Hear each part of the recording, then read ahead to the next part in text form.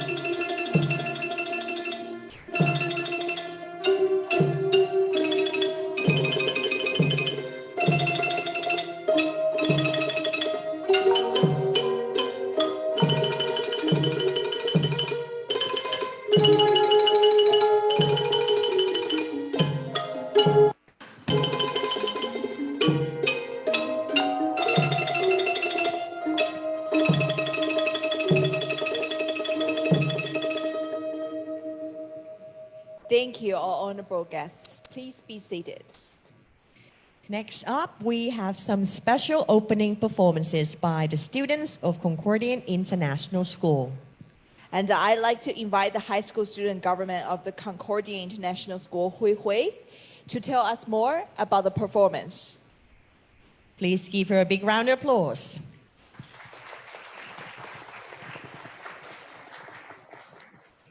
Good morning, ladies and gentlemen. My name is Raivinsa Jang, a student from Concordian International School. At Concordian, students are encouraged to explore Thai culture and Thai tradition. Through this process of learning, I discovered that Thai arts is much more than just for enjoyment. It also reflects the sacred way of Thai life: compassion, modesty, open-mindedness, respect, and more. Today, us students from Concordian has prepared a very special performance to showcase Thai culture through its music and dance. Our first performance is a musical piece, Hom Rong Jin Tok Mai. Hom Rong Jin Tok Mai is a playful piece that highlights the beauty and the sound of each and every instrument in the Thai musical band, followed by a Thai and Western music fusion. Our second performance is a dance from northern Thailand, Phon Phang Prateep. Phon Phang Prateep is a dance from northern Thailand, and its song's name refers to a candle that emits bright lights. There is also an old Thai saying, Sang Sawang Thang Panya, which refers to bright lights in the path of obtaining new knowledge. Therefore, through this performance, we would like to wish everyone a wonderful experience here at the Forum for World Education and hope that everyone will find their bright lights as lifelong learners. 早上好，女士们、先生们，我的名字是张天慧。来自泰国英汉国际学校的高三学生，我们的学校鼓励学生探索泰国文化，无论是通过泰。So this is the translation of what she just said in Thai. I suspect that would be the English version follows. So please be patient. Thank you. 展示出泰国文化。我们第一场表演是一曲飘起的泰国歌曲《Hom Rong Jin Tok Mai》。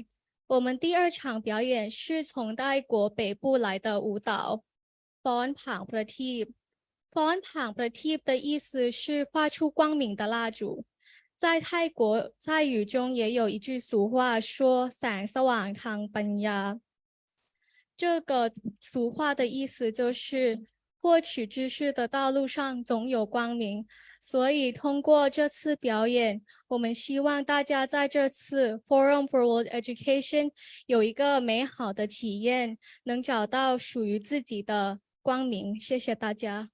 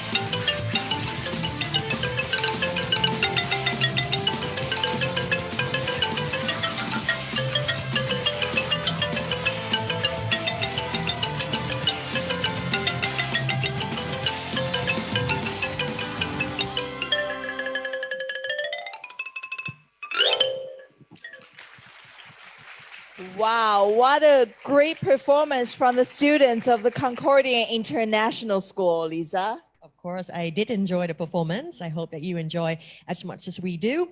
So now, ladies and gentlemen, the representative of Concordian International School, Thailand, would like to say a few words. Please welcome Mr. Santipong Chearavanont. Welcome.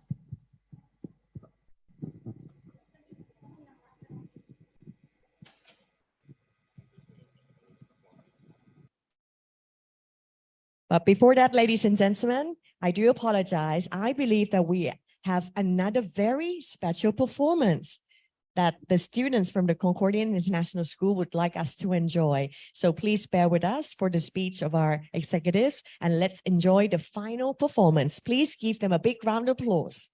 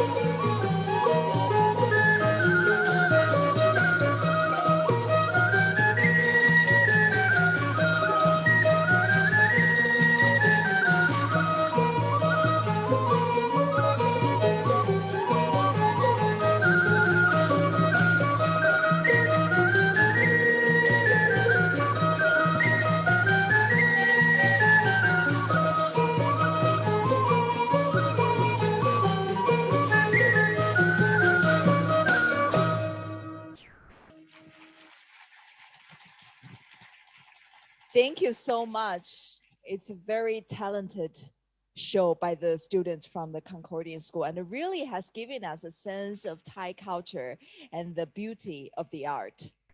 Thanks to all the students. And that was Phon Phang Prateep, which is an ancient Northern Thai dance performed to worship the Lord Buddha. And the song name refers to a candle which emits bright lights. So now, ladies and gentlemen, it's time to hear from our representative of Concordian International School, Thailand. Please welcome Mr. Santipong Chearavanont.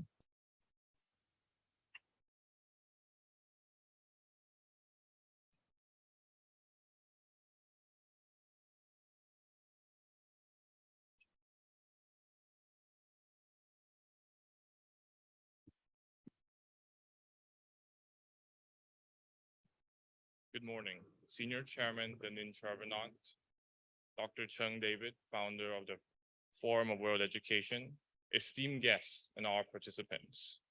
My name is Santipong Chearavanont Ross. Today I am Convarni Chearavanont Ross representative and a graduate of her life's work, Concordian International School. Convarni Chearavanont is the founder of Concordian International School and a member of the steering committee of the Forum of World Education. And now I shall continue with her speech. In the past years, we've been witnesses to so many conflicts around the world, as well as the continuation of the biggest pandemic in the century. Living through these difficult times of changes, strategies, and instabilities, we can view them as troubles and headaches, or we can learn from them and better prepare ourselves for what to come. In every crisis, there's an opportunity for us to be part of solving the problem or acting with compassion. Change will always come, and we hope to be part of the positive changes in this ever-evolving world. We must ask ourselves, in the seemingly chaotic and unsettled world, what can we do to make a positive difference? Well, even if we can't change the bad to good, we can definitely do more good and better the world and help our fellow people. As far as world education, in November 2019, Senior Chairman Dhanin Chearavanont said that education should go online so we can share more knowledge around the world. At the time, many people thought it was not possible to get a quality education online and would not be the same as education in person. Only a few months after the pandemic has spread around the world, students from grade 1 to university had to adapt to study online. The pandemic made us realize that if we have to change, we can. This poses the question, if knowledge is freely accessible, then do we still need schools? Yes, we do. Schools play 3 important roles. First, making sure they use the knowledge adequately with responsibility and ethics. Second, guiding the students on treating others with integrity and compassion. Third, teaching them to be more resilient. Educators and students have been focusing on knowledge in terms of reading, writing, memorizing, and getting the best grade, instead of other aspects of life, such as more hands-on work experience. It is about preparing the students adequately for the real world. Convarni always tells her students, it is not the A, B, C, or D that you will be getting from your classes that really matter. Instead, is what you can learn and the will to try your very best and not give up. Because an F in the real world is when you give up before trying. An A comes from hard work, resilience, and having integrity in all things you do, while always having compassion towards others in the long journey ahead. This is our mission, nurturing the next generation with integrity, compassion, resilience, and an ethical mind to make a positive change in this world. With great respect to Dr. Cheng David and her vision to move and change education can only be done through all of us and those in power, pushing and supporting the changes that is much needed in today's world. Thank you. Thank you so much, Mr. Santipong Chearavanont, the representative of Concordian International School, for your kind words.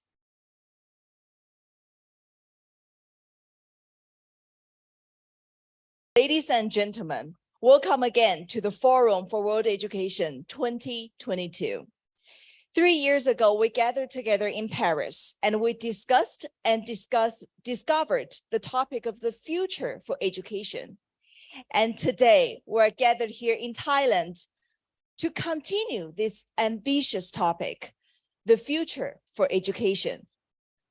Today we'll discuss together the future for education.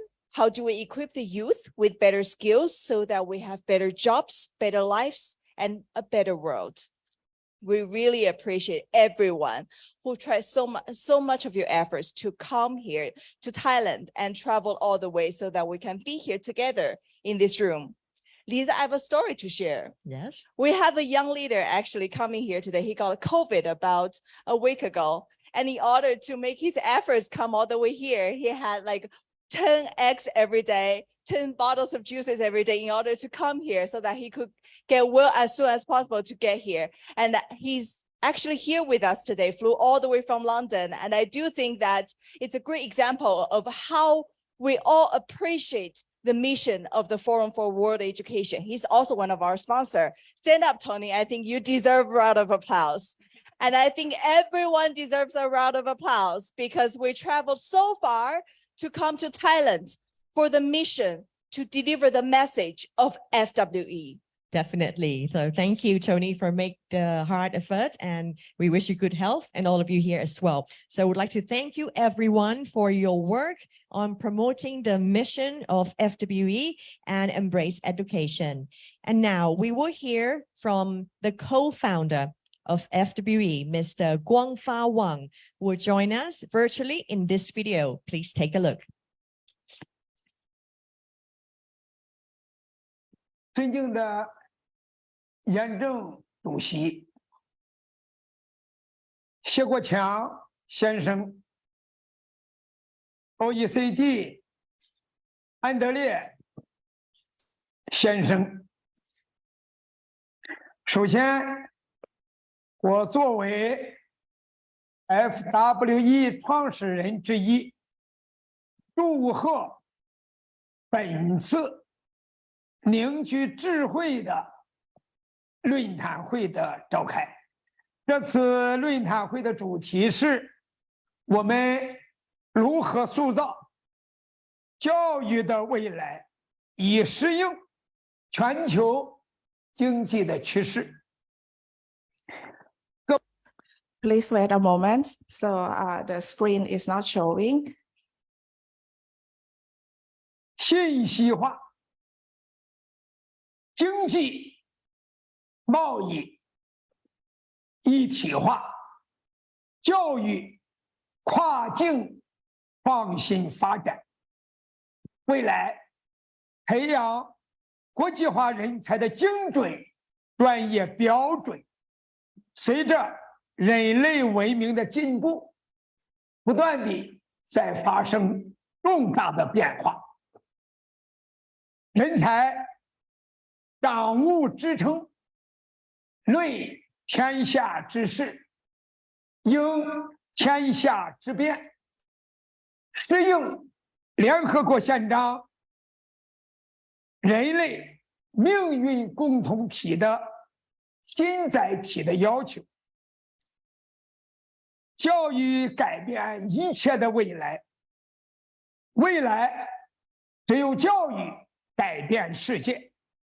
优质先进的教育资源是实现中国教育与国际教育融合改革创新发展的必由之路的大趋势。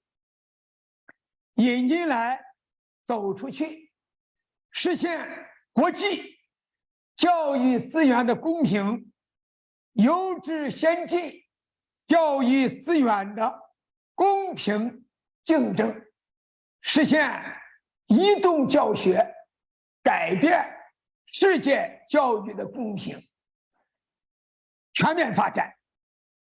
我觉得这是时代的潮流，也是国际培养国际化、适应国际事务扮演重要角色的人才标准。祝本次论坛圆满成功，谢谢大家。Thanks from the wishes from China, from Mr. Wang Guangfa. And then now let's welcome the lady and the scholar who brought us all here today, the president of FWE, Dr. Chen Davis.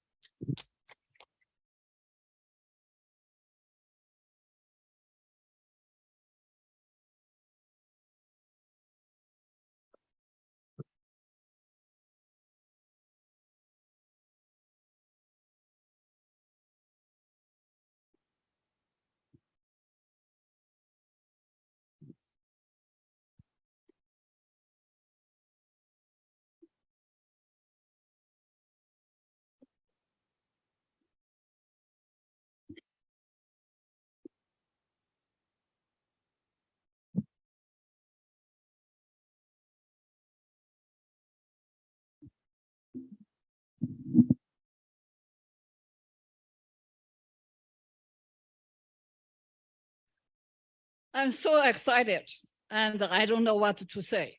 All of the things I wrote down, I forgot it. So you have to bear with me. So I just wanted to welcome everybody and come to this magnificent building and the location in the Thailand. FWE, only 3 years, little baby.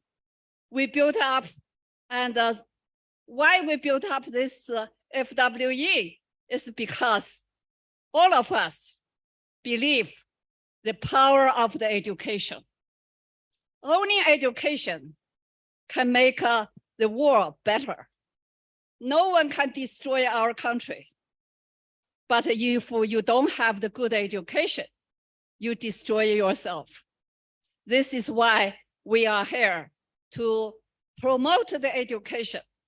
And also we are here to promote business leaders' leadership for education, because we trust only business leaders create jobs.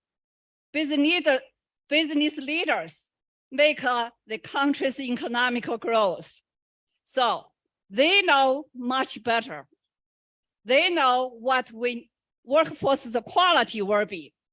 But today's education, we face big challenge. And we don't have the business leader take in charge. We just disconnected with the business leaders' improvement, the influence and the strategy. So that is our big challenge. But I want you to know, FWE, we just want to make sure this stage is business leaders' stage. And I'm the educator. I learn from them. I support them. Any idea from them, we want to really seriously concerned to go to our research, to working with them and broken the gap between business leaders and the policymakers and the educators. So we try to make this happen is because our history already proved this. And I have to say, the second thing I want to say, why FWE think education is the only power for better world. Everybody knows. And in the United States, after World War II,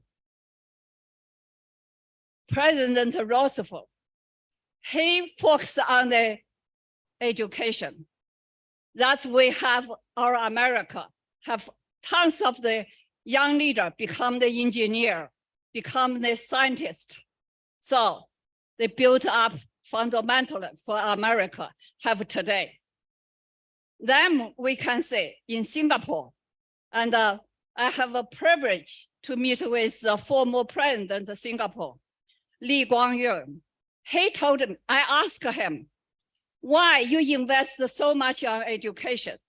Your national budget, number one is defense, number two is education. His answer is, Singapore is a small country. We don't have the natural resource. We only have a people. So we want to invest in the people. You can say today's Singapore is a standard in the Asian, standard in the world. They are very good workforce quality, and their quality is good, and their society is safe. And why happened? Because his strategy invests on the people and the education. So then you say, another country we are going to learn from our stage is Switzerland.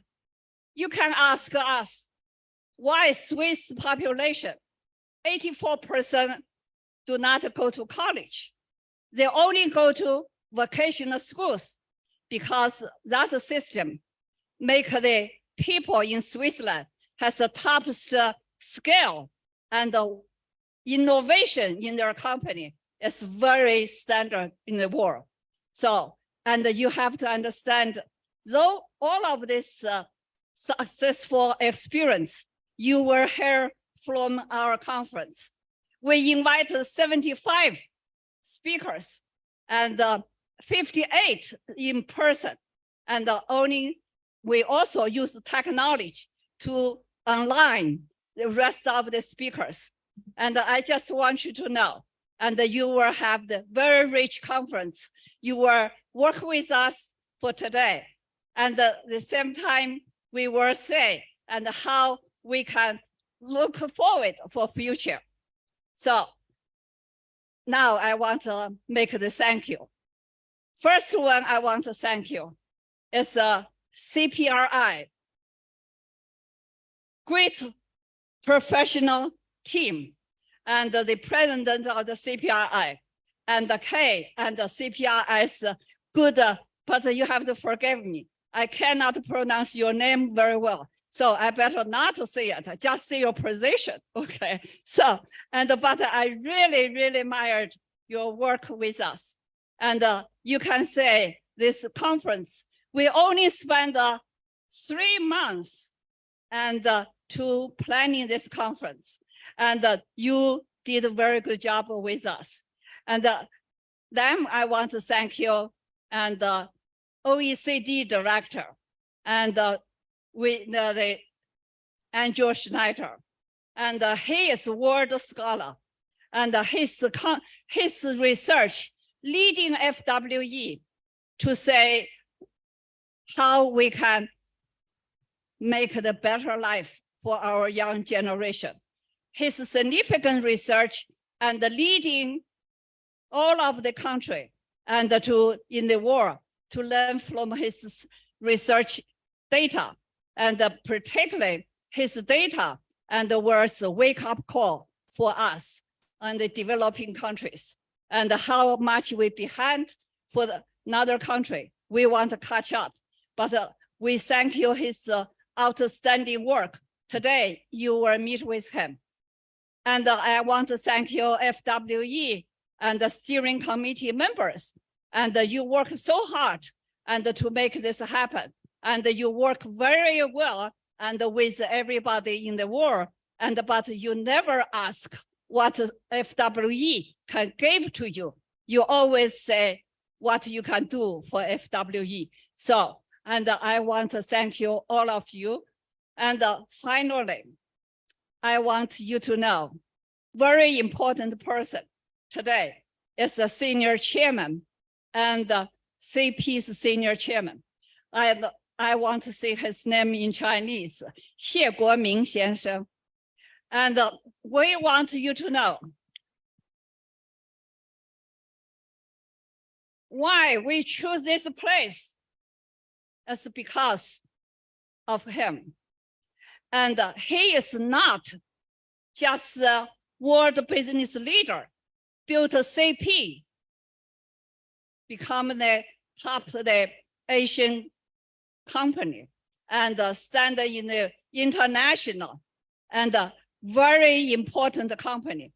He also is a great father, his family, 4 generations, and welcome. And because I think his third generation together, and you can say, and he gave his children great education, and everybody graduate from the top university in the world. And at the same time, himself, and to devote education and built this magnificent building. That he doesn't spend the money to build his own palace. He built this, and for us to have opportunity to get together and to learn each other. And at the same time, he used this education to keep CP on the top of the business in the world, and he training people in this facility. And 4 years ago, he invited me to come to this place, and I see it. This place only 6 years, but I say his training from the Russian, from India, from China, right here, himself conduct a class and to tell them how you become today's business young leader. So, and I really think we so much respect him, and so much he gave to us and gave to the world. So let us welcome him and give him Prague.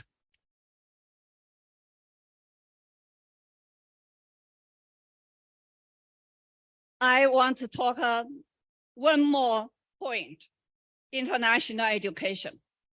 Everybody knows today's society, today's world, and because of the pandemic. But pandemic, we can cure pandemic, no problem. I don't afraid of pandemic, but I very much afraid the people use education as a power to lead in their own country and to control people. We also use education to fool their people. So that is a big challenge for us. But we want to promote international education. And you can say, and many countries developed very well. My own motherland is China. And I respect Deng Xiaoping and President Jiang Zemin. He opened the door to let the young people study another country, particularly English-speaking countries. Then they built up today's China. So I think international education is very important. We are here to promote international education, to use OECD's data to say international competency, how important for us, how important we need to make the world work together, but we need to make sure our young people has an international education. We cannot close the door. We have to do what we believe to promote the international education. And I want you to know, FWE's mission, besides the workforce quality, and we do promote international education. International exchange is extremely important. International education is diplomacy. It's very important for our world get together. So for your children, for children's children, for future, the world has more peace. We need to work together. We want to make this place as education double. I want you to know, in forum for World Economic Forum located in the Davos, but we are going to have world education located in CPLI. We want to make that happen. We want to make this become the international and center, the leadership center. And I have to tell you, today I carried a letter from the dean of the engineering school, Columbia University.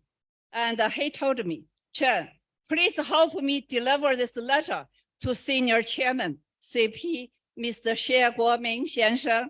And because Columbia wanted to come to this magnificent leadership center, we want to work with him. We want to make sure we can learn from him. So, and the Wharton School, University of Pennsylvania, is my university. And the dean of the Wharton School want to come to this center, want to learn from senior chairman how he can change Wharton School's curriculum and how we can make the better future Wharton students become the very good lifelong learning business leader. So all of this, we want to thank you, Chairman, CP Senior Chairman, and let us stand up to welcome him to this stage.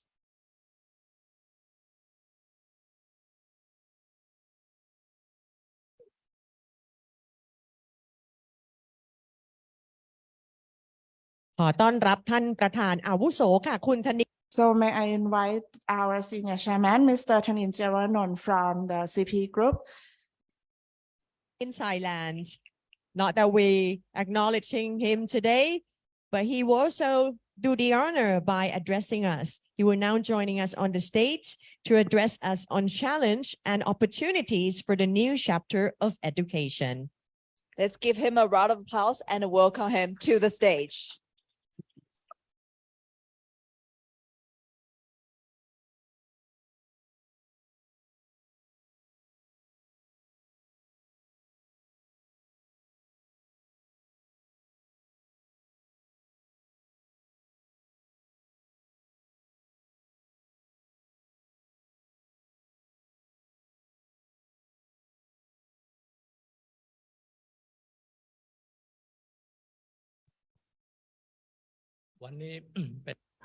So today is another important day, and it is the pleasure that I get to stand here with all of you on behalf of CP Group. I would also like to learn from FWE, which has been recently established for the past 3 years. And you guys have a lot of performance and a lot of achievements, especially Dr. Cheng. I have respect for him for a very long time. And we also have coordinated at least for 2 events. Once in Paris, and we have another one in Shanghai. So he is of quite a certain age, but she still has the mind of a young person. So I understand the focus on the education much better working with Dr. Cheng. And also many speakers that are present with us, whether online or offline. Our theme for this round is about education and how to build the future generations. Dr. Cheng, you impressed me a lot. For the country that would be prosperous, the level of prosperity depends on the level of education of the population, because education makes people, and people builds everything. We are human beings, we build things. So today, I would like to speak briefly on the story of CP Group. For this institute, we've been working for 3 years, and for the construction and design, it was the work that combines the experience from the visit of many institutes like Samsung Institute, GE Institute, which I studied the practice from them, and also the Boeing. So what impresses me most is Jack Welch when I visit GE. So for GE, actually, they built or they made CEO. And when I talk to Jack Welch, I understand his thought that in the US, usually they work in silos. So everyone will have their own knowledge in depth, and they would only know it only in their part or in their field. So in the end, CEO is not well-rounded enough. And Jack Welch, he is the petrochemical doctorate degree. So now in the end, in GE, there's no one that have the expertise in the petrochemical industry. So Jack Welch worked his way from being the expertise, the expert, and then he moved on, rotate to work for sales because no one knows about the sales. And so he moved around and rotate until he knows the whole thing about the organization. And that was when he realized that a CEO or leaders are those who need to know it all. You know, if you know in silo or if you know only in depth in one particular field, then you will not have the well-rounded perspective for the execution as leader. So that's why I try to build in Thai word called Thao Kea or entrepreneur. Entrepreneur is the one who knows about everything in the business. And usually in the old days, when we have entrepreneur built, then they would buy off. Our competitors will buy them off from us. So that's why the US, they separate everything into silo. So when the company was, when the employee was bought off, then they would know only one type or one field of expertise. But as CP Group, we are not afraid of that. We want to build entrepreneur. And when we call Thao Kea, it is actually the old word, the word from the old world. But we want to modernize it, rephrase it to be someone who have well-rounded knowledge and with the business acumen and also the expertise in sales, distribution, PR, and advertisements. But people ask me whether I'm not afraid if someone will steal these people from me. And I said, no. Because if they have brighter future with competitors, then we have to be proud because we are building a good citizen of the society and of the country. Because people is everything. People is the key. Everything can be built with the right people. Whether it is the research, development, making changes, everything comes from human being or people. Whether you would build anything electronic, software, robotics, AI, everything comes from people. And then we need people to work on it. And we need the users who are the people as well. You have robotics, but you don't have people, then it's only a machine without a spirit. When you have data, you need analysts so that you can make use of it. And that needs people. And if you want to get the software, you also need the people who build it, who make it better, refine it, and improve it all the time. That's why I said everything lies on people. And most importantly, for CP Group, we have 6 core values. The first one, in everything we do, we think about the 3 benefits. No matter where we are, in any country in this world, we need to pay back to the country. CP Group, we grow and our home base is in Thailand, so we always return to the country. If you don't have gratitude, then you'll be too selfish to be leaders. If you are the leader of an organization, then the organization will be bankrupt soon. If you are ungrateful, then you would not know how to make a good decision. And you can judge that on the way they treat the family and their own people. So screening people is very important. So this is the key. We use gratitude as our screening criteria. And also we look for people with diligence, with self-sacrifice, those who learn how to give. These are important characteristics that we are looking for in our people. And of course, they can be more talented after training. But without these basic core values, then we do not see you as appropriate for our people. So we want to build leaders with all these characteristics. And then we'll build a business acumen for them. In the modern world, I understand well because I am once and always an entrepreneur, but I was new like 60 years ago. And when I was young, I would think that my thoughts are right, but the seniors, they would just brush it off because they would say that you are too young to understand things. But actually, I think I have knowledge, not less than those seniors at the least, because I learned from their errors, but I didn't have the right to say anything at all. My voice were not heard. And so when I became leader, I want to give them the voices, also the authority that comes with responsibility. And I give them the stage to shine, to present, and they would work as a startup, but using our money, they can make laws. I don't care about the laws if they learn from those laws. If they spend like 10,000 baht loss, but then they learn from that, they can build millions and hundreds of millions for me. So that's like the tutor fee, I would call it that. So if you want to build a new generation, you have to give them the authority to make decisions and room for them to make errors, but not to repeat them. Because when we work, we are, prone to make errors. And our principle here is do not fear to fail.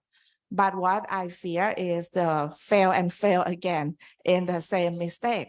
So I want them all to understand and learn from their mistakes. And if you are too selfish, so you cannot answer to the core value, the first one, the three benefit, you have to think of the country first, and then the people, and then the organization. If you are to be the CEO, you have to think about the organization, and then the people or employees, and then yourself or the leader himself as the last to come. You have to learn how to give. You have to learn how to forgive. And you have to have the diligence and also patience and also perseverance. So you have to learn and relearn. No matter what age you are in, I always talk about the new generation and talk to them about this, that I'm still learning as well. And I can guarantee that this practice will work. Unless you get the wrong people, then that is another story. Because if you want to build a fighter, but you chose the runner, then it's not going to be fit for what we are expecting for. So if you want to build leaders, you have to find the potential candidates. For those in universities, sometimes they are leaders, but it's not right because sometimes they have good relationship. But I think gratitude must come first. This is the most important characteristic. And also they have to be a giver, forgiver. They have to be diligent, patient, and grateful, and generous as well. This will be the leadership qualities that we are looking for. If they are selfish, then we will not go for them. And if we fail, then the recruiter has to be responsible. If we get the wrong people, or sometimes if we get the right people, but still we fail, it is because the leaders are still not right or still not good enough. So if you want to build the leaders in the organization, I usually give the mid-managers the chance to be the sponsor for the project of the younger leadership programs, so that they would learn how to mentor in a remote way. So they cannot just micromanage the team. They can just coach them remotely, and we give new things to new people. I always reiterate on this, and I would always say to the new generations that you can make mistakes. Don't worry, because it is a tutor fee that we have to pay for you to be good. And I don't want to talk too long about this, but what's most important is the gratitude for your family. If you don't love your family, you don't treat them well, then you cannot love the organization. If you are ungrateful or unrespectful to your parents, how can you love and be loyal to the company? I take this very seriously. And also for the self-sacrificing person, I study a lot. And I don't know about other things, but in business acumen, I think that people in this generation is a lot brighter comparing to like 60 years ago. Well, we have the leaders that were in their 40s, like General Solid in the past, that he was one leader of Thailand government. So nowadays leaders tend to be like in their 50 or 60, but now we have the Korat or the governor. We have the governor or the mayor that is only in the 40 years of age. So now we are back on track, because in the new world today, we need to let the new generations to be the leaders as fast as possible. So education. Actually, I think that everyone should finish their educations when they are 18 years of age, for the business. But for other specific expertise or like engineering or the medical science, they must study further. But for the business, the young generation of 18 years of age, they would be most powerful in this age. And if they have to struggle for another 4 years in college, then it will be too late. 22 is already too late, if you ask me, because when you are 18, you're fresh, you're bright, and you have the power. So the younger we can release them from the education to equip them right, and then to have them ready at 18, that will be better than 22. And I firmly believe that education alone is not the best way, because for the degree and wisdom, sometimes when you want to get the wisdom, it's not just come with the education. When you finish or graduate, you get a degree, right? So that comes from good memory, but wisdom comes from patience, and it comes from taking actions. And also you learn from the success and failure. You learn from all of that, and that you gain the wisdom. So it doesn't come easy. It's not just like when you graduate and you will get that, you just get a degree, and it comes from your good memory and diligence. So I feel that wisdom is important, and learning by action will help you to learn faster and learn by heart. And if we give room for them to make mistakes and learn from that with the authority to make decisions and support them, CPLI, we build the entrepreneur just like project team members. Like we provide them with the mentors, but we give them the authority to make decisions. So it's going to be a small startup. And I think that this practice works magic. So if we don't get the right people, sometimes we have the wrong people. Sometimes we have some organizations that have too many processes or the silos. Sometimes the young generation, these trainees, they get confused because sometimes hierarchy gets in the way, or the complexity of the red tape sometimes get in the way. So it also gives me the knowledge on what to fix as well. And also I use the software for the monitoring of their performance. So every day they will learn about their profit and loss, not just in quarter or in month. And in every 3 months, if they perform well, they will get a raise every 3 months. But if they fail, then they have to be eliminated from the program as well. So it is an incentive and reward program. Everything is fast and everything is efficient, which is among our core values. We have 3 benefit principles: the speed with quality, and the simplification, accepting change, innovate. And also for simplification, this is very important. CP is successful because we try to do the most difficult thing in the most simplified way.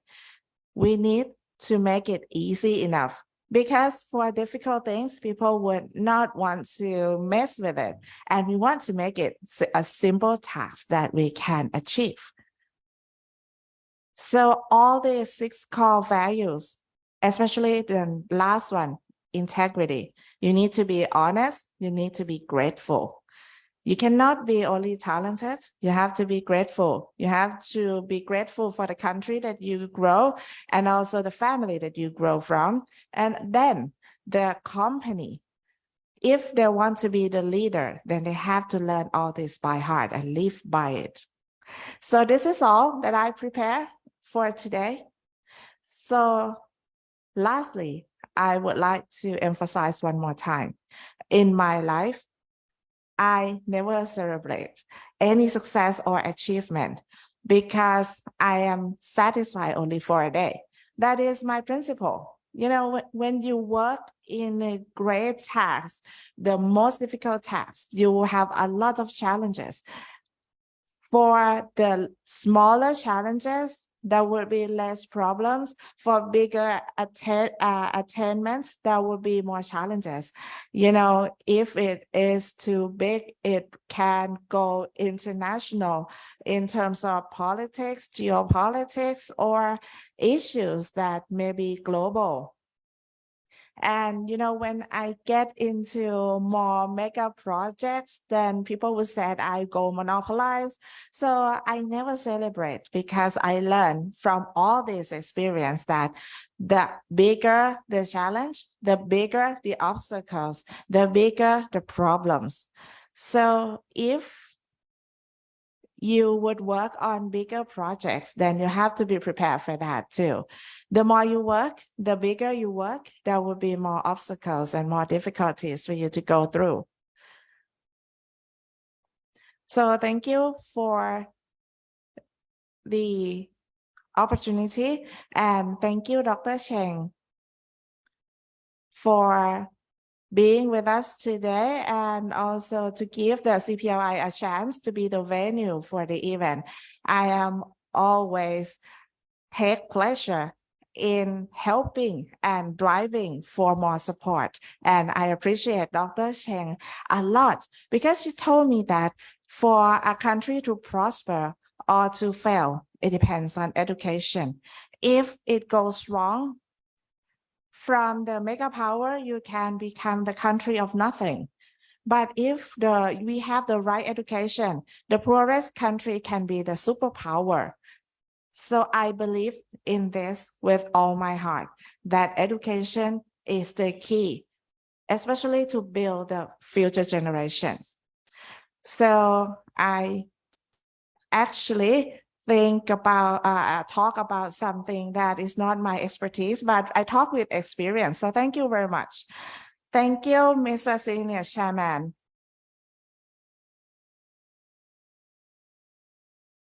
เชิญประธานอ่านนะครับที่เป็นประธานของ So next, I would like to invite the Vice Senior Chairman, Dr. Dhanin, who is also the President and Chairman of CPLI. He's been my advisor for decades, and he is the key driver for us to switch from the family business to conglomerates. You know, like 40 or 50 years ago, he has become my advisor until now. So let us invite Dr. for a short speech on CPLI and leadership and what is our practice. Thank you. ค่ะ Thank you, the Senior Chairman, Dhanin Chearavanont. เป็นพกพันธ์ Group Mr. Dhanin Chearavanont for such an inspiring and empowering speech. Thank you very much, Senior Chairman, and thank you, Dr. Chen. Now we invite CPLI and CP Leadership Programs, the leader, to talk about CPLI. Now let's give him a round of applause. ขอเรียนเชิญท่านดร.เตาลานนท์ค่ะ Please welcome Senior Vice Chairman เจริญโภคภัณฑ์ Group to tell us more about CPLI and CP Leadership Program. ขอเรียนเชิญค่ะ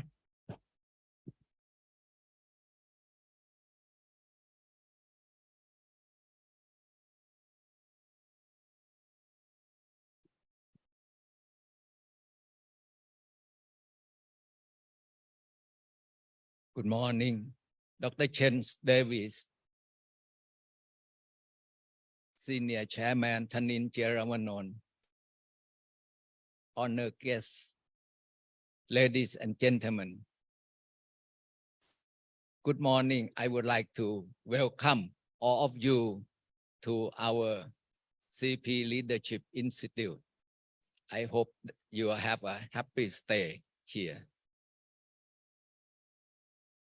I would like to add on what the Senior Chairman Dhanin have said, and on the role of CP Leadership Institute in CP. I'm proud to inform you that CP has been doing business for 100 years this year. And this year is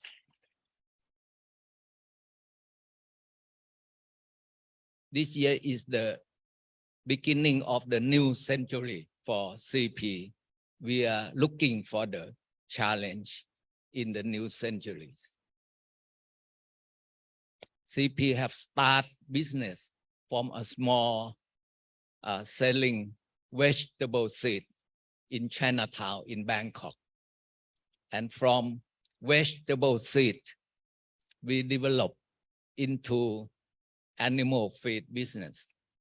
From animal feed into livestock raising, chicken, swine, and others, and livestock processing plant, crop growing, food business, and retail and telecommunication. All this business has been developed through technology.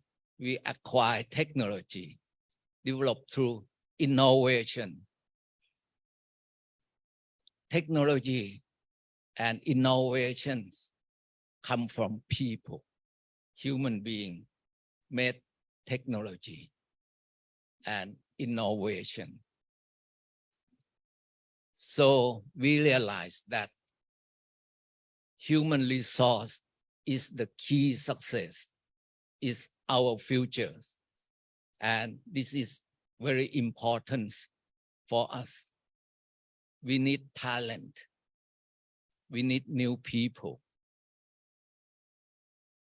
Before, in the past, we acquire a talent from outside source. We use searching firms. However, people, new talents from outside source is not enough for us. Sometimes it doesn't fit with our culture as well. So we realize that we need to develop our own talent. We need to develop our new leaders. And that's for our futures. That's why, as Chairman Dhanin has said, that we look around, learning from experience of many leading companies in the world, how they're doing. So we decide to build a leadership center here in a resource place called Khao Yai here, which is near the national parks, and it's not so far from Bangkok, but it's remote enough to have people to come here, have more concentrations. That's why we use this place to build our leadership center for our CP group. Our leadership center is not only the training center. We use this place to develop our new business, to develop our new strategies, transform our organizations. So it's many things combined. Every year, at the beginning of the years, our senior executive gather here, come from different places of the world. That's more than 500 people at one time that we gather here discussing on the vision, our vision, discussing on a new strategies for the business. And once we agree that, and every 2 months, they come again, reporting on the implementations of the strategy, reporting about the problem, the things they learn, and we amend our strategies. And that's why strategies has been developed here. And on the leadership development, here we start from a new young people just graduate from university, new leaders, middle career leaders, and senior leaders that has been developed as a leader here. We are talking about leaders. To us, we develop a management skill to become a professional managers, to become Thao Kẻ, as a chairman Dhanin have said. Thao Kẻ is a special meaning for us. Thao Kẻ may be more or less equivalent to entrepreneur, but to us is something more than that. Thao Kẻ is, they have, as Chairman Dhanin have said, like a new startup. They have to know all the facets of business. They have to know how to buy. They have to know how to sell, how to produce. They have to know finance, how to use money. They have to know, they have to manage people. They have to communicate all aspects of the business. They have to know. But more than that, Thao Kẻ is something about the attitude. It's not the skill. Skill they can learn as a professional manager. But we develop Thao Kẻ attitudes to a new people. And from these new manager, from Thao Kẻ, we try to select those who has the quality of leadership. Leadership, as Chairman Dhanin have said, to us has many meanings. They have to know how to give. They have to know how to forgive. They have to be grateful. They have to have a special quality, but they have to adhere our 6 core value principle. That's more important. And besides talent, they have to have a moral, to have an integrity of themselves. That's the quality of leaders that we are looking for. How we develop these people, we use so-called action learning. They have to do things first before learning. We do not teach them in the class. We don't teach them theory. When we have a new graduate come, we put them to work right at the front line. They have to go to the shop floor, work as a group. And from the work, from the experience, they work, then they learn. If they found out that they need to know things, then we let them know. Then from doing things, then they learn. And they learn, as Chairman Dhanin have said, they will get wisdom, not just theory. Wisdom come from actual working. They learn from mistake. They do a lot of mistakes, but they will learn, they will remember. That's the way we do. And we give them a so-called sponsor as a people who give guidance, who give assistance to this Thao Kẻ. but not giving order, but they're just giving advice to them. And every month, เฒ่าแก่ will come here, gather here to report what they have done to a group of senior people from different business. They report what they have done, that what they have targeted, what the strategy, what they achieve, the problem encounter, how they solve the problems, and the problem that they could not solve, then they told the audience giving advice, giving them the way to solve the problems that they can learn. They know that besides these people learn from what they are doing, our senior executive also learn from these young people, learn from the problem that at the shop floor that they never know before. And this is a two-way, learn from each other. That's what they learn. And by doing this, that เฒ่าแก่ turn the lost business into profitable. Only maybe 6 months, they could turn it to profit. That's the way เฒ่าแก่ learn. That's the way we develop เฒ่าแก่ and develop leaders. And we also develop new business because we always give a เฒ่าแก่ the problem, the new business that we want to do. So a new business has been developed this way.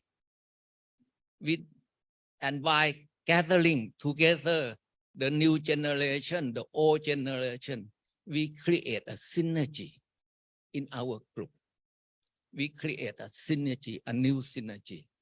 And this way, the organization has been transformed to a new direction. That's why I told you that this place, the Leadership Institute, it's not only the training center. It's also the place that we build a new business. We develop strategy. We transform our organization.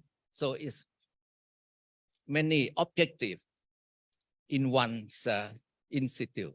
That is the role of our Leadership Institute. That's for CP Group. And I'm glad that the Forum for World Education gather here today because it's coincide with our objective. Since you try to give the education for the future, that's what we need. We are at the downstream end. We are the market of the product of your forum. So good luck to you, Club. Thank you very much.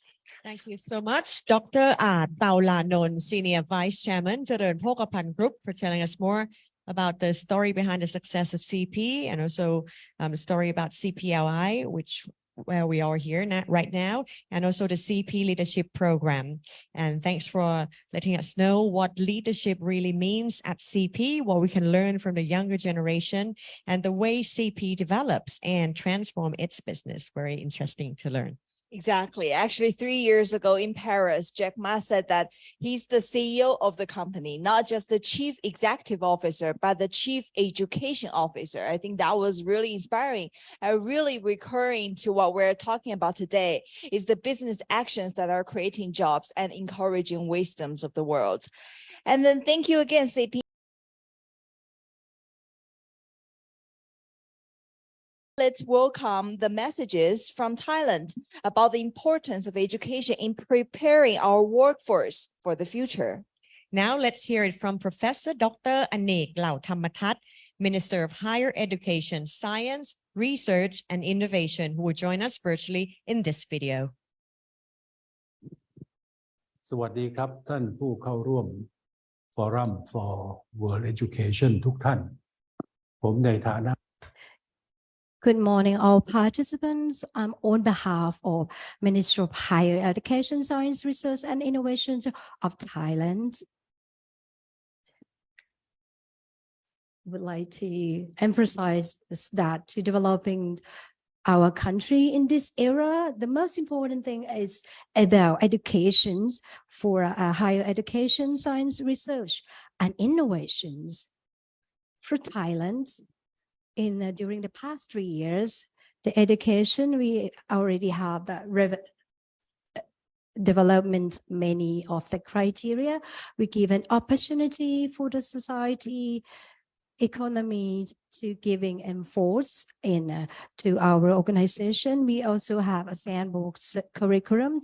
So it means anything that obstacle that is obstruct the education, or any criteria that requesting to our committee, sandbox committee, as I am a president. So we need to make a decisions, what is the correct, what is good things we will approve. And of course, after this, for the disruptions education, we need to proceed and initiate it to make a successful people to become successful in a very nearest future. Also, we could create funds and income for the children starting from the first day that they're starting to study, also getting income in the same time. It could be a very short time or 2 or 3 years that they can graduate and can earn the income in the futures. This is what I wanted to train the children, that they should know that the knowledge can leading to get fast incomes and sustainable income as well. We will not separate education from work. This is a roughly example for the education in Thailand that we already proceed and success in this project. We also need to export higher education, not just importing higher educations, because this is also related about the relationships, hospitality, hotel, and food as well, even though Saudi Arabia also interested in this project as well. The King of Saudi Arabia also wanted Thailand to export the knowledge of higher educations. And of course, the science and technology in Thailand, I would like to mention that synchrotrons and chromatography also very important. Also, this machine is also can get unlimited energy and only can found in Thailand, in ASEAN only. And also other projects in other countries. We have a project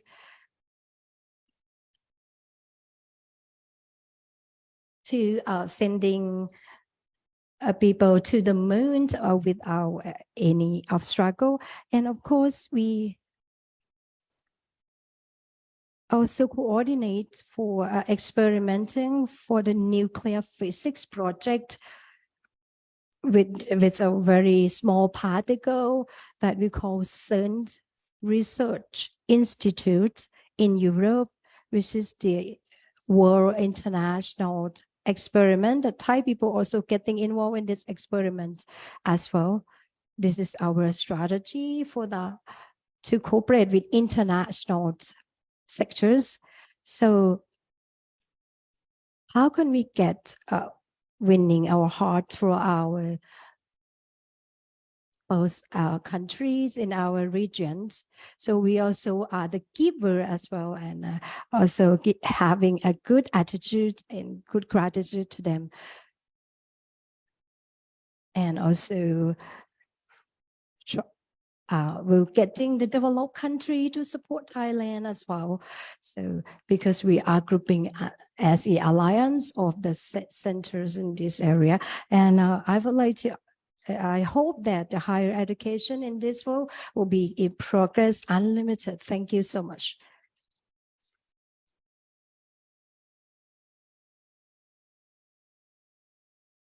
We also have a message from Singapore on the importance of education in preparing our workforce for the future from Dr. Tan Sen Lun, the Minister for Manpower and the Second Minister for Trade and Industry Singapore in the next video. Let's take a look. Distinguished guests, ladies and gentlemen, it is my honor to be given the opportunity to speak at the 2022 Forum for World Education. While I may not be here in person today, owing to other work commitments, I want to convey my heartfelt appreciation to the organizers, the Forum for World Education Organization and CP Group, who have arranged this meaningful forum to advance education and lifelong learning. Singapore is a small country with our people as our most valuable resource. To develop a robust economy, a strong workforce with relevant skill sets that meets industry needs is essential. As Singapore's Minister for Manpower and Second Minister for Trade and Industry, I understand and I appreciate the need to continuously develop the workforce, to prepare them and stay relevant in an increasingly volatile and complex world.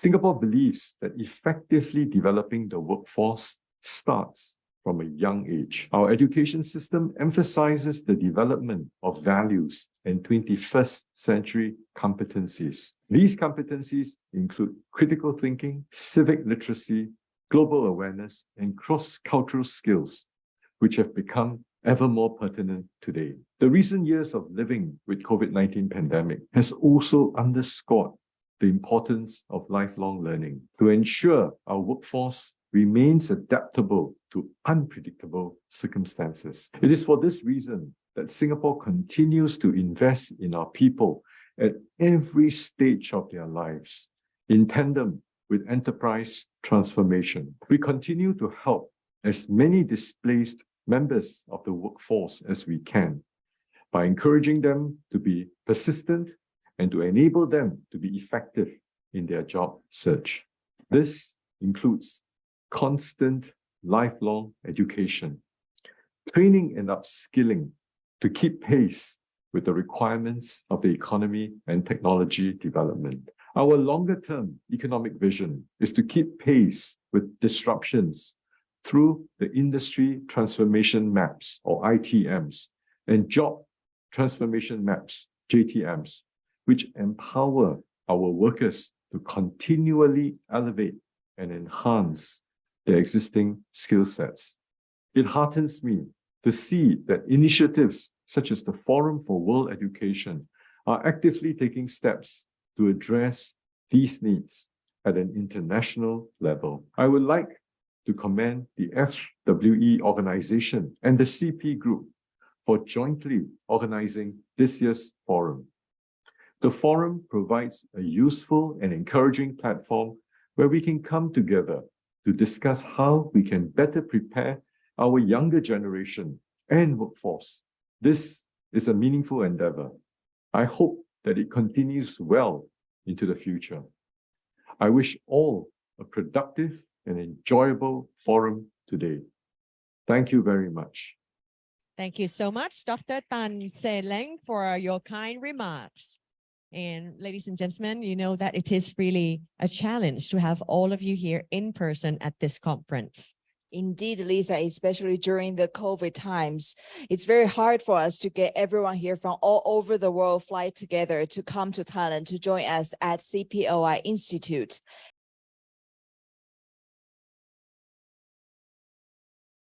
All right, ladies and gentlemen, after we had that wonderful photo session outside the building, we will now proceed to our first session of the forum, and that is learnings from OECD's data and research. Indeed, and I'd like to invite Susan Scafani, the Vice President of the program FWE, to join us on the stage to introduce our guest speakers. Thank you very much. It is really my great honor to introduce Andreas Schleicher, who is the director of the Directorate for Education and Skills at the Organization for Economic Cooperation and Development. For more than 20 years, Andreas has led the development of the Program for International Student Assessment. It's a survey of 15-year-olds around the world to assess their acquisition of the key knowledge and skills required for full participation in society. Every 3 years, PISA assesses student ability to apply what they've learned in school and out of school to solve real-world problems in mathematics, reading, and science. And in each 3-year cycle, there is an innovative component. It might be in problem solving as one of the original innovative areas. It might be global competence or the use of technology. I've known Andreas since 2001 when I was the US representative to OECD for the Education Committee. And so I have seen his work develop from the beginnings of PISA to the amazing program that it is now. I've marveled at his ability to create a story from the data rather than simply dry data presentations. And it enables educators to understand how their students are doing, how their systems are educating, and how to improve those systems to improve the quality of preparation of their young people. Indeed, it's an opportunity to learn from the high performing and from those countries that are most rapidly improving the quality of education of their students. So I wanted you all to know that all of the sessions at this conference are being recorded and will be posted to the FWE website. And I know that this session is one that you'll want to review and share with your colleagues. It's my great pleasure now to present Andreas Schleicher. Thank you.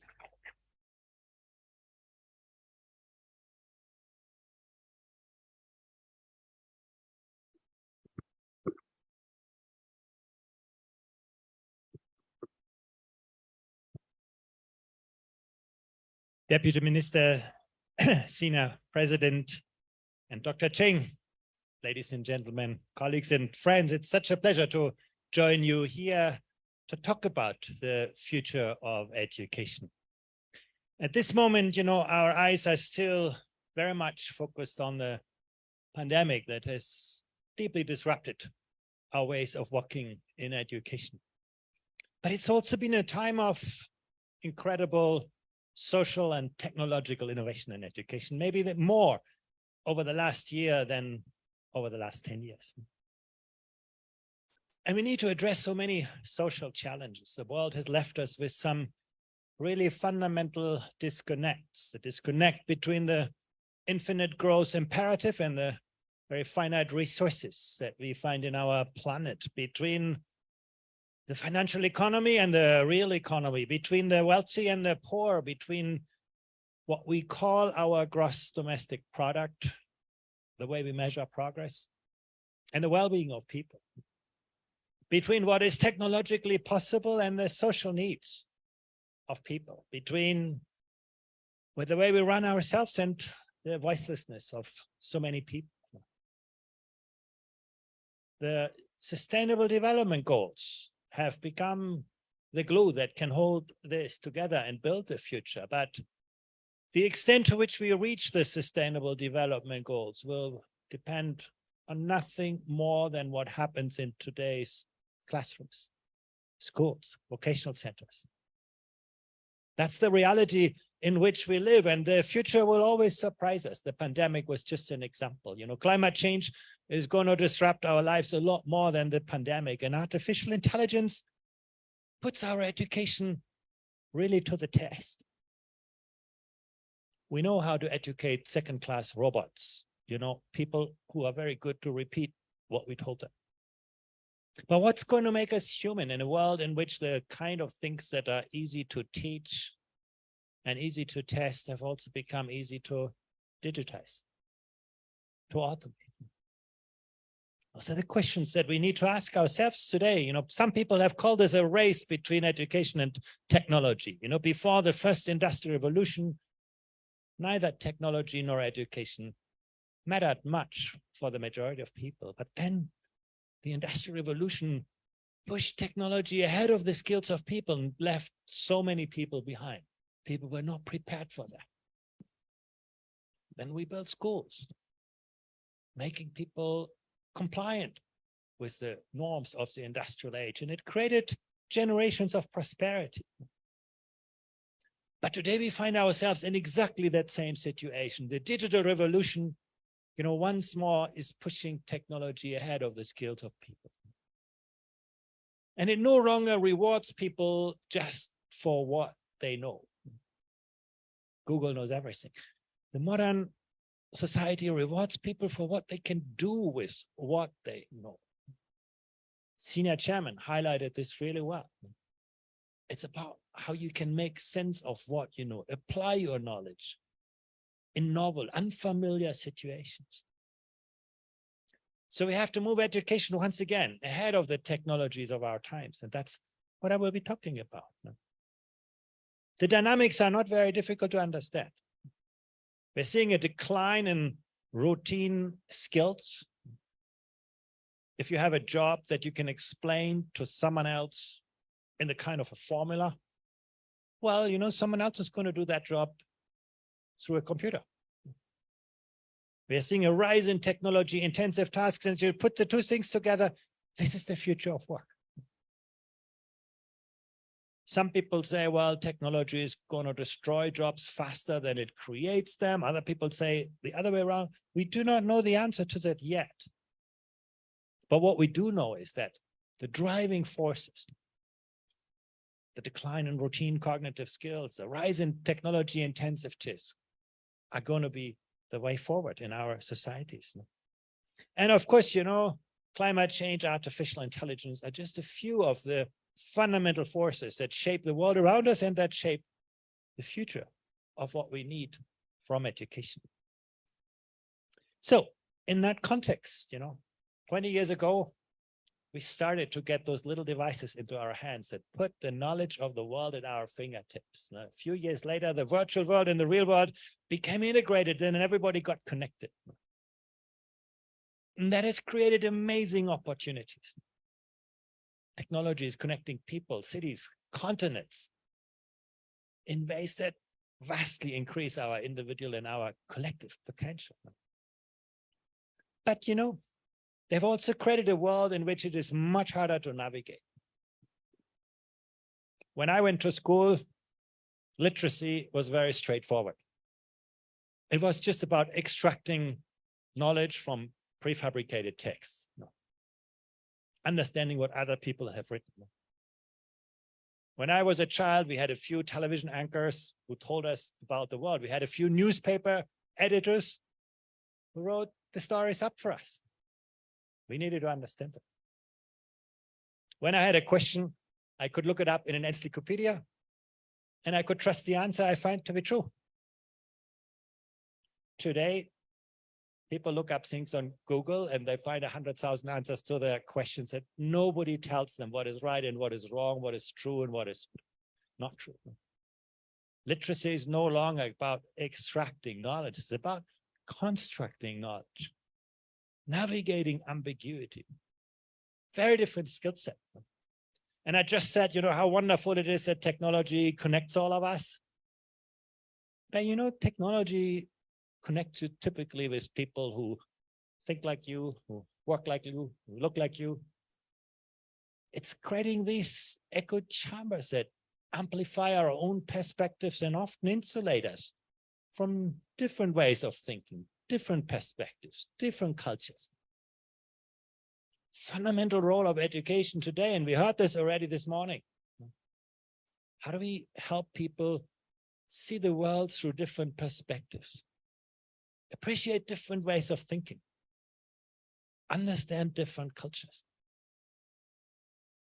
building identity in a pluralistic, diverse world. People who do not find a floor under their feet, who do not know who they are, they're going to build walls around them. We see that all over again in the world. So these are the challenges for education today. How well are we prepared? Well, here you can see the number of hours that 15-year-olds spend online on the internet. And Thailand is one of the countries most technology intensive. Young people, you can see here, spend close to 40 hours per week on the internet. That's as much time as adults will work. The digital world has become the real world for the next generation. But are we prepared for that? Well, in our PISA assessment, we looked at the capacity of young people to really navigate the digital world, to distinguish fact from opinion, to integrate different information sources, to navigate complexity. And the results were very surprising. There are a few countries on the left side. You can look to Singapore, Korea, parts of China, and so on, where you can say, yeah, at least the majority of people have those 21st century digital skills.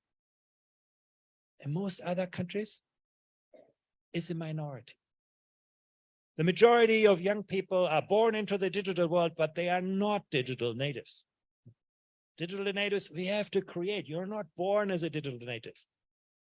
It depends on the type of education you get to get ready for this digital world. That is a quite, disillusioning picture that we need to take to heart. So let's have a look how we can do that. Let's first, debunk some very popular methodologies about education. Then looks at, what can we learn from the world's most advanced and most rapidly improving education systems? And then talk about how do we make that happen? Well, first of all, many people believe, poverty is destiny. If you have, little resources, you come from a disadvantaged background, you will not do very well in education. Well, we looked at this. This is my favorite analysis of the results from PISA, because it doesn't just rank countries by their performance, the gray bar, but it compares apples with apples and oranges and oranges. The green triangles are students, is the performance of students from wealthy backgrounds, and the red squares is the performance of students from disadvantaged backgrounds. And you can see children from a very similar economic and social background do very differently depending on where they go to school. You can see, for example, the poorest children in the Chinese regions for which we had data did better than the wealthiest children in many other countries. That shows us that poverty is not destiny. It depends where you go to school, not where you come from. And that is true within countries, it's true across countries. The good side of it is, yes, we can give every child an excellent education anywhere in the world. Next thing is, some people say, well, if you welcome a lot of immigrants, you're going to see lower performance. This is not true. We see no relationship between the share of immigrants in the country and the results on the PISA test. Money.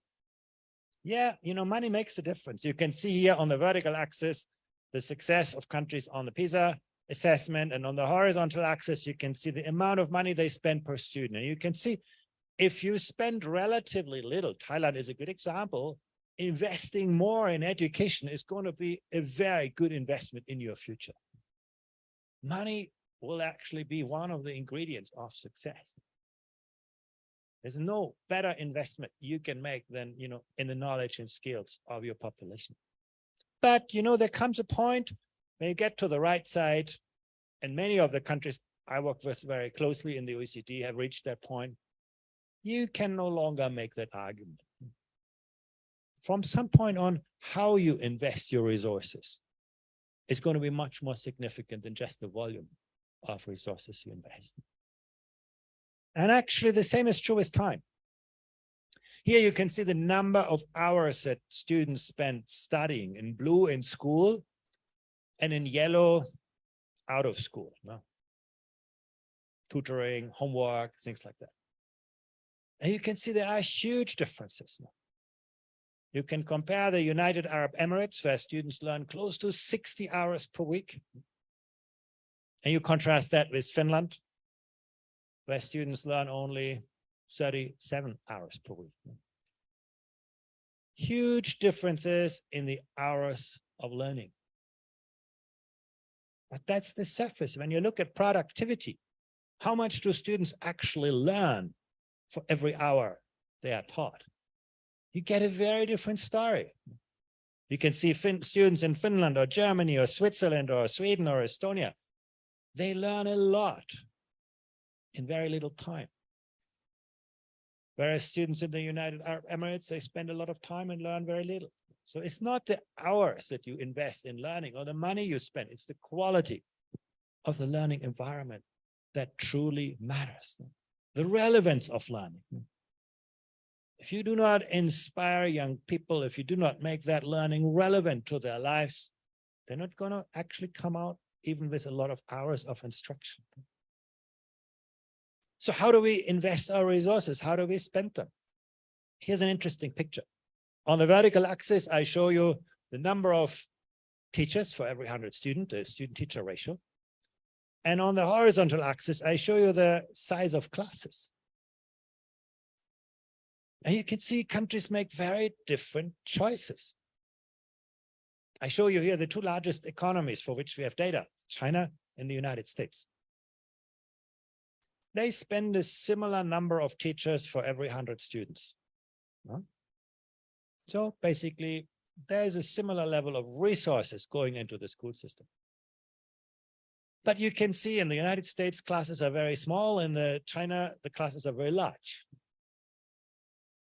And now many people will say, oh, well, you know, the United States does a better job. The classes are smaller. That's what parents like. That's what teachers like. But, you know, there comes a price with this.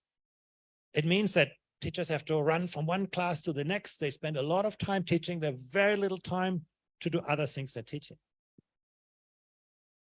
In the case of China, they have a large class, so the teacher has plenty of time to do other things than teaching. You know, they can work with individual students. They can help them. They can be a coach, a mentor, a facilitator. They can work with the parents. They can work together to develop tomorrow's technologies in education. Two countries spending the same amount, the same number of teachers, but investing it very differently. And actually, what our data show is, you know, the quality of teaching, the quality of teachers is much more important than the size of a class. You could see before, you know, the results from the Chinese regions are very, very strong on the PISA assessment. So how we invest our resources is more important than just how much we spend. You know? Now you can say, well, you know, teachers like smaller class sizes. They are happier with their jobs if they teach in smaller classes. Actually, that's not what we see. For teachers, the class size is not so important when we ask them what makes you happy in your job. So now you will ask me, so what is it that makes teachers happy? And the answer is very clear, is the professional environment. And I'm going to come back to this later. Teacher job satisfaction is not so much about the size of class or even the salary. It's very much about the work environment that schools offer. Do you offer teachers interesting careers, opportunities to collaborate with each other? That's the driver of teacher job satisfaction. And that works almost across any country. I'm going to come back to this at the end. Mindset. Actually, the chairman of the Leadership Institute talked about this. And that's exactly what our data show. You know, one of the best predictors for the success of an education system is the mindset that young people develop. You can see on the vertical axis, you know, the success on the PISA test, and on the horizontal axis, something that we call the growth mindset of students. If you're on the right side, you know, like Estonia, you believe, you know, if you try hard, your teachers are going to support you, you're going to be very successful. The sky is the limit. It's your own ideas, your own effort that drive you forward. If you're on the left side, like Indonesia, you mainly believe, well, you know, it's the intelligence I was born with that will determine my success. So why should I study hard?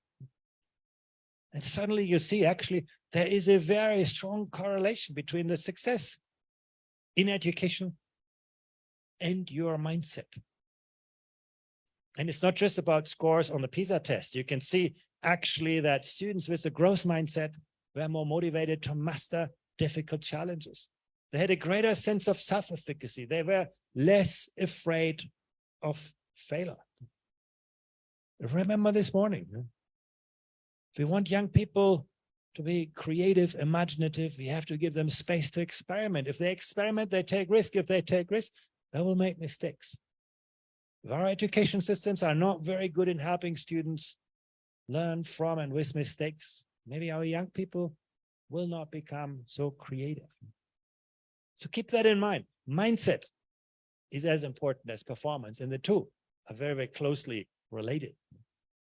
And then, some people say, well, it's culture that is a source of success, but culture doesn't explain why some countries were so successful in improving their education systems.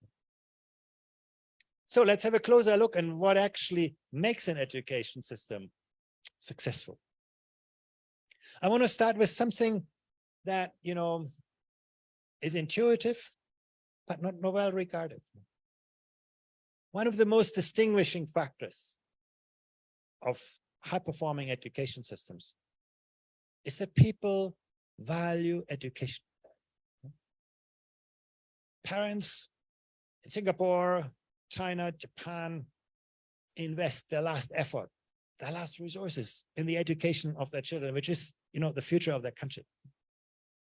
In the Western world, in Europe, North America, we have already spent the money of our children for our own consumption. We are deeply indebted, and that tells you something, that value that we put on education. Would you want your child to become a teacher or rather a lawyer? Those are signals that really, really matter. And you can see actually the respect, the status of teachers is very different across countries. If you look to Vietnam, you can see virtually every teacher feels that society values their work. They don't get so great salaries, but they have a very high status in the teaching profession. My children went to school in France, where you can see it's just, 5 in 100 of teachers who feel their work is appreciated. How do we recognize our teachers in our society? And it actually matters. You can see, once again, the status of the teaching profession is correlated with the success of an education system. It's not so surprising. If teachers do a great job, society will value them. And if society values teachers, you're going to attract very different people into the teaching profession. But, we should take it to heart. We should, see teachers as the one who are the engineers of our future and give them the status and appraisal. First thing, pretty obvious, but, we can do a lot better on this. The second part is as important. Do we really believe that every child can be successful if we find the right ways for them to learn? And that means also, the right mix between academic and more vocationally oriented learning opportunities. Children learn differently. It's not about, one being better than the other, but children do learn differently. And our education systems need to embrace those differences, giving young people the opportunities they deserve and that help them flourish. Actually, I would say applied learning, vocational learning is the education of the 21st century. The academic learning gives you a lot of knowledge, but Google has that knowledge already. The applied learning, the vocational learning makes you learn with real people, makes you learn to work on real problems, makes you do work that has real consequences. And actually, many young people flourish in this. We shouldn't make it a last resort for students. We should make it a first choice. And those countries actually that have succeeded with this have always done better. They see fewer students dropping out of school. They see more young people actually seeing a brighter future. Can we make the closest school the best school? We tested that hypothesis. And you can see in a country like in Finland, there's no variation in the school performance. You can choose any school and you get the same good results. How easy it is for parents. You don't have to travel very far. You can just look at the neighbor school. It's as good as the school anywhere else. On the other side, if you go to Israel, the school you choose for your child has a huge impact on success. Very large variability in school performance. And you find Thailand is sort of in the middle. Actually, schools achieve quite similar levels of performance, which is the strength of the system. But, you can drive that even further. If you actually make every school succeed, if you attract the most talented teachers to the most challenging classrooms, you'll actually do a lot for education. And that's where we often struggle. You want your best teachers to teach the most disadvantaged children. If you come from a wealthy background, you always find open doors in your life, no question. But if you come from a poor background, you just get one single chance in your life, and that is meet a great teacher and be in a good school. You miss that boat, you rarely get a second chance. Unfortunately, that is the reality in our societies. Most of the learning that people see later in life just reinforces initial skill differentials. People who got a great school education are going to continue to university, they continue learning throughout life, they find a great job that makes them learn further. People who miss that boat rarely get a second chance. And you can see here, we're not doing very well on that. In most countries, Thailand included, you're at a poor school, you also get the less qualified teachers, the poorer resources.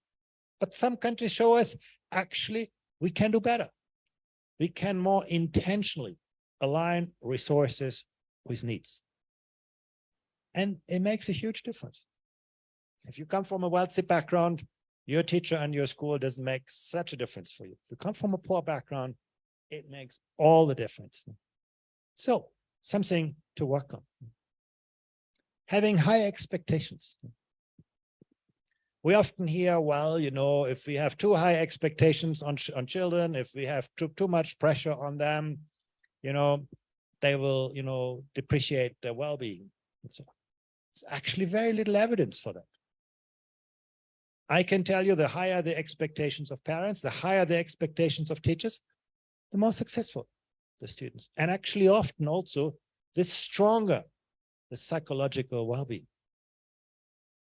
What makes children depressed is a lack of teacher support, not the pressure they feel for high expectations. A very, very important difference.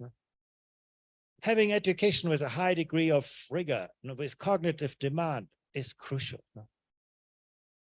Focus. The biggest challenge for us is not to teach more things. The biggest challenge for us is to teach fewer things at greater depths. If you look at the school curriculum, there's so much stuff that we teach at very superficial levels. Often learning is a mile wide, but just an inch deep. Teachers rush through textbooks.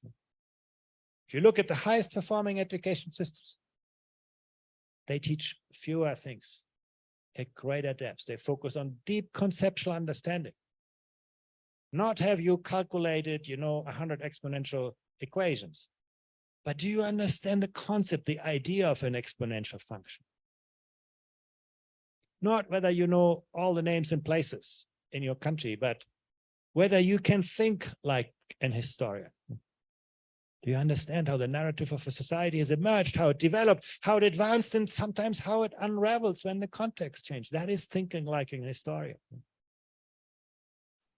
They don't make you teach, lots of knowledge in chemistry and physics, but they make you think like a scientist. Can you design an experiment? Can you distinguish questions that are scientifically investable from those that are not? Those are really, really questions. So balancing knowledge about the disciplines with balancing knowledge of the disciplines. And having learning environments that are authentic, that are problem-based, project-based, where students can do things. That's really very, very important. And let me tell you this story about well-being. This is the psychological well-being of 10-year-olds on average across countries. 10-year-olds are generally very happy children. When you ask them again at age 15, the bars got a lot shorter. I don't want to blame school for all of that, because children go through a difficult phase when they get into adulthood. Very clear. But what drives that well-being? Well, actually, we looked at this in all of the cities for which we had data. And you can see what makes children happy is to be stress resistant, to feel a sense of optimism, and to have that energy to move forward. And now you ask me, well, how do we create stress resistance? How do we create optimism and energy? And the answer is actually also very clearly visible.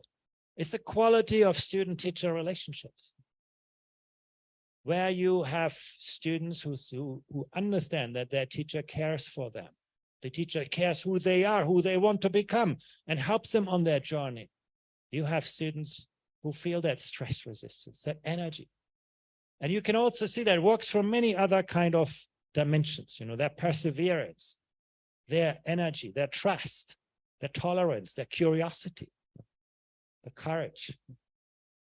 All of those things are linked not just to what you teach, but who your teachers are. Very, very important that quality of the student-teacher relationship is really a key driver of many outcomes that we value. And that brings me, to what we need to learn in today's world. Now, again, knowledge is always going to be important, but we need to shift from, just disciplinary knowledge to also look at students' capacity to think across the boundaries of disciplines, to understand the idea of disciplines, and to be useful in the practical application. And once again, the world no longer rewards you just for what you know, but also what you can do. The skills dimension is becoming increasingly important. It's about cognitive skills, but it's also about social and emotional skills. Once again, curiosity, courage, leadership, empathy, very, very important dimensions that we need to increasingly think about. And here's a chart that is very depressing. When we looked at the creativity of children at age 10 and age 15, we found in every city for which we had data that 15-year-olds were less creative than 10-year-olds. If I would tell you, well, your 15-year-olds do worse in mathematics than your 10-year-olds, you'd probably say, oh, wow, there must be something wrong with schooling. But we don't ask that question when it comes to creativity. Because we somehow think, oh, well, that's, a byproduct of education. That's not the heart of education. Once again, there may be other factors in education. When children become older, they become self-critical, self-aware. That may be a decline in creativity. But there's surely also something going on in our schools, in our education systems. Children are all born with an abundance of creativity. If you have a 3-year-old son or daughter, they're going to question everything you tell them. They're going to experiment with anything that gets into their way. They're always willing to learn, always willing to unlearn, always willing to relearn. But then when we get into school, people start to try to make us compliant with established ways of thinking. They make you repeat the answer, they repeat the wisdom of our times rather than questioning. And then, the result is not so surprising. And some of the things that we see associated with creativity is education in the arts. And now we say often that's an extra curriculum activity. No, it should be the heart of the curriculum, because it is driving some of the ideas and skills that we need in the 21st century. And then, of course, we heard this already this morning, attitudes and values are going to be critically important. Who you are. Moving from situational values, I'm going to do whatever a situation allows me to do, to sustainable values. I do what builds a future for myself, for others, for the planet. So this is the agenda for the future. But, how do we achieve this? And the answer is very clear. Nowhere does the quality of education exceeds the quality of teachers. When you think what makes a good teacher, you can think of 3 things. The first is, what do teachers actually know about the subject they teach? Now, do they have a real passion for that subject? Teacher enthusiasm for their subject is one of our best predictors that we find. What do teachers know about how different students learn that subject differently? Pedagogy. That's obvious. But one component is often forgotten, and that is, what do teachers actually know about their students? Each and every one of them. quality of that relationship. And that means also giving teachers the space to build that relationship over sufficient years. To what extent do we allow teachers to become creative designers of innovative learning environments, to give them that professional autonomy? But equally important is also the collaborative culture, the peer networks that we build. Do teachers learn from and with each other? And when you actually look at the data, it's not so encouraging. Many of the superficial levels of collaboration are well established. But when you go to the right side of the chart, you can see the deep professional collaboration, team teaching, collaborative professional development, classroom observation. They're not very popular. Why is this important? Well, our data show the more teachers, teach jointly as a team, the more they observe other teachers' classes, the more they take part in collaborative professional learning, the greater their sense of self-efficacy, ownership. So that collaborative culture in school is very important. And again, it takes time and effort, but is crucially important. And then, of course, in these days, there is technology. During the pandemic, schools woke up to the digital world that is radically transforming learning. What we have seen during the pandemic are amazing things. The most important is that, technology can make your learning so much more personal, granular. While you study mathematics on a computer, the computer can figure out how you learn and then, adapt learning in very personal ways. Amazing possibilities we didn't know before. Actually, even the existed social acceptance for technology in schools was very poor. That has changed in the pandemic. We've seen that game-based learning can make learning fun for our children. You can see how virtual reality can embed students 3D. They can experience things. Why would you want your teacher explain a result of an experiment to you when you can do that experiment in a virtual laboratory? Augmented reality brings the world of knowledge right to your fingertip in your situation, transforming vocational education and training in many countries now. Some people still question, should we see robots in classroom? That's a very controversial debate in many countries, even after the pandemic. But, some things are very clear. Foreign languages. The only way you will never learn a foreign language is by having a teacher talking to you about grammar and vocabulary. We learn languages through interaction. And robot tutors are actually really, really good at that. They're very effective in this. We also see in an experiment that, sometimes children learn better by explaining things to others than by having others explaining things to them. Once again, technology can do that in amazing ways. One of the most important breakthroughs during the pandemic is really in the field of assessment and examination. I would say, maybe the biggest mistake that we made in education over the last 300 years is to divorce learning and assessment. We ask students, to pile up years and years and years and years of learning. And then, one day we call them back, now do your exam. In 2 hours, tell me everything that you know in a very contrived and constrained setting. And many children are not good at that.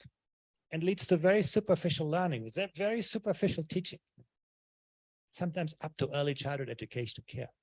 Well, technology has reunited learning and assessment.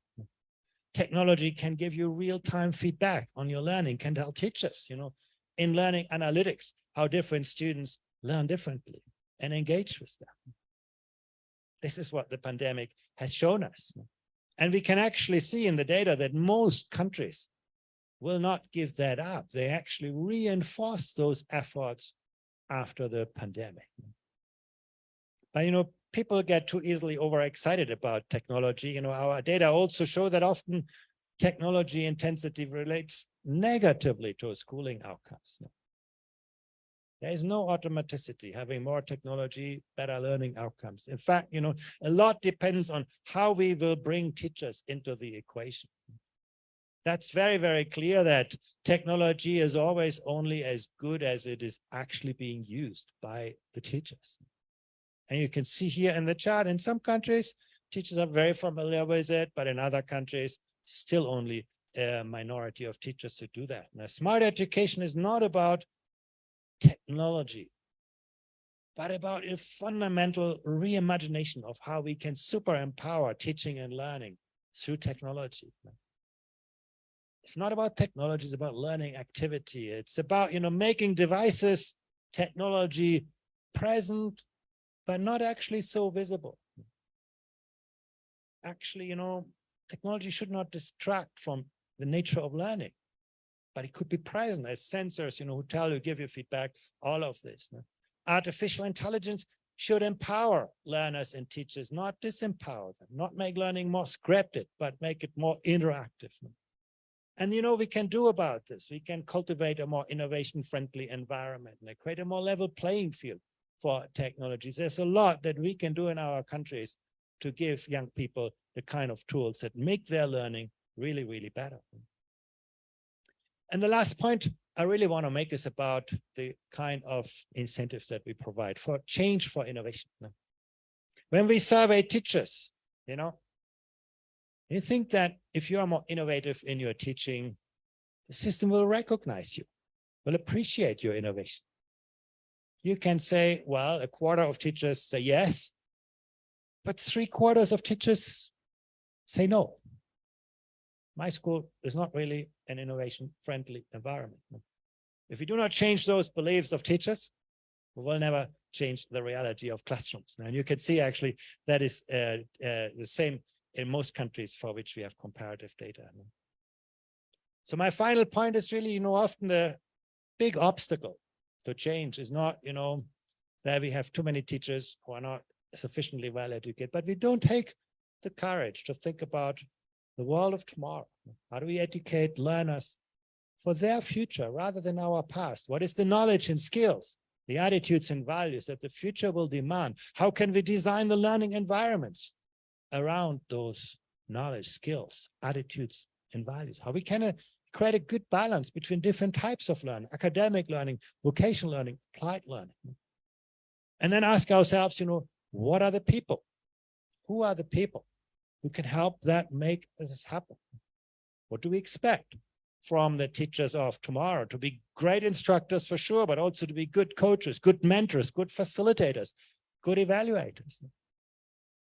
And if we have an idea of who those people are that we want in education, we have to think hard, how are we going to attract them into the teaching profession? What is going to make that work inspiring for them so they get the right people doing the work? How do we invest in their continued professional development? And that's really what 21st century education is about. Thank you very much.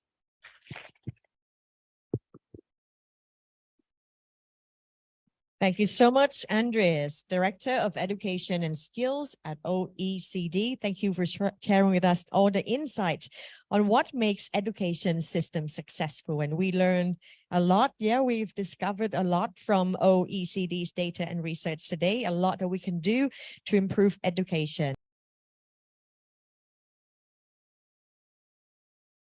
And for our next session, Angel, our speakers will be discussing on the strategies for shaping the future of education to match global economic. Exactly. We're going to hear case studies from Singapore. And now please join me and welcome our moderator for this session, Dr. Ong Sen Tan. The floor is yours.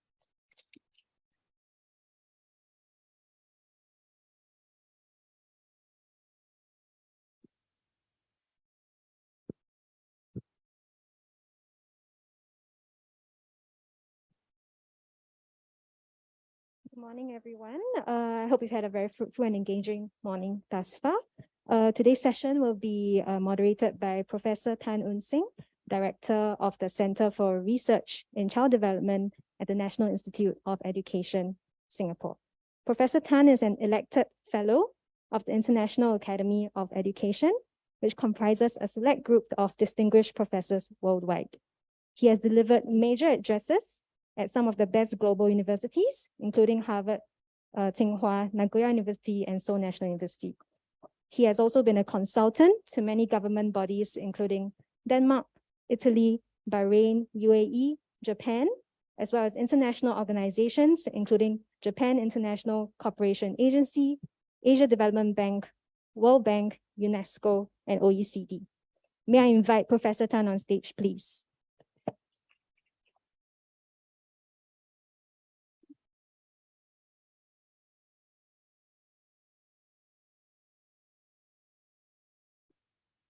Many people often ask, what is the secret of education in Singapore? And I always say that the goal of education in Singapore is simple, which is all summarized in one word. The goal of education is to build the character of the person. And that's what education is all about. I think at this forum, we have heard a lot this morning, emphasizing the importance of the values aspect that is so integral in education. I think sometimes in the eagerness to meet the new economy, many curriculum talk about competencies. But I think this morning and today, I think we reinforce this very important fact that values form a very, very important base in education. Values of integrity, values of resilience to climb the learning curve. Well, I'm moderating a session which is talking about economic, the new economic demands and how education can better match these demands. And we have three very distinguished people from the industry. I just want to say that this forum is fantastic, that we are listening a lot to business leaders and also people who are so passionate about education, because you really need to be with the right people to get the right perspective. Because I'm a psychologist. Psychology tells us the best way for people to learn is by role modeling. And that's why you hear all these stories from the very honorable senior chairman, Cheiravanont, about this 100-year history of the organization, right? I just want to tell a story because you have been listening to a lot of heavy stuff. Story was told about this great Professor Max Planck.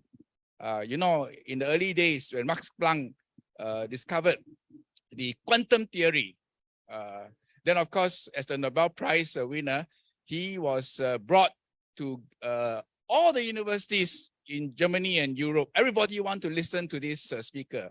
And of course, in those days, you don't have Zoom, internet, and so on. And so he has to have he has a driver who would drive him to all the universities where he will give his speech on this great quantum theory. So I've been giving a speech after speech after speech after speech, and he's probably have done that probably 20 times or more, And one day he was very tired, and so he told his driver that actually today I'm very tired to repeat the same story. But the driver said, in the last 20 over lectures, every time I was sitting there, I was listening very carefully to what you are speaking. And by now, actually, I almost can repeat what you say. And because Max Planck was very tired, he said, well, this university may not have seen my face before that much. Maybe I will just take a rest and you can give the speech for me and let's see how it goes. And that was what he did.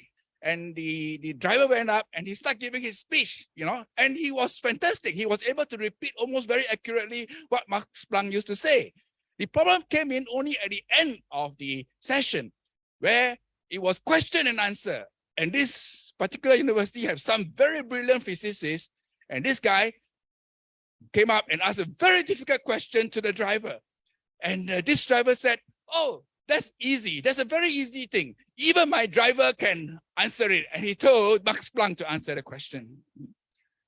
Anyway, we are going to be listening to a lot of bright minds today. And I think by this, I don't know what is your experience, but by noon today, I already listened to so much brilliant idea. And I tell you, when you are with the company of brilliant people, you will also be smart like the driver who has learned the process of thinking. So I will ask Jolene to introduce our next three speakers. They come from very important company, Amazon, Google, and a very, very important technological and innovative university in Japan. So let's enjoy the rest of the session. Thank you.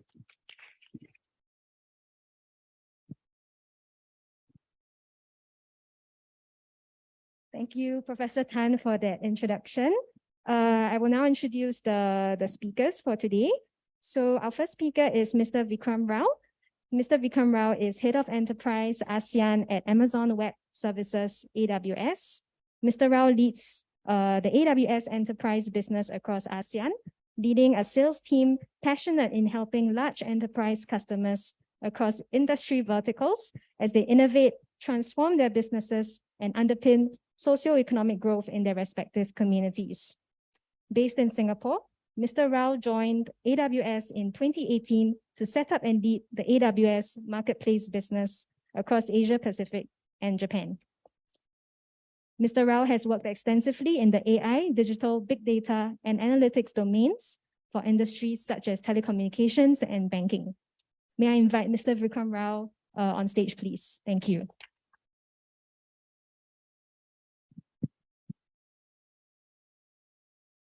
Good morning. I'd like to start by thanking Dr. Cheng, as well as Senior Chairman Dhanin Chearavanont for this opportunity. Really exciting, very timely and ambitious opportunity to continue the conversation around skills and around education. Let me start with the question at hand. How can we shape the future of education to match the economic trends of the future? When we look forward to the next 5 or 10 years as Amazon, one word keeps repeating itself, which is digital, digital, digital. This is what you heard even from Andreas and from some of the previous speakers. For us, it's not just about doing digital. It's about being digital. It's about bridging that gap between the real world and what digital can offer. Digital has become so essential, and this is especially accelerated over the last 2 years of the pandemic, where digital provides more accessibility, more inclusivity, more innovation, and it's critical for every aspect of our lives. So this is the overriding theme for what demand is created in skills as well. But this alone is not enough. It is the intersection of digital as well as sustainability that is going to drive value. A recent Accenture study said that companies and businesses that find and create value at the intersection of both digital and sustainability are 2.5 times more likely to build strong businesses than others. They are 2.5 times more likely to succeed in the next 10 years than others. So what does digital technology mean? For us, digital technology can be everything from something as simple as the application of software to more advanced technologies like AI, analytics, Internet of Things. But all of this applied to consumer requirements or consumer needs. But when we did this survey, this is a research conducted by Alpha Beta across APJ, and we looked at 6 markets. These are the top 5 skills that come up in terms of requirements at workplaces. The use of cloud-based tools, cybersecurity, technical or IT support, digital marketing, and cloud migration. If you notice, 3 of these skills, which are in blue, are related to cloud. And this is what is so exciting about the next 5 to 10 years. But having said that, we have a growing skills gap. According to the same report, we have an estimated 86 million or more workers that need to be digitally trained in Asia Pacific and Japan. 86 million is about 14% of the workforce. This is significant. Governments and industries are grappling with the shortage of skills across all these industries. Of the various enterprises and businesses surveyed, 97% said that they recognize the need for digital skills, especially through the starting with the end of the pandemic. However, only 29% of them have said they've done something about it since the pandemic. Only 2 in 3 workers are confident they're not confident that gaining their digital skills is enough to meet the fast-growing future needs. And why is it so? Fundamentally, two reasons. One is accessibility and knowledge of what is available out there. And second is the lack of time. So as we build our teams, as we build our organizations, we need to be careful that we invest that time. We take out time from our teams, our people, to reskill them, to upskill them. Some new data, as we go deeper into the digital skills gap in ASEAN, says that 81% of tech workers, this was especially, we did this in Singapore and Indonesia, undertake digital training at least once a year. But only 52% of non-tech workers do. Now, why does this matter?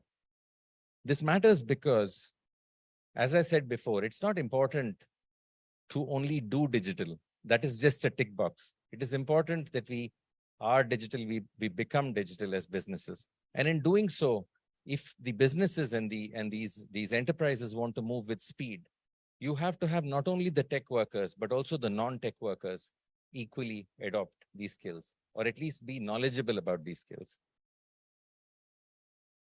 Not only do we have a skills gap overall in the digital workforce, this continues also into the gender skills gap for digital. 96% of women recognize the importance of digital skills, especially in increasing their productivity as well as their employability. However, only 82% of these have undertaken training. And even this training is not significant enough to get them, to the next stage of required skills. So what are our upskilling priorities? What is Amazon Web Services doing about this? We look at skilling in three areas. The first one is working in your nearest circle or sphere of influence, which is how do you upskill the existing workforce at scale? Andreas talked about technology overtaking knowledge and creating a gap. And then, you have to reskill people or create schools to create prosperity. This is what this pillar is about. It is about upskilling the existing workforce at scale. The second one is around building a diverse talent pool through custom programs. So we know there is talent outside our immediate sphere of influence in the community. How do we build a diverse set of talent? How do we attract this talent and skill them? And the third is around nurturing the talent pool of the future. So the younger generation, the next generation, students that are coming through the education system, how do we engage them early enough to be able to make a difference and have them ready for the future in terms of the demand for these skills? Just examples of what we've done in markets like Indonesia.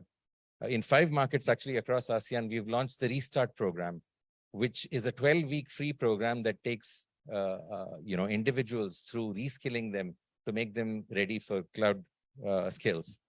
We've also done a program in Indonesia called Laptop for Builders, which essentially equips underprivileged as well as children with disability to be able to learn cloud skills and get them ready for vocational skills in cloud and in digital in the future.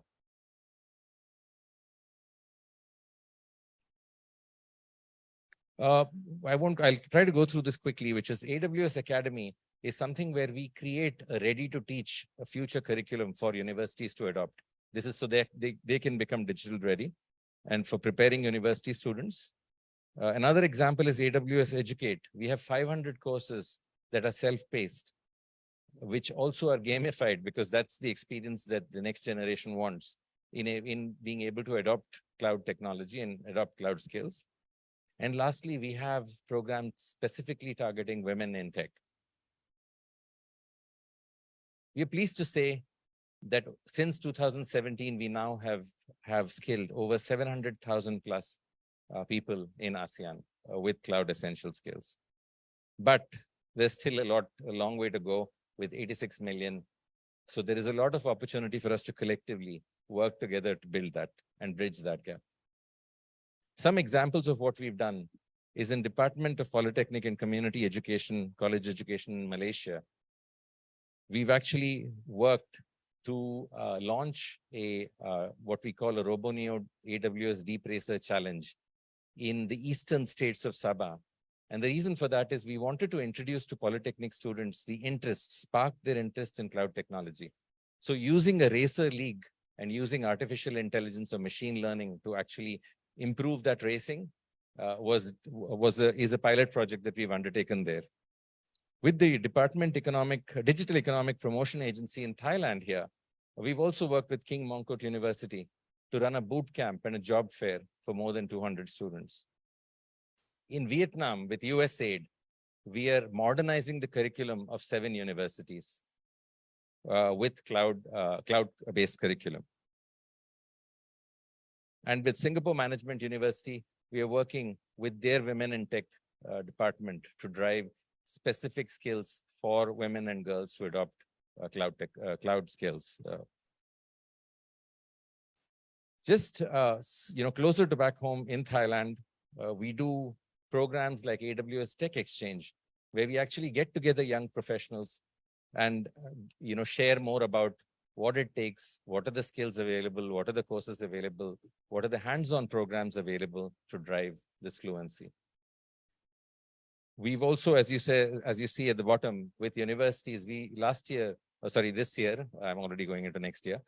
In 2022, we have 51 universities where we've introduced AWS Academy, where we have modernized the curriculum. And in FY23, we are looking, in 2023, we are looking to add 15 more of these universities and 5,000 more academy students. So in summary, AWS education efforts in ASEAN primarily revolve around providing more equitable learning opportunities, driving a more diverse digital workforce. Like I said, we have a lot to do with all of you, with governments, with educational institutions to do more. And finally, increasing employability and driving industry innovation.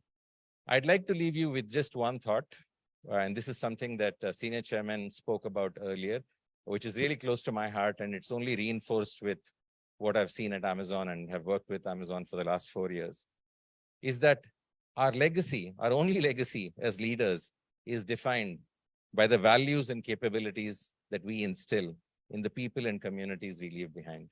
So I urge you, and this is really exciting to do that, while we do quite a bit, let us collectively do more. Let us collectively try to build a stronger team, stronger organization, stronger business. And the heart to that is reskilling, and the heart to that is trying to build a culture of curiosity and learn and continuous learning. And that's the only way for all of us to collectively succeed and bridge this gap.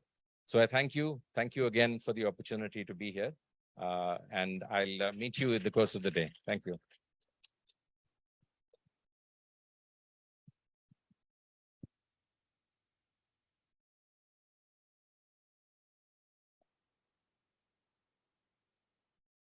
Thank you very much, Mr. Rao, for that sharing. Do we want questions for Mr. Rao, or maybe I will just introduce the next speaker? Yeah, okay. So next we have Professor Inoue Mitsuteru. He is Senior Executive Director of the National Institute of Technology in Kosen, Japan. He was an Associate Professor at Toyohashi University of Technology, TUT, Japan, from 1993 to 1996, and with the Research Institute of Electrical Communication, Tohoku University from 1997 to 1999. From 2001 to 2013, he served as a professor in the Department of Electrical and Electronic Engineering at TUT, and from 2014 to 2020, he jointly served as a professor of the Graduate School of TUT and as an executive trustee and vice president. May I invite Professor Mitsuteru on stage, please? Thank you. All right. Very good.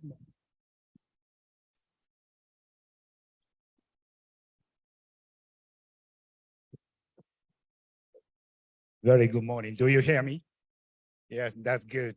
First of all, I'd like to express my sincere appreciation to the Senior Chairman of CP Group, Mr. Dhanin, and also all colleagues who made this beautiful forum successful. I am Inoue, or here, who are going to make the presentation to introduce you what is Kosen, established in Japan. Actually, we celebrated the 60th anniversary 2 weeks ago, in Japan, where we gathered lots of people, even the Ministry of Higher Education, Messi, they gave the good speech for us. Now, if you look at this picture, you see the brief history of Kosen, which is very unique higher education system in Japan. The first Kosen law was submitted in 1958 to the cabinet, and I do not forget this year because this is the year I was born. So I'm always together with Kosen, and after big discussion, we launched to the establishment of Kosen. The purpose of Kosen is here, deeply teach specialized subjects and develop the skills necessary for occupation. But we are not vocational. We are higher education to give them the bachelor level knowledge of engineering together with the very highly skilled hand for the student. That's the very important part of the Kosen education.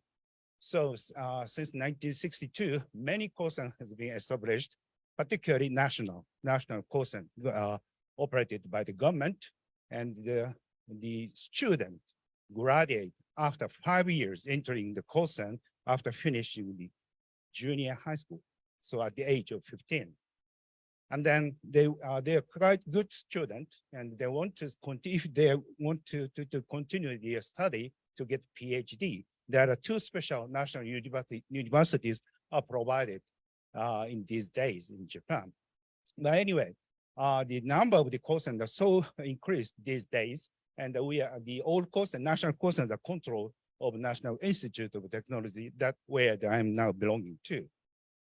If you look at this picture, you see the number of Kosens, national Kosens. We've got 51 branches and 55 campuses all over Japan, starting from Hokkaido to Kyushu, Okinawa. And all Kosen give the higher education, not vocational, but the very highly skilled engineers are educating. At the moment, we've got 55,000 students and 45,000 faculty member, and all specialized field. The teachers having, all teachers having PhDs. Now then, Kosen is just quite unique. Just I mentioned the system of the Kosen. If you look at this picture, you see this is the conventional education system in Japan. High school and university or graduate school. But if you look at this picture, you see the difference of the Kosen system. Kosen accept the students, yes. Kosen accept the student graduating from junior high school and give them the 5 years continuing education to foster the younger engineers who are at the level of bachelor with very talented hand, so that they can make, they can produce, they can create. Well, by following the 5 years continuous, consistent education, there are 2 advanced courses that is also prepared for give them the bachelor, but system is very important for this one, 5 years continuing education. If you look at this picture, you see the conventional education, high school, university. After getting the high school, the student, I'm not good at operating this one, but anyway. General education is given, and then liberal arts, then specialized subject, even for the student enter the engineering department. But for the Kosen system, they start at the age of 15, continuing consistent education of engineering. What is different between them? It is quite clear. If you look at the picture here, the student enter the high school to what? Enter very good university, possibly. And then after entering the university, they start the study of liberal arts, not engineering, for 2 years. So that the real education on engineering is only 2 years, even though he graduated the engineering department. I'm a specialist of economics, or I don't know, electronics, but he has got only 2 years experience for studying the electronics. He has less experience of making something at university. But if you look at the course here, they start the preparation to be young engineer at the age of 15. Then after finishing 5 years education, they be a very good engineers, where teachers on engineering field, all of them got PhD. And then teacher should be very close to the student. So every single day, teacher talk to the student from at the age of 15 until 20. Is there any teachers here? And do you speak to the student every single day at the age of 20? That's very rare. So this is a course system. Now, because we've got a national course and got the 51 branches or colleges, so that we have to ensure the quality of education. We prepare model for curriculum. So this is a base. All 51 course and branches got the same subject. Together with 40% of the education is quite depends on the region.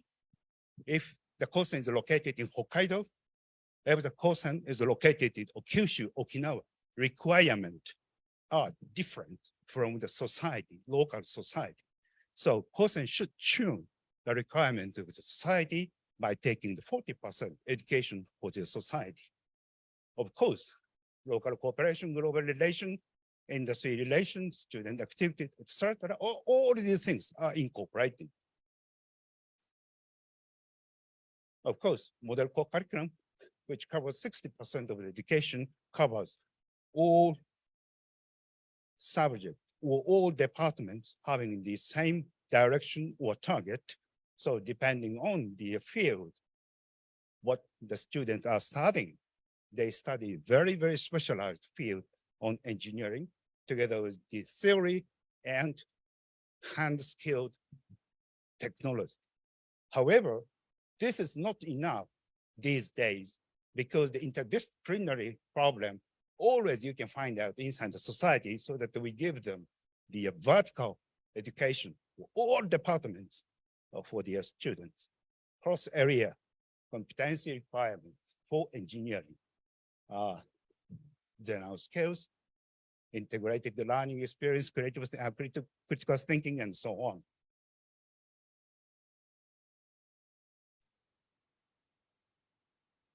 Quality has to be ensured after graduating each course. So we prepare international standard, which is working together with Washington Accord, United States, with JAB. So all 51 national course is granted by the engineering standard. This standard is launched 2 years ago. And later I mentioned a little bit about the course in Thailand. We are now incorporating this standard into the Thai course, 2 of them. For enhancing the education, studying at the school or classroom is not enough, so that we give them the opportunity to have some kind of competition. It is called as a contest. Robot contest is quite famous these days, but not only for this one. We've got lots of contests, so that the student could have the chance to attend each contest, whatever they are very good at. Well, for fostering students, we've got another schemes, interdisciplinary research, creating new values, management of team and time, and something. All these things are incorporated in the course and education. So 60% of the graduates are going to the society after graduating 5 years, continuing education. 40% are going to the university by changing its scheme to be an engineer to academic people for getting PhD. For the society, as far as engineering, PhD is not necessary to creative things, for creating the things. So that the course is quite good for preparing that kind of the younger generation for the society. If you look at this picture, a list, there is a list of top 30 companies who are accepting courses. Our president of Hitachi is also the graduate in Kosan. there is a course and graduate who prepared or invented the way to transfer pictures through your mobile phone. Nowadays, iPhone is conventional, Pokemon as well. So these are created by course and graduate. Now we are cooperating for install this kind new type of higher education system here in Thailand, together with the cooperation of Thai government. And this is the national project of Japanese government. There are two types of Kosen came ITL, Kosen came UTT, that the detail of which will be given in the afternoon today by Dr. Kosen, who is one of the inventor of the Thai Kosen system. The important education here in Thailand is the industry linkage. We do not ignore industry. Particularly, this is very important, so that at the fourth grade, aged 18 to 19, they engaged into PBL, which is a project-based learning. The project or problem or issues is given by real company to their student. Company asked to this problem by taking 1 year. So having this experience, they are going to the society. It is called as internship. It's a compulsory. They have to stay at the companies at least more than 1 month. This is not the internship for the student only. This is also the internship for the teachers. We ask teachers from Thailand go to industry together with the students to solve the problem together. Because as I mentioned, that the teacher should have PhD, but less experience in industry. So internship is very good occasion, not only for the student, but also teachers, so that we cultivating or educating the teachers here. They are real Thai Kosen teachers. After finishing internship, they are coming back to the Kosen for the 5th grade, where they are going to manage the graduation project or research activities, but main issue to be solved is the issues given by the industry. They are bringing back to Kosen to solve the problem by taking 1 year. So this is the very good style, which is now carrying in Thai Kosen. More than 15 companies are working together at the moment already. Well, we are also exporting this kind of education system to Vietnam and also Mongolia. Already, Mongolia has the graduate 4th time. The graduates so evaluated, not only Vietnam society, but also Japanese society. Thank you very much for OECD who evaluated our education system. It says it is very good education system. Thank you very much. He is not here today. I think I should finish my talk. Yeah, actually I was told 20 minutes, but I have to cut the 15 minutes because of the time is so limited. But we are now changing all our philosophy. Do you remember when the Kosen was established in 1958, which is the year I was born? At the time, the middle class engineers are so important for the Japanese society to enhance the society power or Japanese economy. But after 60 years, the requirement from the society or industry has been changed very much. And also we have had a very, very bad situation last 3 years, pandemic. So global challenges now we are focusing on to solve these problems known as SDGs 17 goals. And also domestically in Japan, we are having Society 55 to enhance the human life, be better. With Corona, this is Japanese Corona with COVID-19, we have to change everything, not only the education, but the way of living, and the technology will support that kind of the new age of the living. And also we have to incorporate the knowledge of AI, and we have to foster the entrepreneur who are going to make the startup industry or something like that. So in addition to fostering mid-career engineers, which was 60 years ago in Japan, CoSAN is requested to produce innovative and practical young engineers to solve the urgent worldwide issues. That is, we call social doctors, not only engineers, no more. We call this is the person who solves society's issues together with people.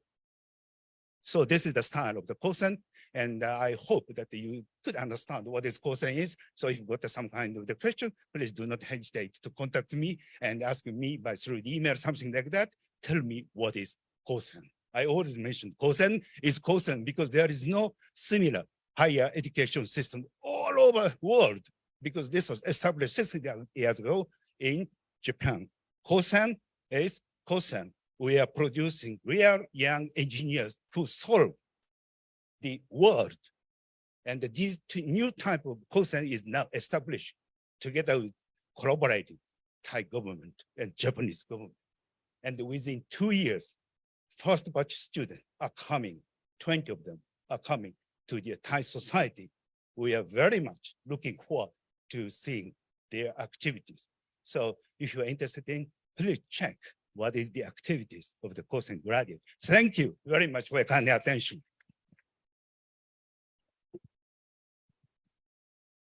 Thank you, Professor Mitsuteru. May I invite Mr. Colin Marson, who is Director of Google for Education Asia Pacific, on stage. Thank you.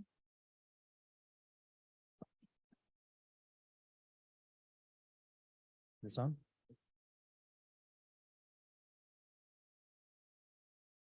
Right. Hi there, everyone. Thank you so much for putting on this fantastic conference. Thank you, Chairman. Thank you, CPE Group. So I'm going to talk briefly about what we're seeing in the region in terms of evolution of the ecosystems around education. So before starting, does anyone know what this is or who this is? It's a T-Rex, exactly. In fact, this T-Rex has a name.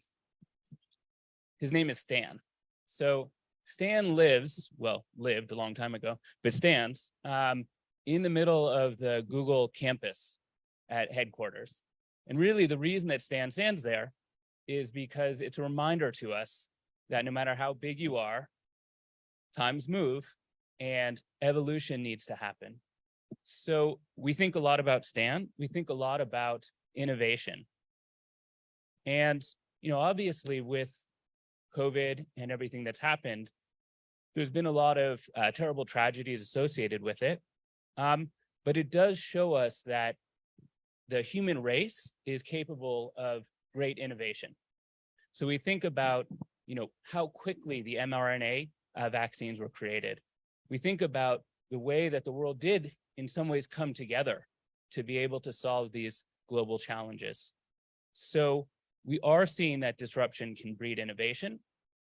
And in fact, obviously, great innovation also breeds disruption.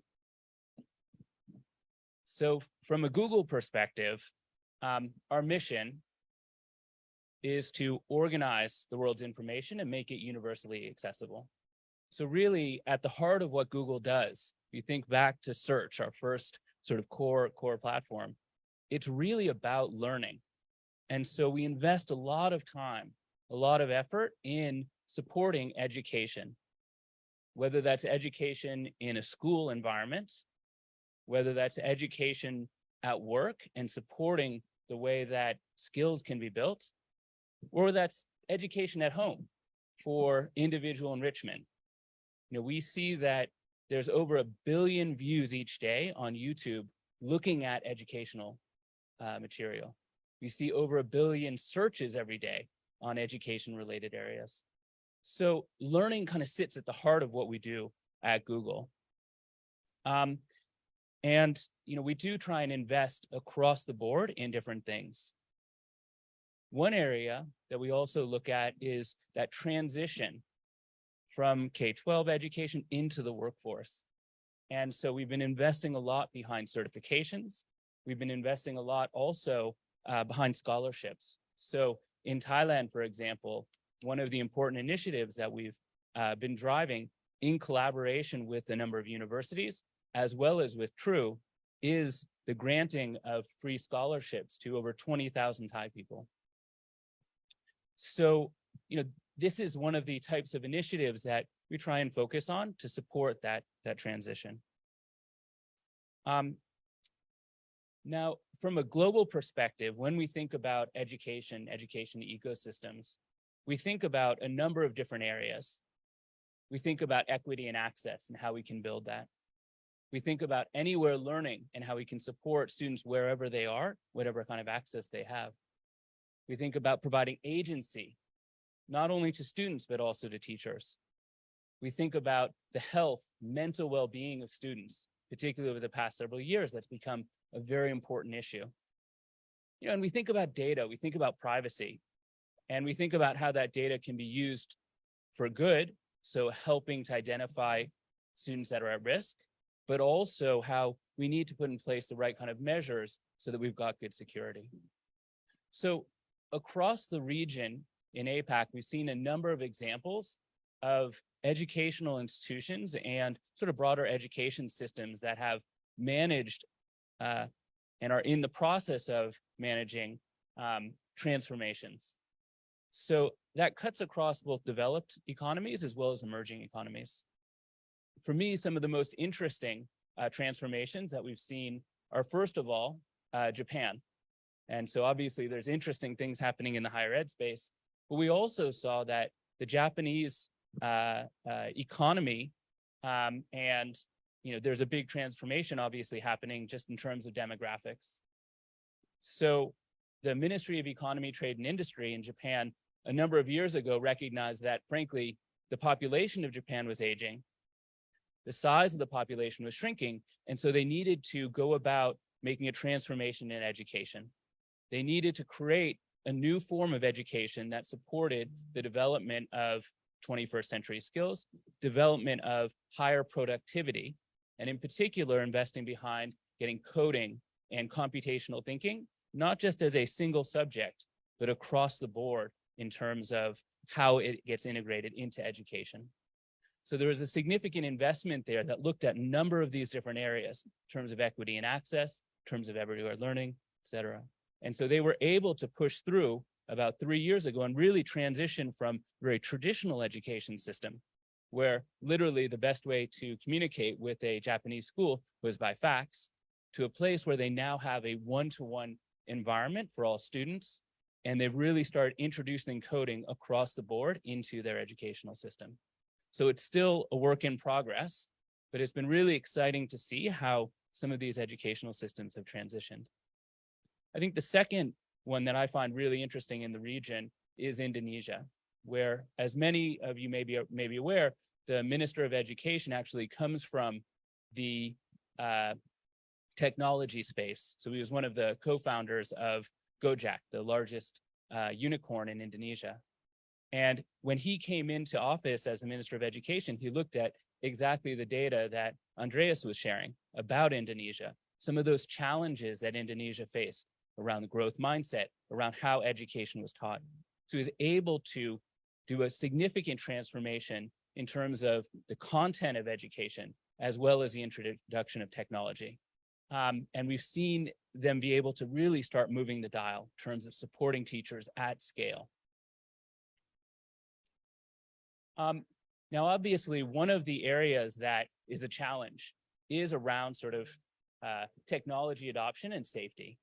So, as Andreas mentioned clearly, with access to information becoming more and more available, obviously it's important that our students learn how to be safe and how they become discerning users of the internet. So we all know that children are much better at adopting technology, right? They just jump at it and that's fine. But the issue sometimes is around coupling that with the type of responsible internet behavior. They might not yet have the maturity and the tools available. So one of the things that we've been doing in conjunction with a number of partners here in Thailand is running something called Be Internet Awesome. And in fact, Be Internet Awesome as a program really focuses on gamification and educating young people about how to do appropriate online behavior. In Thailand, we've supported over 1.5 million students so far with Be Internet Awesome. That is the highest number of anywhere in Asia Pacific, and I believe it's the second highest number of anywhere in the world. So we see a strong appetite within the education system for ensuring that this transition happens in a safe and appropriate way. When we think about some of the opportunities that are coming, one of the big areas is definitely around providing access to digital tutors. So the reality is that only a small fraction of the population is able to afford their own private tutor. And for that population, fantastic. They can get the support they need. But the much broader segment of the world's education population does not have that. So there's a number of initiatives that we're seeing, and we're involved in a number of them to drive scaled support through AI tutors. So we have a platform called Practice Sets, which now allows teachers to just take an image. They can take a picture of a set of questions, goes in, and they can distribute it to their students. And it automatically allows the students, as they're writing answers, to be able to access global resources in terms of support based on the type of answers or incorrect answers they might be making. So we also have been working with Carnegie Mellon University in the US to build a more interactive tutor, one that actually reads the emotions of the student and develops different types of communication strategies to be able to support. Other areas that we've been working on in terms of trying to provide that real scaled support using AI for impact is around foundational literacy. So this is called Read Along. We launched it just a couple of years ago now. We've already have tens of millions of students who are using it. It's really oriented towards students who maybe even their parents do not have strong literacy, but they can interact directly with the tool. In fact, we see it being used, even though it was supposed to be used specifically for students, we actually see in some places, like in New Zealand, we've seen actually parents are heavy users as well when they're in marginalized communities that maybe don't have strong literacy themselves. One of the other things that we've seen across the region is significant, this is the result of COVID largely, is a significant investment behind large-scale deployments of technology, really starting to lay the foundation for a digital educational system. And in fact, what we see is that in some ways, Southeast Asia is starting to lead the way. So for example, Malaysia was one of the first to put in a national scale digital platform about 6 months before COVID. And so they were able to transition more quickly, and they've continued to develop it, and it's now being modeled elsewhere. Places like Pakistan are looking at it for insights. You know, Indonesia also has put in place a national platform for sort of their digital platform. In working with Indonesia on that, now Indonesia has about 40 million students, which is a lot. I do remember when we reached out to the engineers at Google in the US, and we said, we're going to put together a deployment, a domain that's a little bit larger than we've done before. And of course, the engineers are pretty precise, and they said, well, how large is a little bit larger? When we said maybe 40, 50 million students, they asked us to hold on for a little while, but they figured out how to do it. So some of these deployments that are happening and some of the transformations that are happening are really leading the way from a global perspective. In Thailand as well, we're seeing that evolution. And, you know, I love this example. This is a school where during COVID, they had to adapt, obviously. And this is actually a agricultural studies teacher who's teaching out in a field to their students and actually giving a more rich experience. I was also very heartened to see the recent news that the Thai government is going to be investing behind 1 million laptops to students, lower income students. And for me, that's really exciting. That's one of the key steps in being able to provide sort of equity to students that might not otherwise have it. If we do it right, that can provide a gateway to those students for long-term success, gives them access to the world. So, you know, at the end of the day, we need to put the learners, put the teachers at the heart of what we do, but we also need to build a strong, broad-based ecosystem that can support the overall learning process. So, you know, we're very excited about the potential but there's obviously many complexities. And from a Google for Education perspective, in particular, we're really excited about what's happening now in Thailand. And we look forward to supporting and seeing that evolve further. Thank you.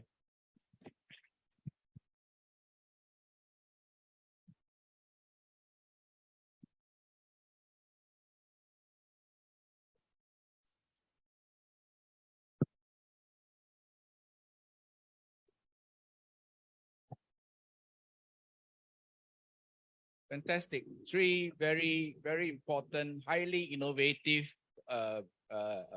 companies and institutions. I think you can see the innovativeness of Amazon, NIT, Cozen, and Google. And it's really very, very important, and I want to congratulate all these institutions and their company, especially for the investment in this region. If you look at the world's population, China is about 20% of the world's population. And in the last 20 years, China has made significant progress in its GDP. In fact, China's share of the GDP is also about 20% of the world. But if you look at Southeast Asia is about 9% of the world's population, But the GDP of Southeast Asia is only about 4% of the world, which means that there is a tremendous growth opportunity right here in Southeast Asia. Actually, we add India. India is also, about 20% of the world's population, but its GDP is also very small. It's only 4%, So it has tremendous growth. So if you look, there's some 50% of the world within this ASEAN region. There is tremendous opportunity for growth and development. So I really congratulate all these Google, Amazon, for investing and working with the countries here. So thank you very much to all our three amazing speakers. Thank you. Thank you very much, Dr. Ong Tan San, and thank you all the speakers for your contribution and knowledge that you have shared with us. We learned a lot from technology to education system, from the youth development to employment, empowerment, and skill sets.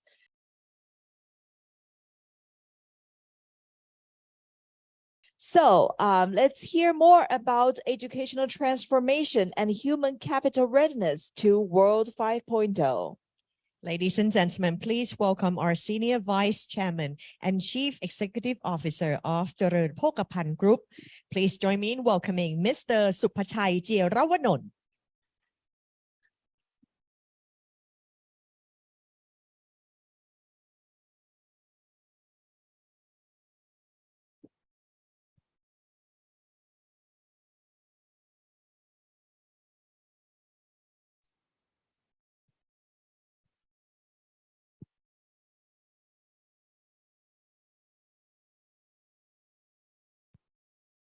Good afternoon, and I would like to first thanks Senior Chairman as well as Dr. Cheng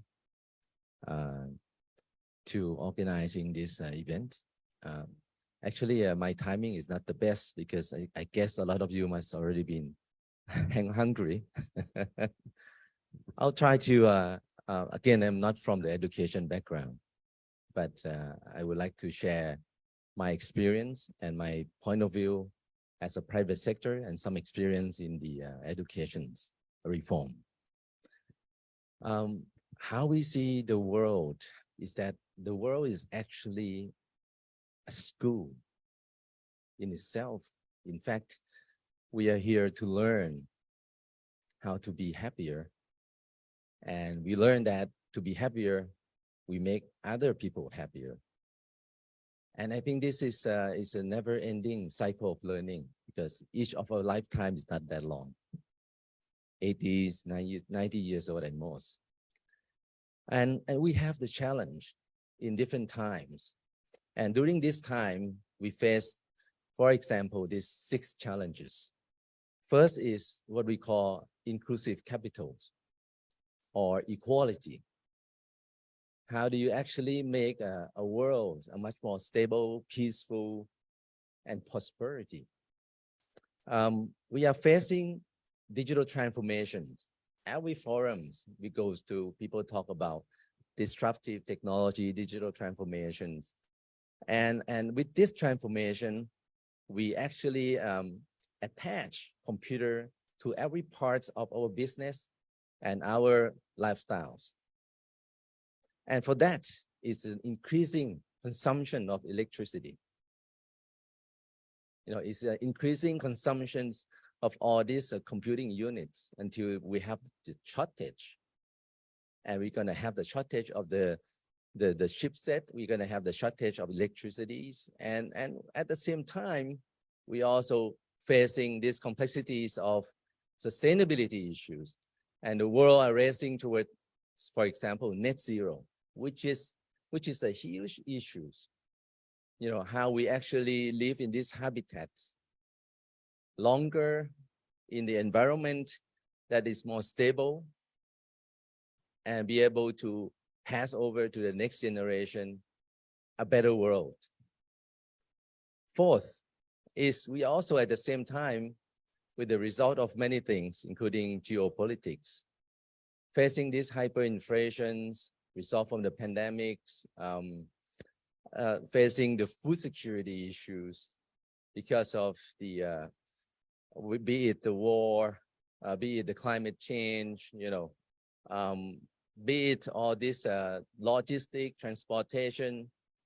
So this is happening at the moment. Actually, more people, actually about 30% of people still go to bed hungry, for example. A bipolar world. We are in a time of change where the number 2 economics power is actually disrupting the number 1, economics dominance, I would say, throughout this of the industry evolutions. And this create instabilities, fears, insecurities, and we'll see more of it. And last but not least, we're still in it, this COVID pandemic. We still would be maybe facing more changes in terms of infection diseases and more challenges in terms of healthcare, in terms of how we create a healthy human life.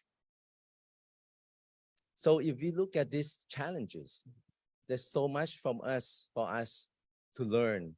We could see this as an opportunity, but we can also see it as a burden. So which perspective would we take? And together, not only with the private sectors or government sectors, but education sectors, public sectors, how do you take on these challenges? So looking at the industrial evolutions, we are moving from, growing crops, food 1.0 to the production using energy and producing abundance of products, and until we have enough capitals to actually do trades, do financial service, etc., expanding the growth, expanding the productivities, expanding the knowledge across the world. In fact, guess where is our industry, education industry, is at the moment? Anyone would take a guess? Where is our education industry at the moment? Our education system mostly is still at the 2.0. We are still teaching the younger people, the students, to actually come out and work in a factory. Why I'm saying that? And now a lot of workers are replacing by automation, and in the future, including AIs, right? So, but our education system is still mostly one way. A teacher is still an instructor, the center of knowledge. But the knowledge is now abundant with connectivity and accessibilities. Teacher is still becoming an instructor who actually give out assignments, homework, and certainly grade the test. But But we are not. For the private sector, if we wanted someone to join us, we don't want someone that takes orders. We want someone with, earlier, one of the speakers said, with character. One that actually take the interest to his full potential and be able to create values. One that actually asks questions, research for the knowledge, take the actions as a team, and be able to debate with reasons and further adapt and improve. Those processes should be in our education system. And this is again is something which I wish that we can actually really live for our education system. Can I just back to the previous slides? So when we move now, we are moving into this so-called digital world where we actually see that data is actually the real asset, even more values than the oil, even more values than the currency itself. Okay, but further into the fifth industry evolutions, it is going to be all about technology, because how we gonna solve all these challenges, all these 6 major challenges and more, we need innovation and technology. And how we can actually come up with the innovation and technology is about developing people and the mindsets of the people. A private sector is also an institution that actually develop people. So if the private sector actually accept one of very top talents to work for us, and we let him or her work for the same thing for 3 years, then you make that very talented person become a normal person. Or even worse, if the person actually get into the comfort zone and not really willing to learn more, then we might see the drags. Not only they be able to adapt, but they drag. So the leadership institution like the CP Group, as our senior chairman mentioned earlier, is trying to make sure that we create the entrepreneurship, the perspective of seeing the whole business as a whole. So how can we actually educate the younger people to have this perspective of the world as a whole? Now, we don't want to make all this, put all this problem into their hands. They are young, but in the future, we have to prepare them because they are the ones who are going to shape the world. So even in the private sectors, we are actually, we have to work on the organization structure that are more agile. We have to rotate people around. We have to encourage the developments of the people. We don't have them doing one thing for 10 years, 20 years. And they become even not only helping the company progress, but actually become factors of holding back the company. So going forward into the 5.0, I think our education reform have to be addressing these changes and the requirements of the country, the industry, and all the challenges ahead of us. Now, with some limited experience in terms of the education reform, CP Group take part as one of the founding members for Connect ED, which is one of the PPP projects 6 years ago, public-private partnership.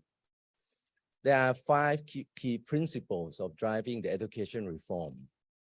In this case, we are together about 40 members of the private sectors now, looking after, together with the Ministry of Education, about 5,000 schools out of 30,000 public schools. And it's add up to about 2.3 million students. Now, what we do? We're going through the 5 transformation principle. First, like everything, like the private sectors, What is our goals? What are the targets? What are the KPIs? And most importantly, can we make that transparent? Because transparencies can create what we call market mechanism, engagement of all stakeholders of how important and how we actually performing in terms of our education, which actually developed our younger generation and developed the sustainabilities of our countries and of our world. The market mechanism in this case not only talks about these 40 private tech sectors working together with the government, but is actually about how we actually encourage, from the very ground level up, engagement of the parents, engagement of the local communities, engagement of the whole country as a whole. So if we are, I have been to many forums that talks about sustainabilities, and net zero, race to net zeros and all that. But all this problem at the end will have to be solved, not only by us, but at the end will be solved by the next generation to come. So to think of it, if we can engage the whole world toward race toward net zero, why not engage the whole world toward our education reform? So I think that's, is very important. So the private sectors should actually deeply engage with the education sectors. Just now, Senior Chairman earlier was saying that maybe at the age of 18, they should already be working. They should already know their interests, what they want to pursue, okay? In fact, if private sectors can engage and putting all these connectivities and working as a platform for education, working and learning at the same time, maybe we would actually be able to reform and be able to converge and make sure that we are producing the people of the future that are addressing all these new challenges and developments. The third transformation principle is about the talents, especially the school principals, who is definitely, and the teachers, who are definitely going to be the second family of the students. Their abilities, their mindsets, it's very important, and that is their skill sets. So this is very important, how we be able to select the talents that go into education industry and be able to teach, become a teachers, and become also the parents to our youngsters. How we qualify the people and how would they see their future? Being a teachers, being a school principal, whether they can support their family, whether they can have the lifelong security and be able to give forward. In this exercise, in this particular exercise, the teacher or the school principal actually have to, when they ask for the funding from the private sectors, they have to act like a startup.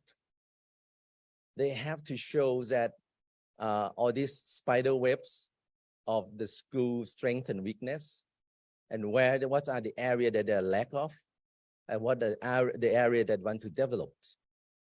So the school would have, from the first thing is the transparency of the KPIs and how they actually move each inch of the KPIs. Spider web. So this is, again, is about working on the leadership. The school principal actually defend for their budget. The school principal actually work with the teachers to see how they improve the school. At the same time, because they are being ranked and graded from 1 to 5, from developing to the excellence levels, all the parents and the people in the community know where the school stands. So the people and the parents are willing to also support the school. And or if not, without the improvement of the school principal, they move their children to another school. So this market mechanism are driving leadership of the school principal at the same time as engaging the market. So this is very important that we as a stakeholders, including the parents, should not just wait and see and then just leave everything to just say, okay, our children go to school, and then we don't know the rest what's happening. I want to also emphasize on the technology, not only the infrastructure in terms of connectivities, not only the platform, the cloud platform, and what we call, digital report books, blockchain technology to protect the data on the students. All of this technology can create a great deals of connectivities between the school, communities, parents, and also linked the school to the vast knowledge of talents around the world, to the vast knowledge of contents which are valuable in education system. So technology is one very important area. They become the tools, but we also have to teach all the teachers and also the students how to use these tools effectively. So in the exercise, we also put in school partners who work with the school principal, and we also put in so-called ICT talents who actually are new graduates from the ITs and then going into school as a change agent. Once these ICT talents join the school teachers actually call them teachers because they become a change agent and help the teachers become digital literate and have no fear. And at the same time, they make sure that the system is not disrupted and being well maintained. So these are the key change agents of how we actually deal with the technology. Now, the last but not least is the child development or the child centrics. I have 3 children of my own. And, I used to be a parent that, when my son, my eldest son, he asked many questions, and I would tell him right away, right or wrong. And then my wife told me, no, Supachai, you have to explain to him with reasons.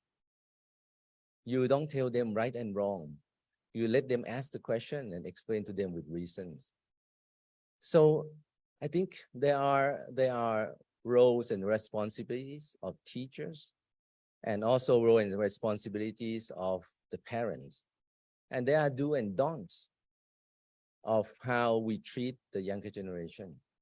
I have to say that I'm very lucky. I still recall my parents, including senior chairman. When I was young,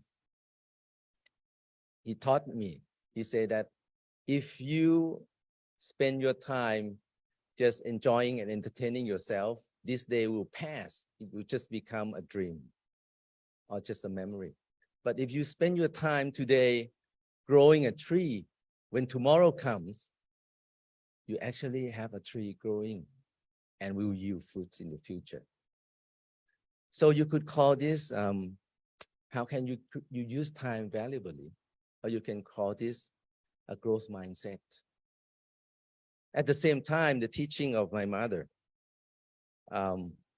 she is saying that, Supachai, nothing is more important than you be able to stand on oneself. You do not think that one day you will inherit anything.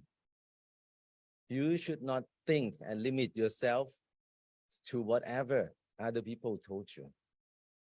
So that teaching is still, echo in my mind, and be able to pass on to my younger son, my eldest son, and also my children, that You will never join CP group. If you want to do business, do your own business. If you want to pursue social work, go into the education system, go there. Because then they will be able to really pursue their dream and interest. And that is the starting point of a lifetime learning. If they pursue the learning, if the students and the students pursue the learning by their interests, they would be able to create confidence and contribute to their peers and create self-confidence, which is very important if you want to grow the or develop your children or destroy them. You want to destroy a student, very easy to do two things. Don't give them love and security. Don't give them the confidence. You can ruin them for the whole life. But if you want to develop your children, you do the opposite. Also the two things. Give them the love and security, which is the real campus of life, and give them confidence on reasons. Not just give them confidence on whatever reason, but on good reason. So this is the again the shifting of how we look at the role of the teachers at the same time, the role of the parent, the role of the teacher, not so different. The teacher, instead of being a center of knowledge and an instructor, have to shift their role into a facilitator. Their basic skills, not only in terms of the academics, they should move on to child psychology and child development. They should encourage action learning based, just like Dr. Art mentioned about this institution. This institution is about action learning based, about experience based, activity based learning. And teacher will be able to observe and making sure that all students have the place to stand in the class and in each of the activities, and be a contributors, be a good players in the team. Now, in the old days, we have sports activities, but nowadays, you know, I go to US for the education. I'm very proud. I joined the math club, and I joined basketball team. But my youngest son, back 3 years ago, he went to the state and he joined a hacker club. And why don't you join math club, or you go join some like football team or something? He said, no, I'm a hacker, but I'm a white hacker. I'm a good one. Okay. And later on, he joined a computer club and a neuroscience club to pursue his interests. The school have this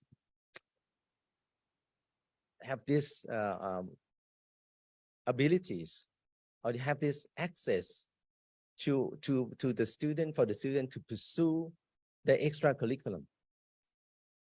The extra curriculum should become a core curriculum, because that is how they actually learn. And if they focus, let me tell you, my son, he can argue with the doctor when he got the diarrhea of, you know, of what kind of disease, because he make the research on the internet.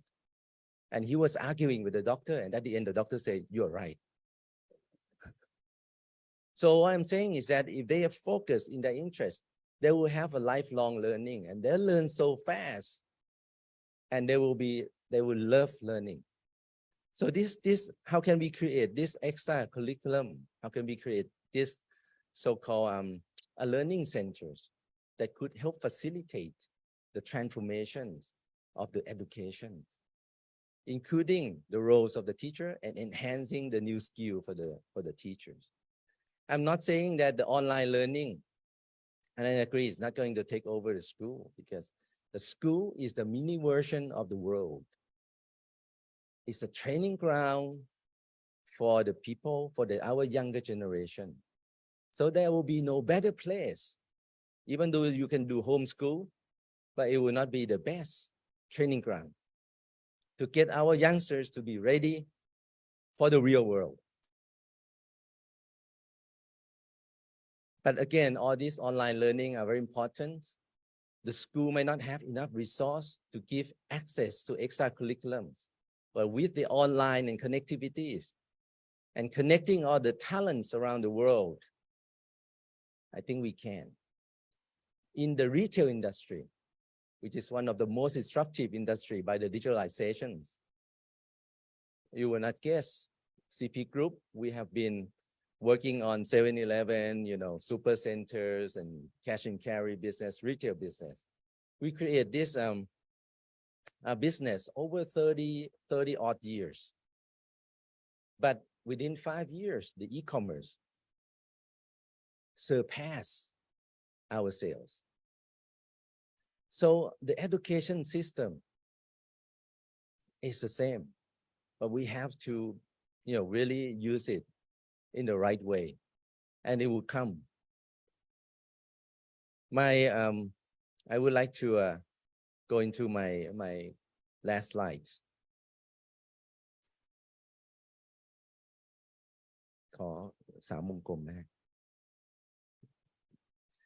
So looking from the private sector's perspectives, if you look at the sustainability, there are 3 pillars of sustainability, which is a very, very important foundation for the world. And it could become also a very foundation for our education system, a 5.0 education system. And that is the social, economics, and environment. Now, when you scale it down to the level of the private sectors, to the micro level, this is the same thing. The private sectors is very concerned about transparency, governance, good governance. And the same thing goes to the economics. The private sector is concerning about how best to engage the market and deliver them with the best products and with the best people. At the same time, the private sectors have to deal with all this innovation and evolution, using all the knowledge of utilizing the nature, physics, science, in order to create more values, more comfort, more happiness to the world, or more peace to the world. And this is the role of the private sectors. We also sit on the same 3 core pillars, and not so different from life. If we're talking about just individuals, it's all the same. Senior Chairman earlier mentioned about gratefulness or gratitude. That is one very first fundamental of compassion. So when we learn how to feel what other people feel, and you don't want your parents to suffer or to be disappointed, then that's actually called gratefulness, gratitude. But it's the compassion or love is also the basic foundation for equality. But equality should not be carried away. Equality should be equal access to the necessities. There are 4 necessities, as we know, and adding one more is access to knowledge. So 5 necessities. So that is what the education system are doing. I believe that we are not only teaching academics excellence, but I believe that we are teaching all the youngsters to be able to cope with the challenges and also be able to create more values and prosperity to the world.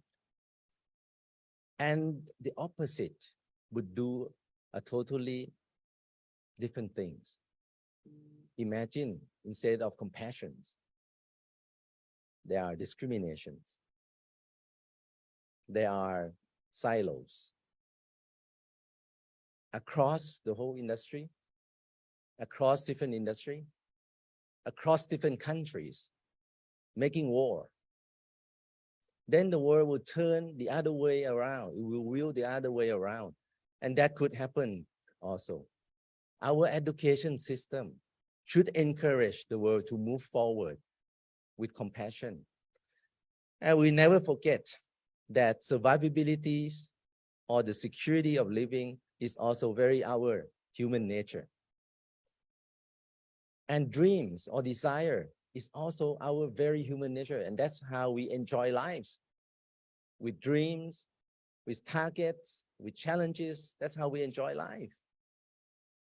But the great dreams and the true security we discover with 8 billion people living in this planet is based on compassion. So why not education system base the importance of the education system on these 3 pillars and be able to create this right growth mindset and values for our youngsters to actually shape the future. I have been to many forums, but I belong, on this World Challenging, like World Economic Forum. But I belong to the 2.0 industry. I belong to the 2.0 education system. I was teach to deliver homework. I was teach to memorize. I was teach to actually do as you say and you are told to do. But imagine the new generation. If they are seeing that the problems and the questions is their 3 meals, all these changes and all these problems and challenges that we are facing today, and think that is actually very far-reaching, maybe for them would be very easy. So I would like just to close my speech over as this quote. The education should be world common challenge, just like net zero, and even more important. Education should not be a competitive advantage to win over each other, but to overcome challenges for the mankind. Thank you. Thank you so much. Thank you so much, Kun Supachai Chearavanont, our Senior Vice Chairman and Chief Executive Officer, Dhanin Pokapan Group. Welcome back to the auditorium. We'll have very exciting topics going on today in the afternoon. And please allow me to introduce my partner for this afternoon, Bank. Yes. Good evening, everyone. My name is Bang Thachakon Chanthananon, and I will be your host for this afternoon session and the evening session. And I hope you enjoyed the lunch as I was. And we have a lot of agenda in the afternoon. So we will provide some agenda for you. Exactly. So first we will start this afternoon with a session that will be hosted by Professor Alistair Jones, who will be joining us shortly, providing quality education training, roles and responsibilities of the business community. And he will bring us case studies from Switzerland, Indonesia, New Zealand, and Thailand. That's right. And then we will have the internationalization and educational experience, the voice from Singapore. We will have the panelists will share insight about how Singapore has succeeded in equipping young people with the economic success. Yes, and then we will have we'll have a coffee break where we get to enjoy more Thai little snacks. I think I really like that. Yeah. And then we would have our next session, which is focusing on vocational training and business training. As we've mentioned, emphasize the importance of trainings in business for the future leaders and the future employees and the future business entrepreneurs. That's right. And then we will have the perspective of the next generation. And that is something that we all need to know. And because we are all still young, and we can say that we are still the next generation, right, Angel? Exactly. I mean, not only we try to stay young, but also we're always lifetime long learners. So that's very important, that we keep the learning spirit up. Exactly. And then we will have the evening session. The last one is the virtual simultaneous evening session with business and young business leaders.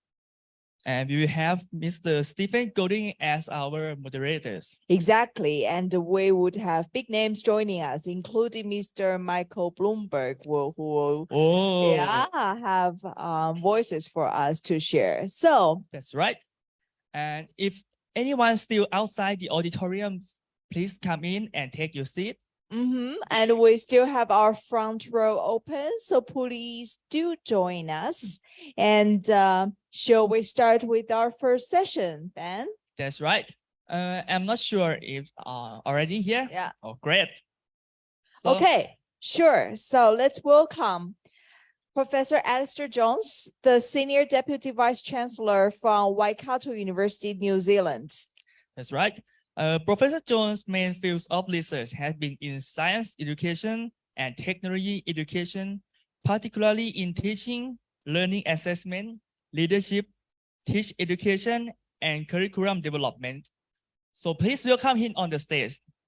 Let's give him a round of applause.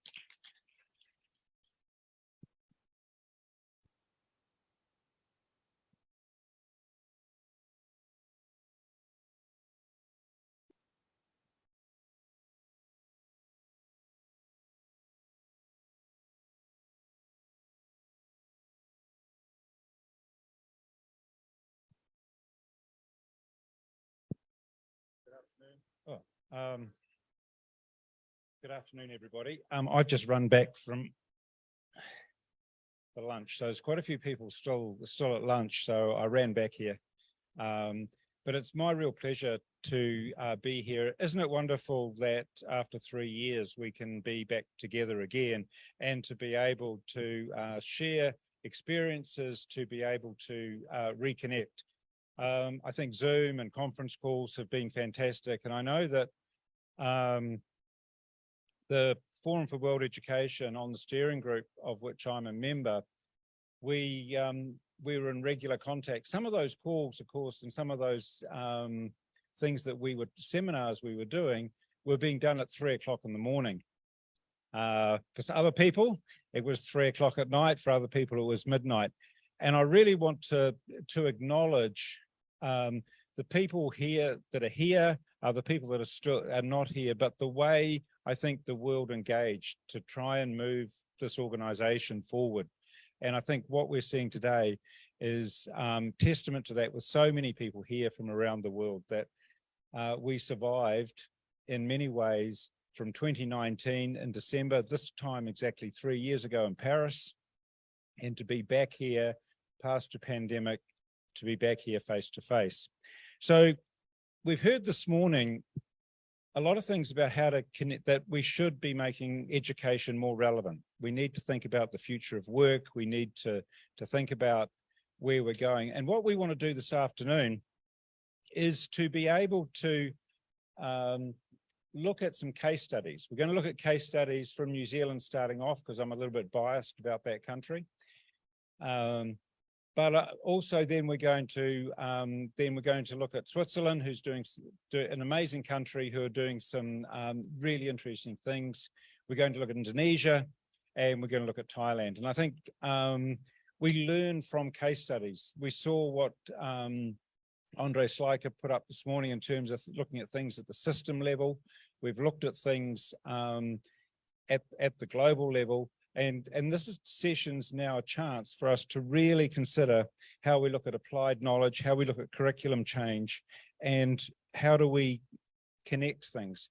So what I want to do is give just an example from my own university, which is up on the slides there.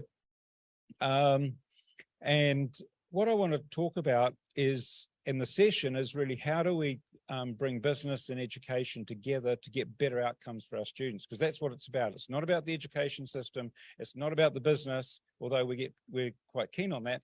It's actually about the difference we make for the next generation. So what I thought I'd do is give you, one of the things that when I arrived at the conference was that people were wanting to know where I was from. And it was very difficult. So I thought I'd give a little bit of context. So I said it was about a 10-hour flight from Singapore, about 11 hours from Bangkok, but also where's the university? And was it in the North Island, South Island? So to understand a case study, it's useful just to know a little bit about us rather than trying to guess what we're like. So our main campus, the University of Waikato, is based in Hamilton. It's major freight logistics hub, being an hour south of, an hour from either of the largest ports in New Zealand.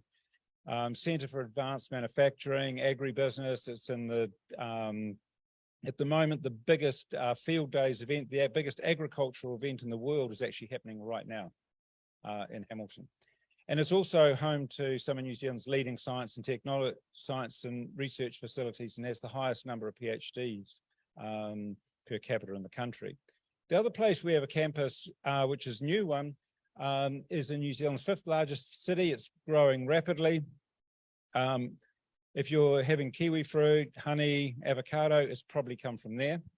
But also has horticulture activity, high levels of robotics, AI, marine biotechnology, and it has New Zealand's largest port. So that's just to give you a little bit of an example of the context in which we're trying to operate. So one of the things that we've worked at for a long time is, as a university, is to really think about what is the future of work. So we've had a lot of conversations this morning around what does the future of work look like. And we just had a presentation about Education 5.0. Now, so how do universities begin to respond to that? Universities are really hard things to change for those people that work in universities. The curriculum's not easy to change. We have a history. So you can change things in a school, but changing things in a university is hard. We've always, as a university, had really strong university business connections. So when we think about education, we've had practicum in schools. When we think about medicine, engineering, nursing, all those things have very high levels of engagement in the profession as professionals. But how do you think about that every student in the university would have some work learning integrated, work integrated learning? Every student. So if you're a philosophy student, if you're a psychology student, if you're a history student, every student as part of the curriculum has to have that. We've always have that as part of their learning. So it changes the way you think about university education. We also, though, have had, the other thing that we've got is the thing called entrepreneurial universities. These are applied research centres within the university, which are designed from the get-go to be connected with business. So they are designed to work on business-related problems. So I won't talk too much about those because those are fairly standard kind of university responses. So what I really want to talk about is how do we move forward from a curriculum point of view? So the curriculum reform that we've been talking about is work integrated learning. Every student has to do a work placement. Every part of the curriculum has to think about global citizenship. Two themes that we've actually heard about at this conference. How do you get all your undergraduates out into business and industry over a period of time is not an easy feat. And how do you build global citizenship into every undergraduate program? And so that's what we want to think about. And one of the things is that business quite liked the idea. So there was no problem engaging with business. What was hard was actually trying to work with business about what interns would do. They were used to having an intern over summer who would sort of make coffee, work on a small project. Can't do that if you're going to assess the learning that they're doing in the business for credit for a degree. So that required a major rethink about what we were going to do as an organization. And so that meant we had to think about managing expectations. We had to think about what it meant for students, what it meant for staff, and also the impact on business. What were business going to get out of this? So some of the things that we did was we developed a thing called Impact Lab. So an Impact Lab is a multidisciplinary activity with a series of businesses. So someone from social science, someone from management, someone from engineering, all working on a similar problem.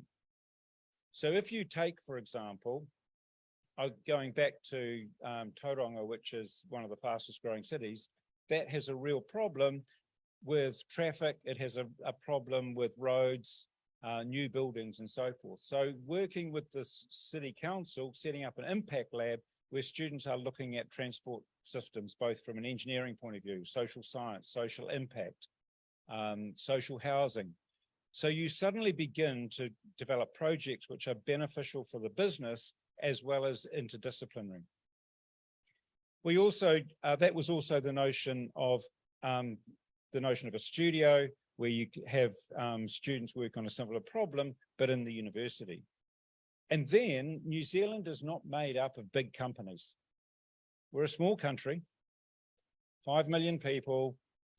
Natalie, my colleague there, is laughing. It is small. It seems big, but it is small. But one of the things is that most of New Zealand is made up of family businesses, intergenerational, billion-dollar companies, but still, but also SMEs. New Zealand has one of the highest SMEs, small, medium businesses in the world. How do you work with an SME and place a whole lot of students in them and take them away when they're at the margins? And that's where we got groups of SMEs working on similar problems with similar groups. So that changed the notion. Also working with community groups, working with NGOs. Māori business in New Zealand is a 75 billion this week, $75 billion revenue business. So about the same time as CP Group. So working with iwi businesses, Māori businesses, in terms of our students going back and connecting with those and making a real difference was really important. And so what was the strategy? So what we had to grow the university's business connections both regionally in the places we're at. We also had to look at them nationally so that people could go all around. But if you're going to have global competency, global citizenship as part of your curriculum, then what we've looked at is having global internships. So they can go to the UK, they could come to Thailand. One of the key things we need, though, is connections with universities. Otherwise, they have to start using their work visa relationships, well, say whether it's Singapore or whatever. So connecting with universities globally to do this is a really important part of being able to deliver. And so it really required an enhanced coordinated approach. And it also meant that we had to look at the way we treat our campus. In other words, our campus has to think about being open for business to work there and co-locate. So it really was about maximizing community and commercial relationships, having long-term impact projects which work over a long period of time. So I talked about the Tauranga City Council one, that will go on for about 10 years. So these are projects that students can come in and out of over time. And working with, even with our contractors, so developing a new IT system, we put students in for work integrated learning when we have a project. When we're building a new structure, we put our engineering students on that on campus. So it's really been, I think, a great relationship, and it's enhanced the university's relationship with the business community. We've got better outcomes, but it's been managing expectations because the students are being assessed for the work they do there. They're not just labor for the business. And I think that's one of the key things, is that they're not just there to support the students, they're there also to support their learning. It's not just giving them work skills, but also life skills. So what do we know about what's worked? Increased student satisfaction. Students are getting practical, real experience in a comprehensive university. Our students are having an impact on the communities they're working in, and it's preparing them for the next stage in their careers. It's also beginning now to enhance global connections around the world. But I think one of the strongest things is now there's a better understanding between business about what universities do and understanding between the university about what the outcomes that also business are looking for. So future developments, we want to continue to build on best practice. We're building that whole notion of continual improvement, but it's about managing expectations, both from the university side and from the business side, and reducing those barriers and increasing access. But at the same time, we really want our students to be outward looking. New Zealand's a long way from anywhere, as people keep telling me, oh gosh, to fly from New York at 17 hours. Yeah, but New Zealand students need those global experiences. And so that's an area we want to continue to work on. So thank you very much. And I will now hand over to the next speaker.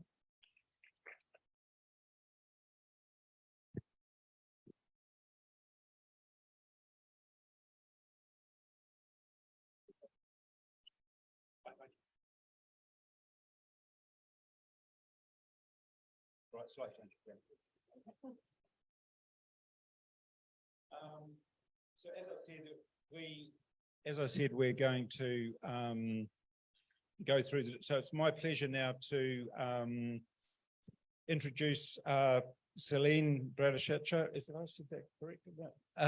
Who's the education dossier at the Embassy of Switzerland in Thailand, and she's going to give us an overview of the Swiss education system, particularly as it relates to vocational education.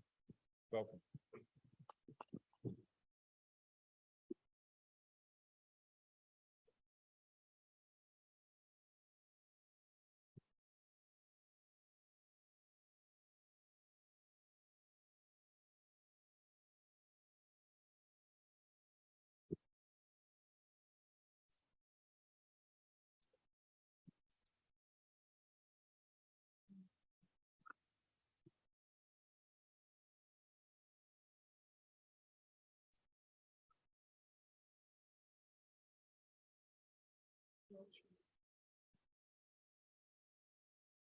Let's try it that way. Dear distinguished guest, my name is Celine Bradashcha, and I'm in charge of the education dossier at the Embassy of Switzerland in Thailand. Previously to my work at the embassy, I used to work in the private sector and in the specific field of professional training. And longer ago, when I started my professional career, I used to teach in a vocational training school. So you can imagine, therefore, I was very pleased when I've been invited by the Forum for World Education and by CP Group to talk about vocational training in Switzerland and to highlight a few success factors of the Swiss model. But before going into vocational training, for those who don't know so well Switzerland, I would like to give you a glimpse of my country. So Switzerland is a very small country, but it's located in the very heart of Europe. It is surrounded by big European countries, Germany, France, Italy, and Austria. We have around 8.5 million inhabitants, so not even Bangkok. The official name is the Swiss Confederation, because we have politically we have a federal system with 26 cantons. The biggest city in Switzerland is Zurich. It's our economic capital, but not a capital city. The capital city of Switzerland is Bern, and it's located in the middle of the country. So very small country, I told you. I think it's around 12 times smaller than Thailand. And also a particularity is that Switzerland has no natural resources. So the country had to find a way to succeed in another way. And so the country, Switzerland, decided to succeed through innovation. It's what, so we invested in people, as it was said this morning. Since almost 10 years, Switzerland has always been ranked top 3 in the Global Innovation Index by WIPO, World Intellectual Property Organization. So it works, apparently. And a couple of signs that show the innovation in Switzerland, I can mention a few of them. We have, for instance, among the highest density per capita of publication of patent. We also have among the highest density per capita of Nobel Prizes. So this is not so surprising when you know that Switzerland invests around 3.1% of its GDP in research and development. And that explains as well that the Swiss startup or the startup created in Switzerland are above average in the survival rate. And of course, all these achievements in innovation could not be possible without a strong educational system. So first, on a higher education level, Switzerland has top-ranked universities. For instance, ETH in Zurich, technical university, is since years now ranked always 7 or 8 in the QS World Universities ranking. Dr. Cheng mentioned also this morning how important it is for university to have open doors in education. And Switzerland has among the most international universities in the world. So the country attracts a lot of foreign students, top researchers. Less known internationally, but one of the backbone of the Swiss educational system are the universities of applied science.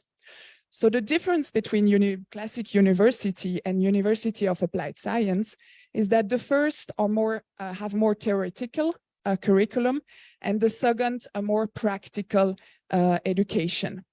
And being more practical in their program, that means also that the universities of applied science have a stronger connection to the private sector. The only limitation for University of Applied Science is that the students cannot do PhDs. And in fact, the University of Applied Science are the natural continuity of our vocational education training. So vocational education training is very important in Switzerland. After mandatory school, so at the age of 15, 16 years old, 70% of Swiss young people decide not to go to a high school that provides general education, but they decide to do a vocational training. So that shows how important it is. So to go back to something that mentioned Senior Chairman this morning, in Switzerland, vocational training, it's not the last choice, but really the first in that case. And some of them, of course, will continue their studies and go to University of Applied Science. But what do we mean by vocational education training in Switzerland? So it's a practical training combined with theoretical education. In practice, that means that the apprentice spend 3 to 4 days a week in a company doing training on the job, while they spend maybe 1 or 2 days per week in school for more theoretical education.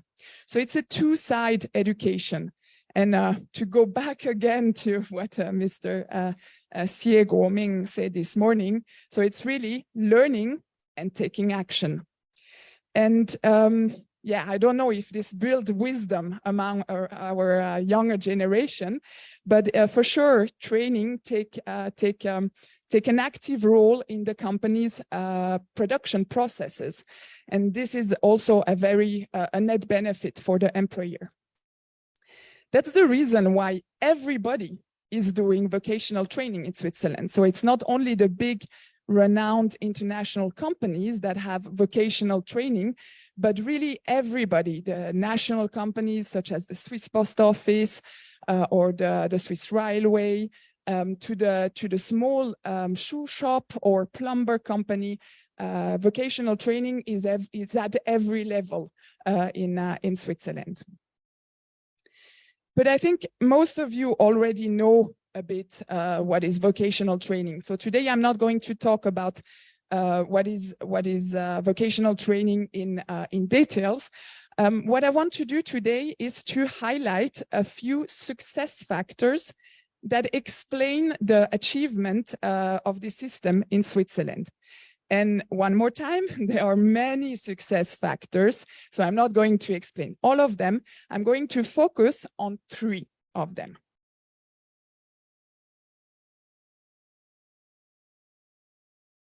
So first of all, vocational training in Switzerland is a result of a collective governance between the government, the cantons, and the professional organization.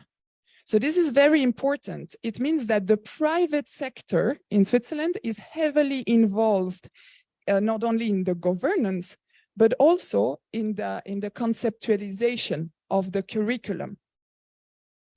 So the Swiss vocational training system is not government-driven, but really involves the private sector at every step of the process.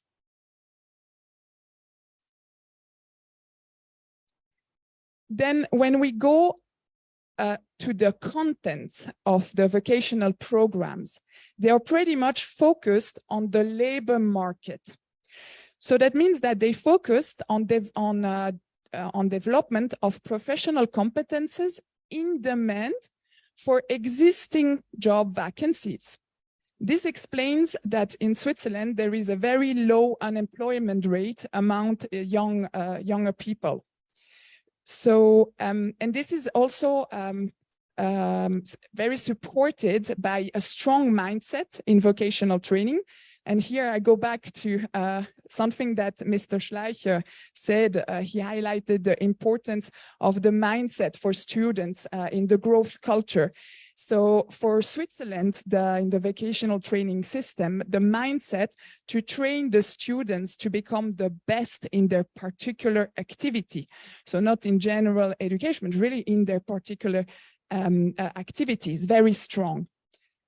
And it seems to work. If you look at all these skills competition that are very much in trend right now, and you look the podiums, you often have Swiss apprentices. That means that in Switzerland, not only Roger Federer wins medals, but also our apprentice.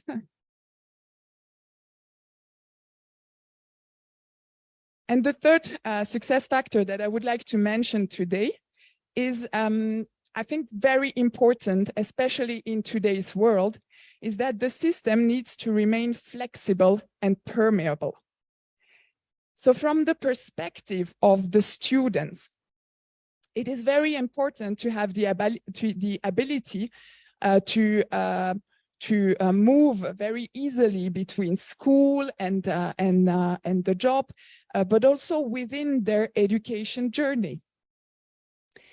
And in general, the Swiss education system is very flexible and allows, we have many bridges between the different educational pathways that allows young people to choose different roads, to change, to evolve during their studies. So the flexibility, I would say, is very important, especially as a basis to train a lifelong learner. As an example, I could say that, for instance, an apprentice in Switzerland can start maybe with an apprenticeship and then continue after his diploma in a University of Applied Science. Or he can choose to, during his apprenticeship, to do in parallel a high school diploma to then go to university. Or he can decide to finish his vocational training, to become the best in his job, to do professional training, and then why not become a master for other apprentices. So it's very flexible. So in conclusion, I would say that for a strong vocational system, it needs a well-functioning governance. it's a partnership between the public and the private sector. It needs this social dialogue. On the curriculum level, it is important to integrate vocational pedagogy directly in the businesses. And finally, from the students' perspective, it's very important to remain flexible and permeable. So it's very difficult to explain everything in 10 or 15 minutes, but I did it. So I will let the floor to the next speaker. If you have any questions or you want to engage, I'm here to talk with you. Thank you very much.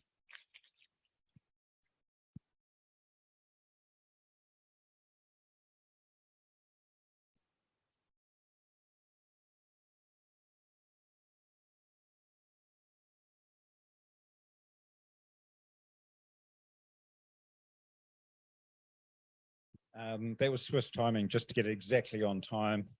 Shows the really important of apprenticeships. So what I'm going to do now is, that was fantastic introduction, because now we're going to have a video recording from Dr. Christoph Metzger, who I met in Paris, and he's a strong supporter of the Forum for World Education. So he's now going to talk a little bit more in depth about a particular case within Switzerland.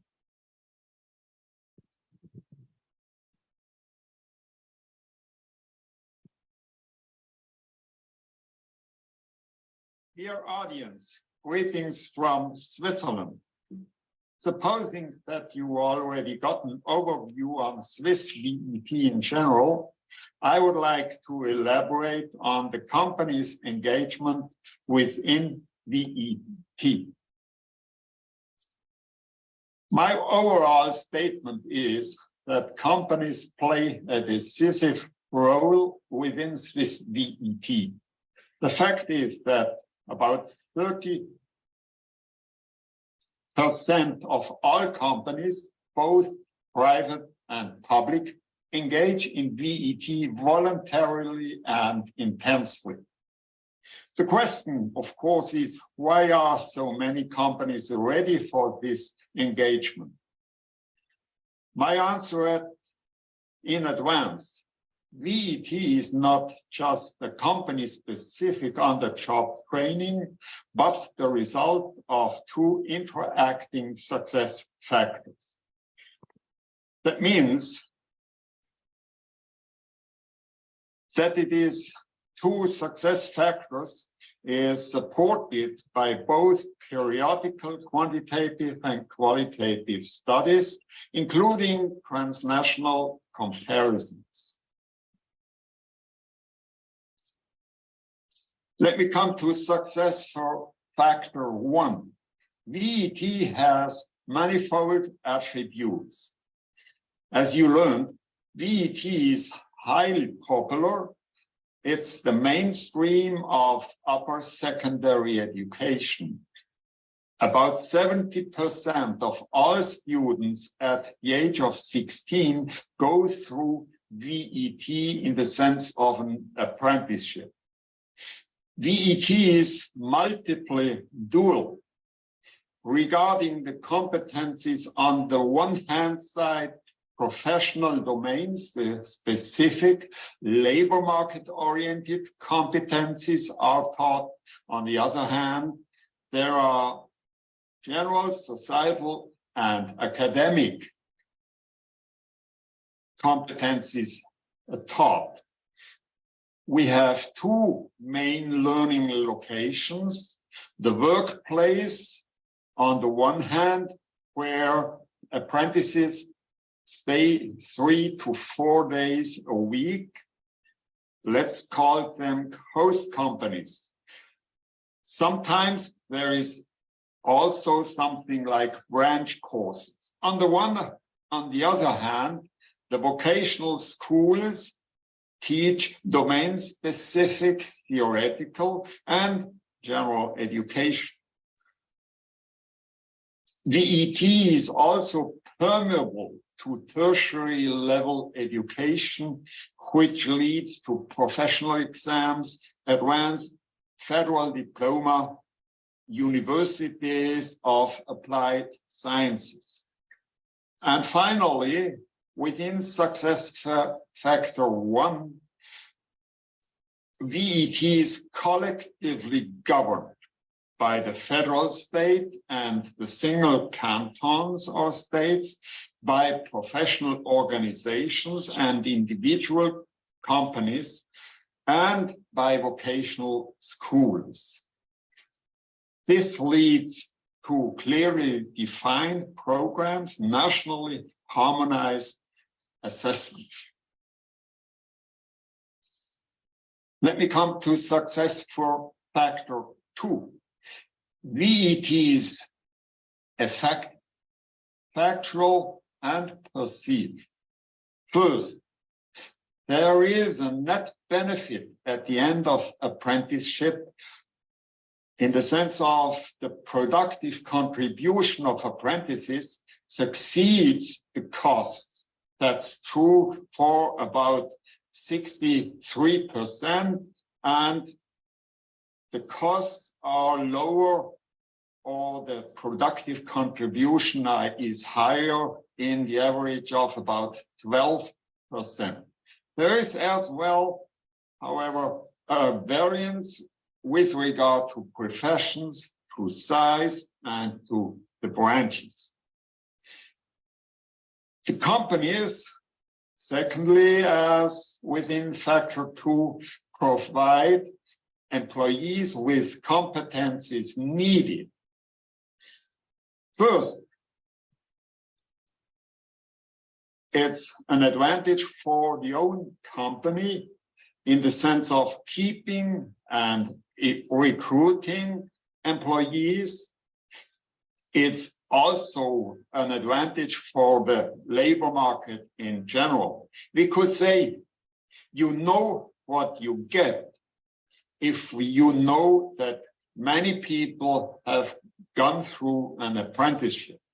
And finally, it's also an advantage for the individual employee. Research about satisfaction of apprentices show that they like the career chances, the development, and the transfer and mobility advantages. And finally, for the companies, there is relevant that there are some political and social attitudes which impact training decisions. Many companies, leaders in Switzerland have themselves a VET background, and in the sense of an attitude, many leaders think that it is a good contribution to labor market and state. Let me come to my conclusions. There are some assumptions. The company's involvement in VET stays high and effective only if VET relies on the belief in its educational and economic value. If it is mainstreamed with a permeable education system, if it is marked by cooperation and shared responsibility, is direct linked with work experiences and markets needs. And finally, it is highly flexible and continuously reshaped. Thank you, and have a successful conference.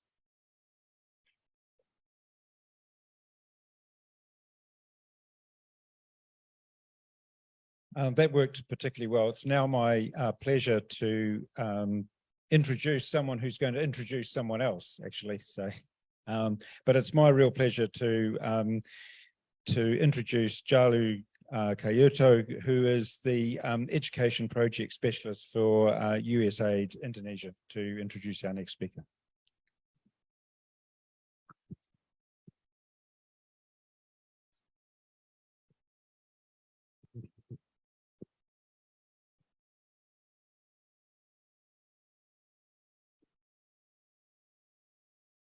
Good afternoon, ladies and gentlemen, distinguished guests. Thank you for the opportunity to the organizing committee. Before we continue to the next case study that is coming from Indonesia, let me introduce myself. I'm Jalu Cahyanto from USAID Indonesia. I'm part of the American Embassy in Jakarta. USAID is a United States Agency for International Development. It's a US government international development agency that works with developing countries to tackle countries' top challenges in different sectors. In education sector, our vision is to create a system in our partner countries that enable all children and youth to acquire the education and skills needed to be productive members of the society. And in Indonesia, our investment focus on working with partnerships, working in partnership, including also the private sector, businesses, and also other organizations, and also academia, to run or to design and also implement programs together. So Indonesia is a very large country. May I know how many of you have been to Indonesia? Good. Have been to Bali? Maybe more than Indonesia, yeah. Yeah. When we talk about Indonesia, maybe the first thing that come my mind is actually one of the most famous tourism area or resort called Bali, yeah, which is actually we did the G20 summit meeting recently in Bali for all G20 leaders. As a very large country, we have an complex education system, and with more than 250 populations, we have a very vast education system and also a lot of schools. There are 50,000 students right now from primary to higher educations.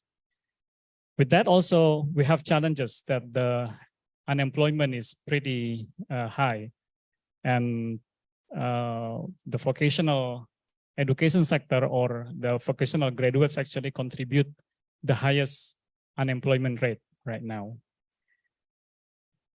So with this condition, the vocational education that contribute to this high unemployment, that's because of issues related to link and match, where the curriculum is not quite relevant with what the industry needs. There are also low competencies of vocational graduates, especially in soft skills. That includes also work ethic, teamwork, and also communication skills. This is also based on our recent survey to several companies in Indonesia. So USAID tried to partner with the private sector to develop a program, and we try to support innovative program that address these challenges. And we run this AWARE 3 program, which is accelerating work achievement and readiness for employability, working with a private sector company that co-invests one-to-one of the resources to run this program for 2 years. And we did this during the COVID pandemic between 2020 and 2022. Soon, you will hear from my colleague, Satya, who is actually also the chief of party of the program, and share some successes of the program, how we actually bring schools, or especially vocational school, engage with businesses and have the access for the student to experience work-based learning through partnership with industry. So I would like to welcome Ms. Satya to come on stage. Thank you. Thank you. Thank you, Chalu.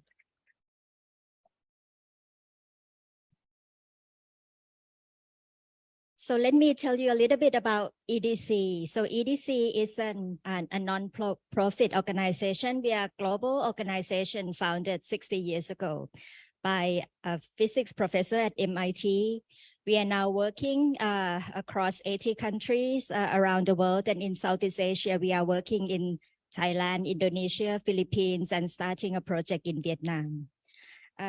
So in Indonesia, we implemented Aware 3, which is the third iteration of the project. So we had Aware 1 in Philippines and Indonesia. Aware 2 came to Thailand, and Aware 3 went back to Indonesia. So in Aware 1, we focused on work-based learning, building work readiness skill, and prepare the education institution for meaningful work-based learning experience. In Aware 2, we focus on a new addition, innovation skills. We think that all TVET students should have enhanced experience in innovation skills, not for the top of the pyramid, but for everybody. And in Aware 3, we focus on an additional skill of the digital learning and also enhance the work-based learning experience with the virtual work-based learning, which I will tell you a little bit. So you can see that there are two main components in Aware 3. We want to create the work-based learning experience for learners early. So we started as early as 10th grade. In Indonesia, and I think it's the same in Thailand as well, the 12th graders in TVET institutions, they have a full-time internship experience. But before that, we want to prepare them so that they have the right mindset. They know they have prepared the work readiness skills so that they go into the workplace to gain meaningful experience. So the work ready now is work readiness skill training. It's classroom based. We train the teachers to deliver the online, or it's online because of COVID. It's an online soft skills training to promote soft skills like growth mindset, self-development. They know that they can grow in their own ways. They know about their strengths and their weaknesses, the skills that they want to improve when they go to the workplace. We provide them with early experiences to practice their communication skill in professional settings. We started to help them with job seeking skills, preparing CVs and digital portfolio. We talk about professional work behavior, and they also have experiences in simulations about teamwork and leadership. So those are participatory classroom teacher facilitation activities that build the work readiness skill. When they are ready, we then transition them to the virtual work-based learning. It's virtual again because of COVID, but I think, after COVID, we also feel that the virtual work-based learning model is actually quite a strong model for the education institution to partner meaningfully with the private sectors. So in the virtual work-based learning component, we start with the curriculum synchronization process, bringing the industry to sit down with the school, with the curriculum department in the TVET institutions. They talk about the new, the current needs in the labor market. What are the skills that are the youth are lacking? What are the skills that the industry value? In the curriculum synchronization process, they also define the projects. And then the industry actually come in. And when I say come in, it's virtually to provide master classes. Example of the master classes that we conducted in Indonesia was something exciting for the youth and also very relevant for the industry, like food photography, social media campaign development, zero waste fashion design. That kind of cutting edge, but simple, but exciting for the youth. After the master classes, we then get the students to work on the virtual internship projects.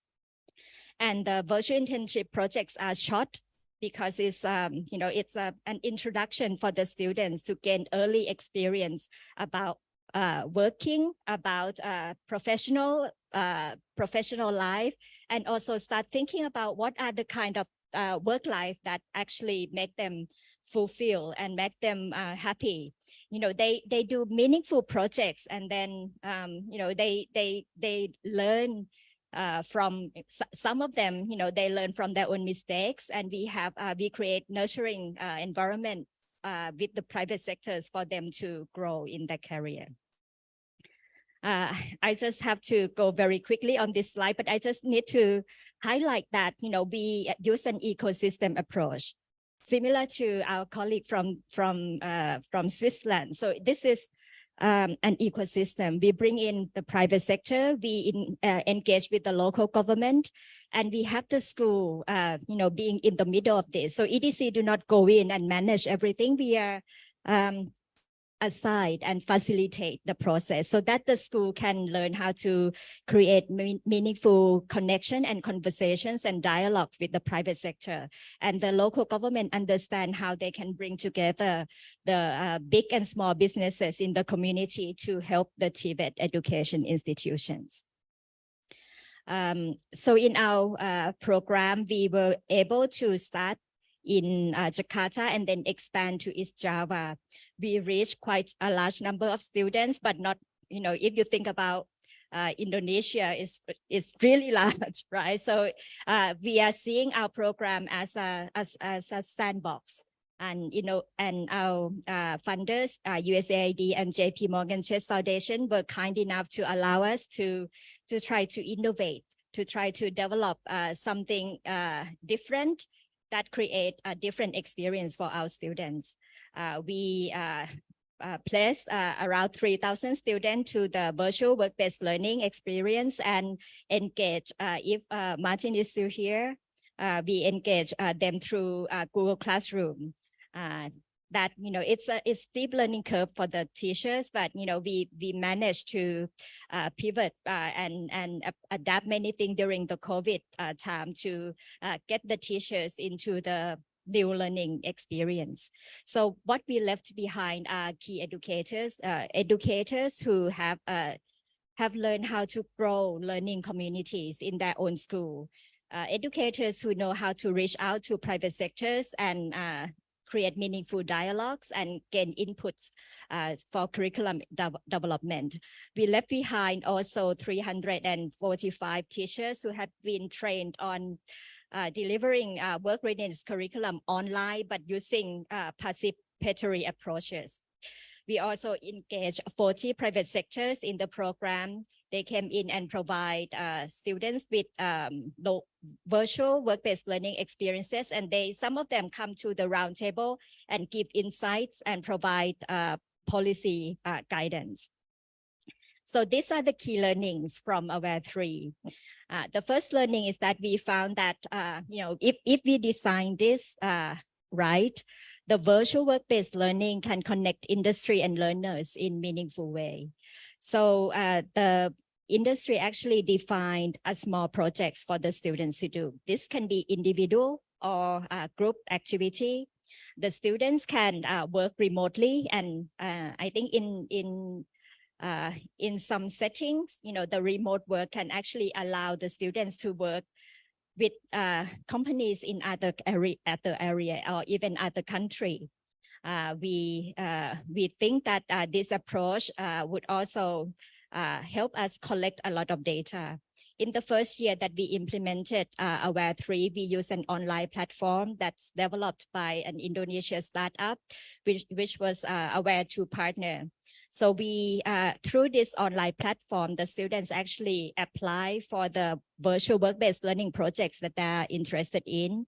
They can simulate the process of job seeking. They develop their own digital profile and kind of pitch for the projects that they want.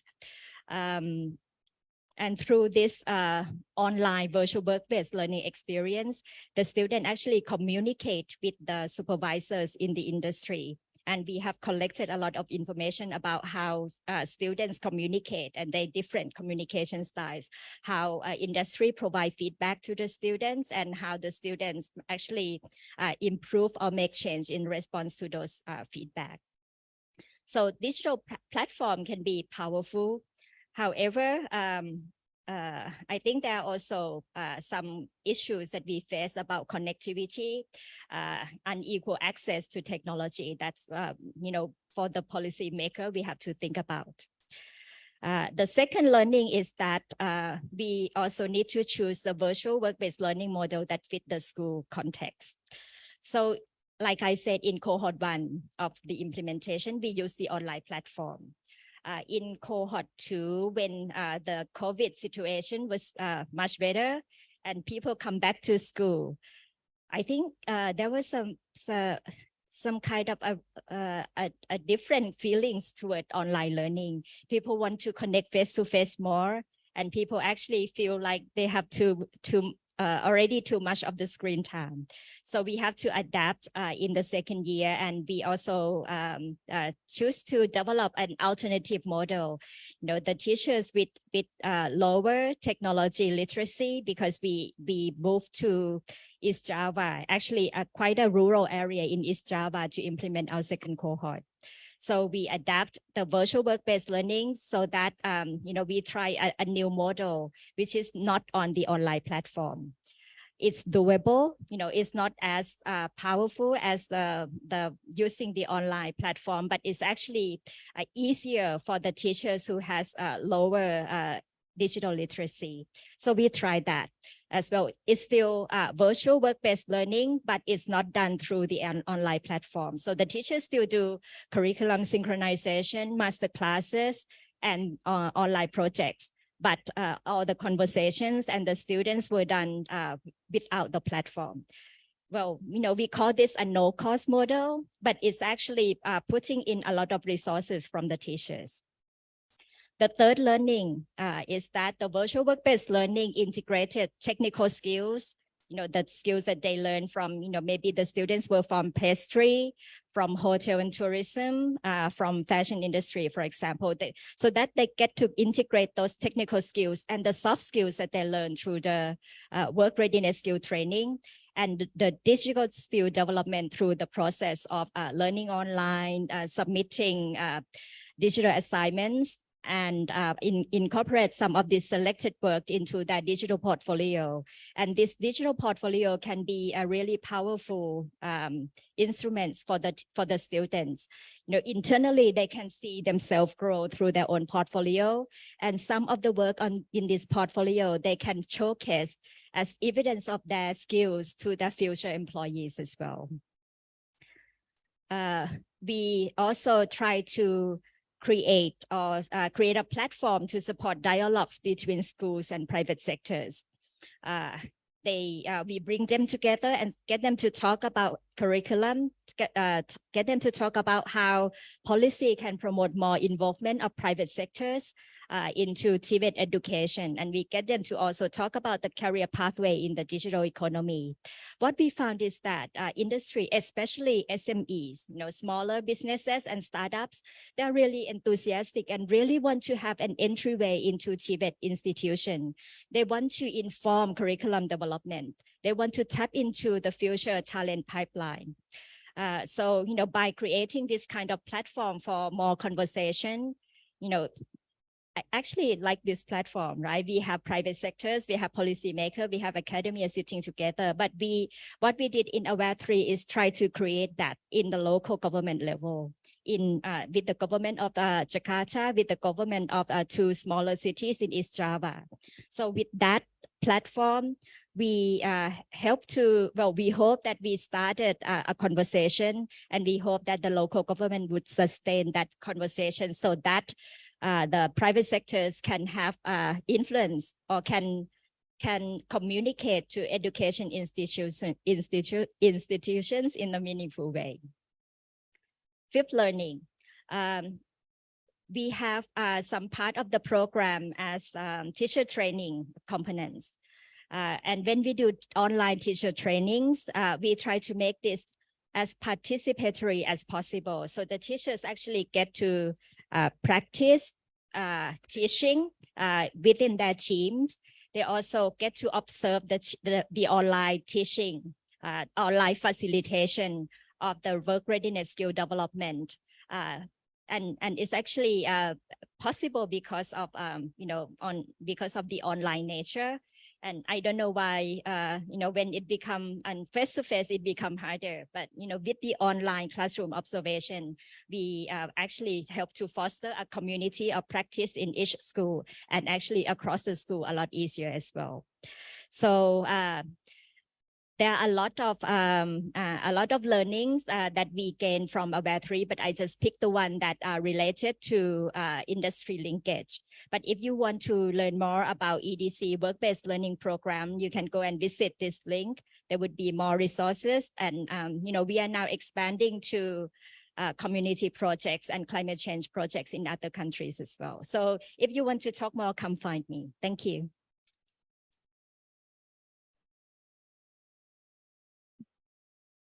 This morning we heard about consent, and this afternoon we have Dr. Kosol Pecheswan, who is an advisor to COSUN KMITK. So we'll hand it over to him, and we'll keep moving along this afternoon. Thank you very much.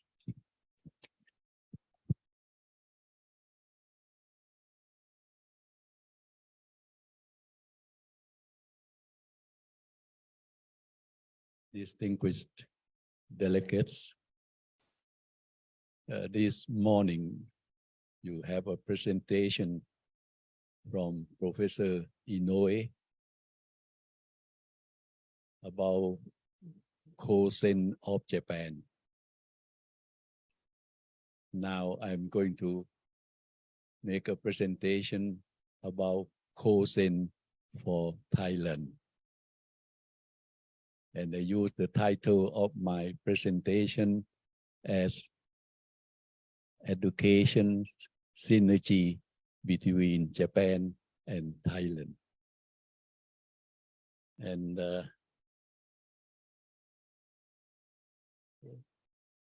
I would like to start by making a quotation from Professor Kaku, that wealth of a nation comes from science and technology, and our future comes from passion and innovation of young people.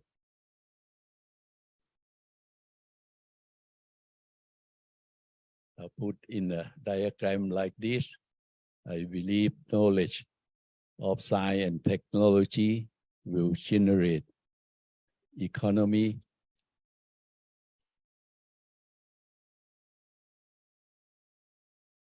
and Thailand has a vision of overcoming the trap of being in the upper middle income. So want to have a higher income. So the government has a policy of upgrading industry with knowledge-intensive ones that require advanced technology and research and development activities for better economic growth. So the government initiated the Eastern Economic Corridor as a key strategy. And as we know, in Thailand, direct investment from Japan is many times more than that from other countries. And from a survey, we discover that all Japanese companies have problem of insufficient number of highly skilled engineers and R&D personnel. In Japan, Japanese company have Kosen engineers. Kosen was established in 1962 during Japan's period of high economic growth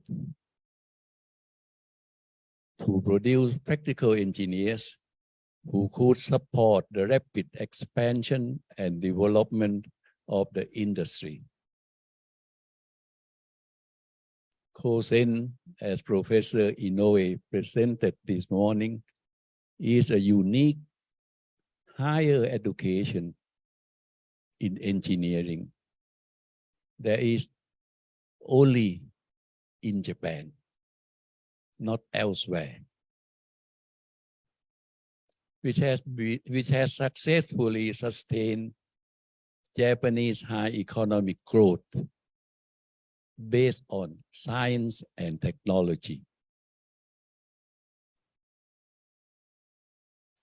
And it has been designed to train graduates from junior high school when still physically and mentally maturing to be practical engineers with 5-year educational programs, which is significantly different from the high school university system. And as Professor Inoue said this morning, all teachers of Kosen are with doctoral degrees in engineering and in science. And they are professors with experience, all of them.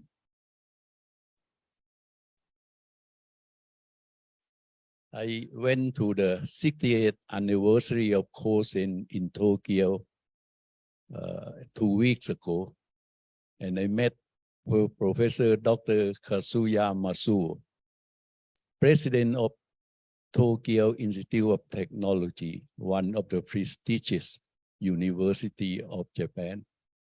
He was so proud of being an old boy of Kosen. I am told that Mr. Noriyuki Takakura, president and CEO of Honda Automobile Thailand, is also an old boy of Kosen. These just 2 examples. This is an interesting track. We started from, well, what we want the industry, we want practical engineers, researchers, and with creative minds. So the fast track that Japan have done is by having junior high school students and give them engineering education for 5 years. And Japanese company welcome them so much to be practical engineer, researcher with creative mind. And this in Japan only. Normally, junior high school, we go to high school and to bachelor degree, master degree, and doctor degree, then become researchers in the companies. So this is the fast track. This is the formal track. Even the fast track, some of them can go and get an advanced course for bachelor degree and to become practical engineers. So these are the 2 tracks for work together in Japan. But the fast track of Kosen is very much welcome by the industries. And in the history of 60 years of Kosen, overseas students to go to Kosen to join at the 3rd year No, after they have senior high school education, they go to the third year, and they never had overseas student to start the fast track course from the first year.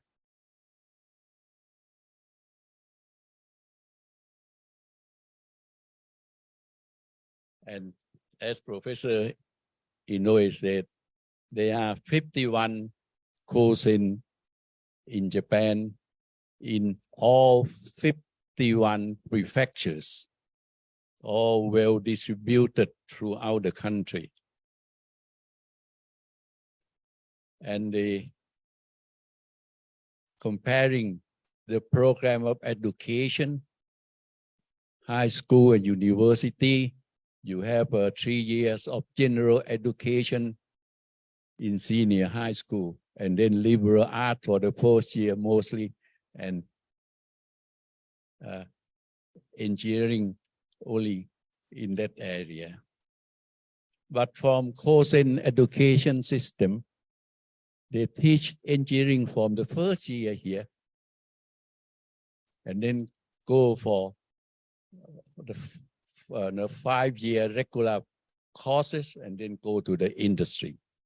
Only a few number go up to the advanced course to industry. And the liberal arts, mainly science and technology, and teaching by professors.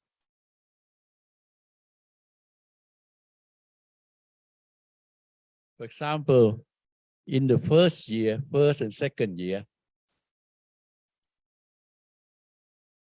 professor emphasized on reverse engineering learning to the students.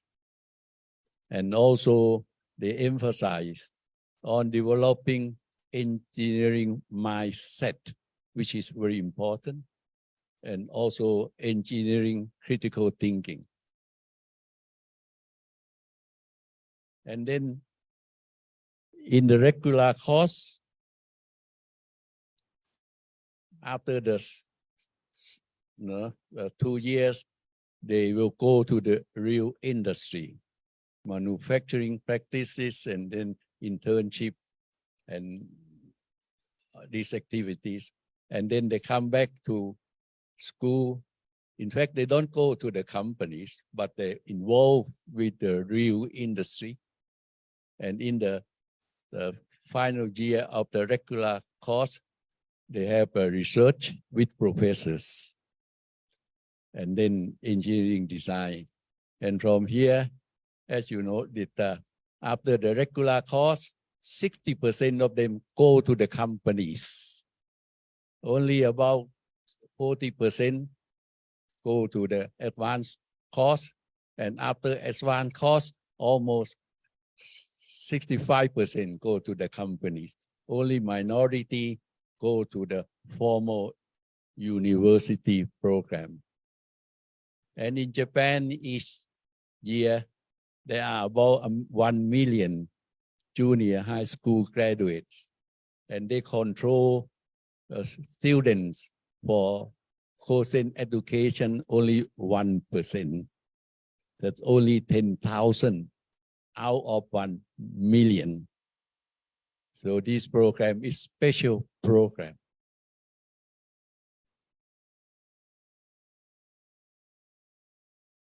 So Kosen in Thailand. The government of Japan helped Thailand establish 2 Kosens. One Kosen KMITL and Kosen MUTT. And Kosen KMITL has 3 courses. First one, mechatronics engineering. It was the first one, started in 2019. And then last year, computer engineering. And next year will be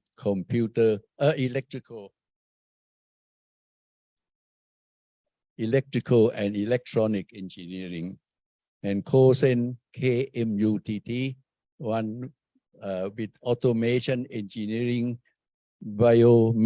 engineering and agricultural engineering. All Thai teachers, all of them, young with doctoral degrees. And we have to have a really good young doctor degrees, all of them in science and engineering. And they are working with experienced Kosen professor from Japan in the process of transferring know-how of Kosen education to Thailand. Curriculum and teaching methods and the quality of two Kosen in Thailand, we emphasize it have to be to have the quality the same as Kosen in Japan. We have grade 9, junior high school or Matayom 3 student. They are selected through the same entrance examination of our science high school. We have 13 science high school in Thailand. The first one, Mahidol Vithayanusorn, and we have 12 Princess Cheiravanont Science High Schools. This is the atmosphere in the classroom of Kosen KMIT. Teachers always with students. After lecture, they have to spend at least 1 hour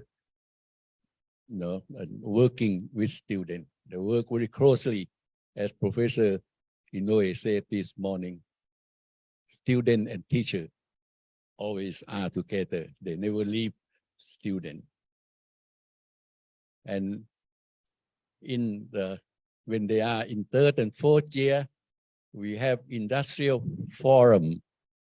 Like in this May, we have 16 leading Japanese company located in Thailand.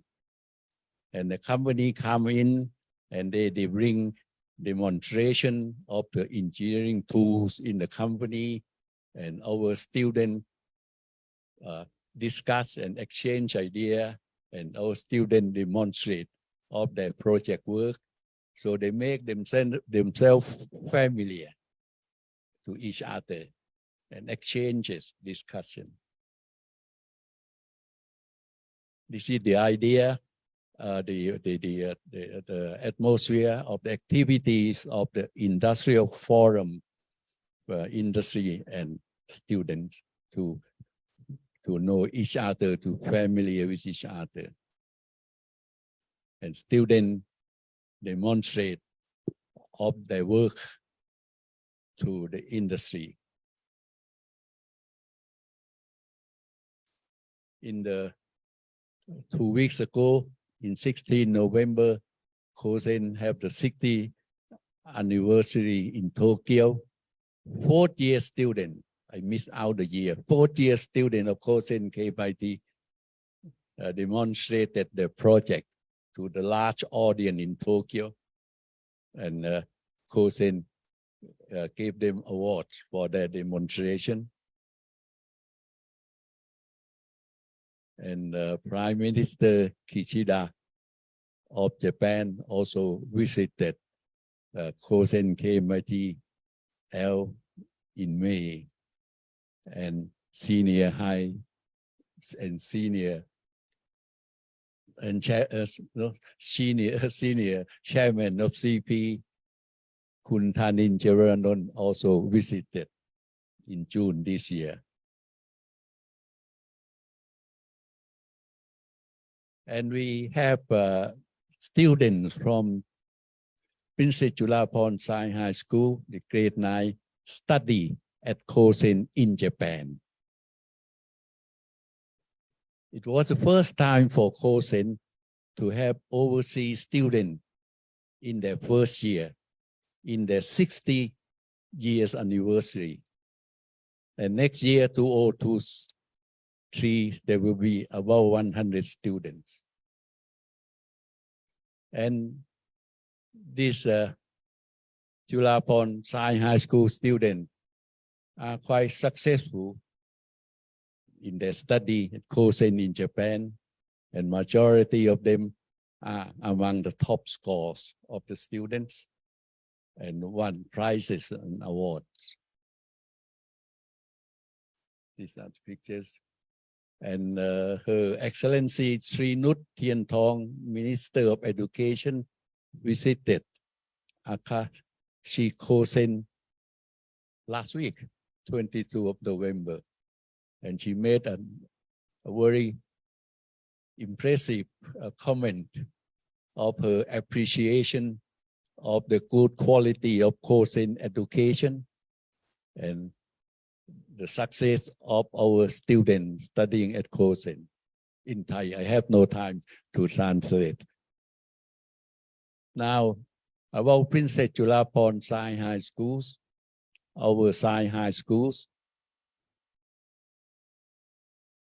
we have 12 of them in all parts of Thailand.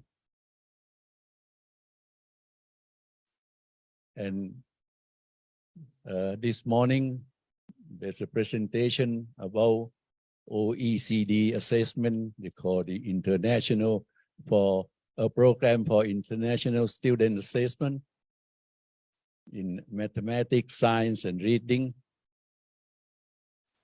The average score of Princess Chearavanont Science High School are quite high, higher than the average score of most countries in mathematics, in science, and in reading. And Princess Chearavanont Science School have partners, have Super Science High School of Japan and Kosen of Japan as partner school. So 1-to-1 with 12 and 12 Super Science High School and 1-to-1 with the Kosen Institute in Japan.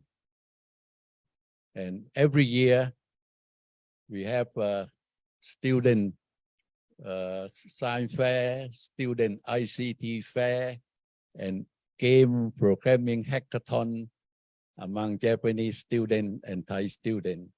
We have about 150 Japanese students. Time's up.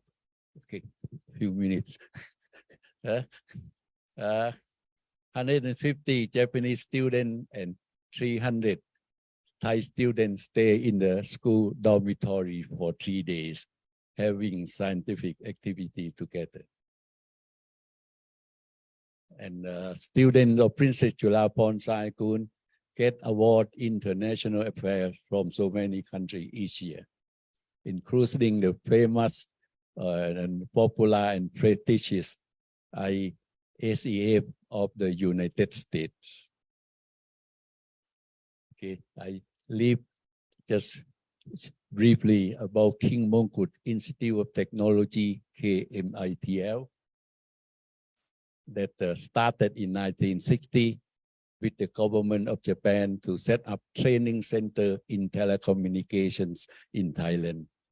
And after 60 years, now it become King Mongkut Institute of Technology, La Krabang. And JICA is so happy with the development. They made the book, tell the story of how with the cooperation from Japan, King Mongkut Institute of Technology, La Krabang have been developed.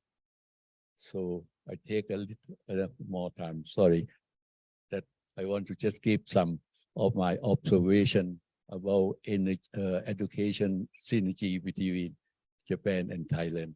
So thank you very much.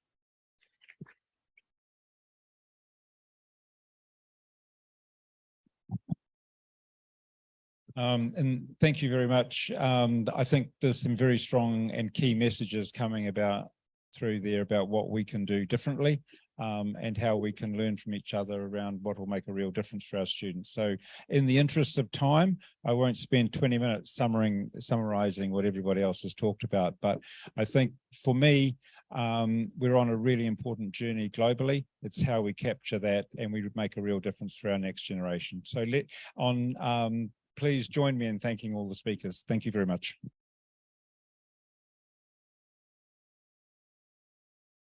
The next session will be really interesting because it is about the internationalization and the educational experience. It's a voice from the Singapore.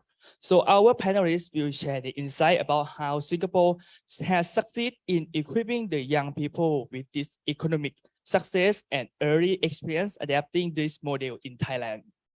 Great. Now we'll welcome our moderator, Eileen Lo, who will be joining us virtually. That's and right. we will have our speakers offline with us today. So let's put him on our screen. Hi, everyone. Can you hear me? Yes. Yes. Okay, we need to tell the host to allow me to share my video because it says you cannot start your video because the host has stopped it. Thank you. So I can unmute, but I can't share my, okay, all good. Hi, everyone. Hello. Hello. Okay, great. I see you already. Yes. Hi, good to see you. Hi. A very good afternoon. I believe that Professor Tan Un Seng will probably do a very brief introduction to me, and then I will proceed to introduce the panels. Yes, please.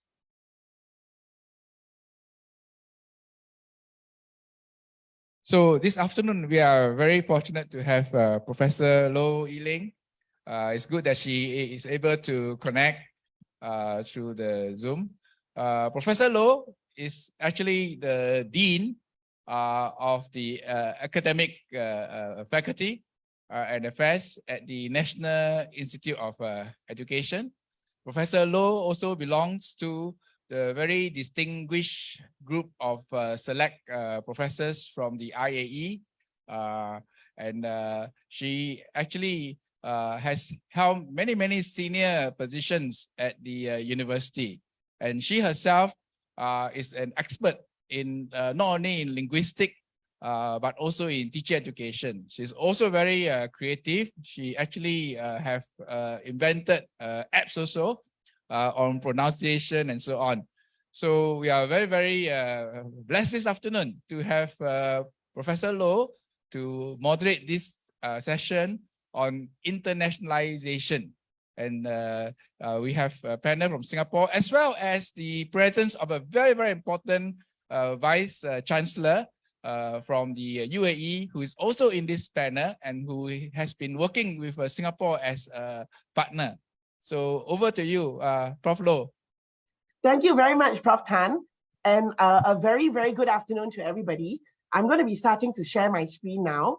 The only reason why I'm not able to be with you is really because of pandemic times, as in I am very happy and proud to say that today I'm day 5 and COVID-free finally. I tested negative this morning, but I was positive, and that's why I cannot be with you in person, but very happy to be able to log on and to feel so much better today. Are you all able to see my screen?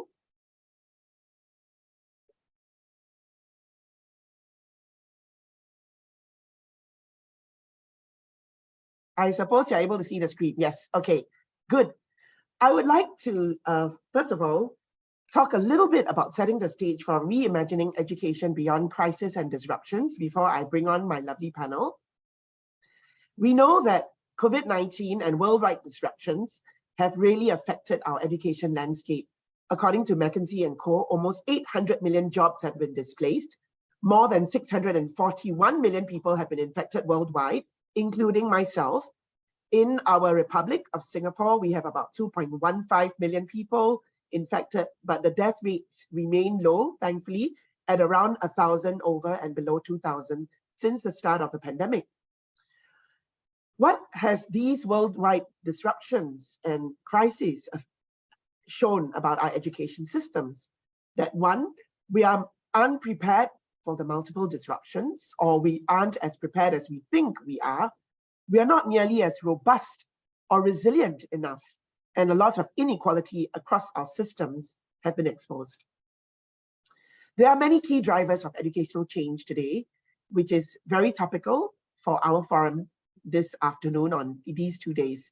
First of all, there's a great changing operating context of rapid technological change and disruptions, including the current pandemic. We have higher public expectations and aspirations. There's also the problem with aging population, as well as falling cohort sizes. The economic weight shifts have moved to Asia. Inequality and mobility remains a growing concern. We are all faced with a much more diverse society with much more diverse needs within our mainstream classrooms. There is therefore the changing local education landscape, global education landscape, as well as other crises and challenges facing us. What does this mean for education? What should we be rebuilding? And how should we begin to reimagine our education systems? Our current Deputy Prime Minister, who was then Minister for Education, Mr. Lawrence Wong, has this to say about the crisis that we face. We need to seize opportunities to reshape our education system for the longer term and to accelerate improvements in the way we teach and the way we learn. We need to strengthen what is already working and build on these strong foundations. We need to seize the chance to rethink our systems, make them much more resilient, nimble, and innovative. And our rethinking has to be contextualized within the context of education, which we all are working. Our current Minister for Education, Mr. Chan, has to say that there are positive aspects of our culture that we must retain and other aspects that we need to evolve and improve. Uncertainties require agility, complexities require collaboration, and disruptions require lifelong learning opportunities. The OECD indicators for Singapore students' global competence is shown.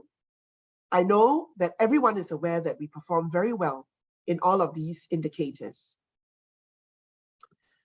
And even before the pandemic struck, we know that the OECD has come up with the education framework about transformative competencies 1, creating new value, transformative competency 2, reconciling tensions and dilemmas, and transformative competency 3, taking responsibility.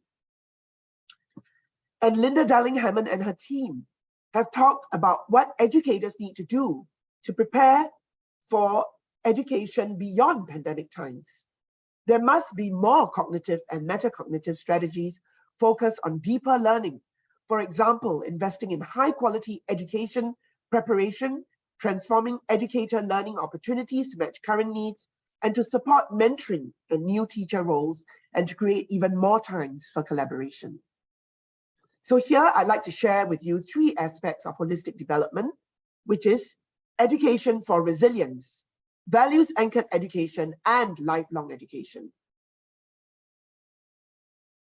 We know that there was a lot of learning loss experienced during the pandemic, as shown in this current slide.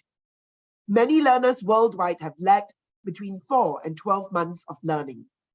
We have learned that schools are much more than merely places to learn. They are places for physical, nutritional, and mental safety. We need to rebuild our systems from the perspective of monitoring and mitigating learning losses from school closures and planning ahead about what we want to achieve in terms of regaining learning losses after the pandemic. A holistic system reimagination requires us to focus on the following 6 points. I now move on to values-anchored education. Values indeed, like what Prof. Tan has said about the primary purpose of education, is about building character.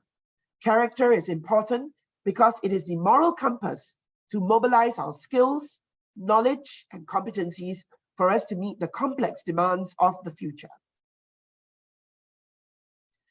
And of course, we must be committed to providing inclusive and equitable quality education and to promote lifelong learning opportunities for all as expressed by the SDG United Nations goal number 4.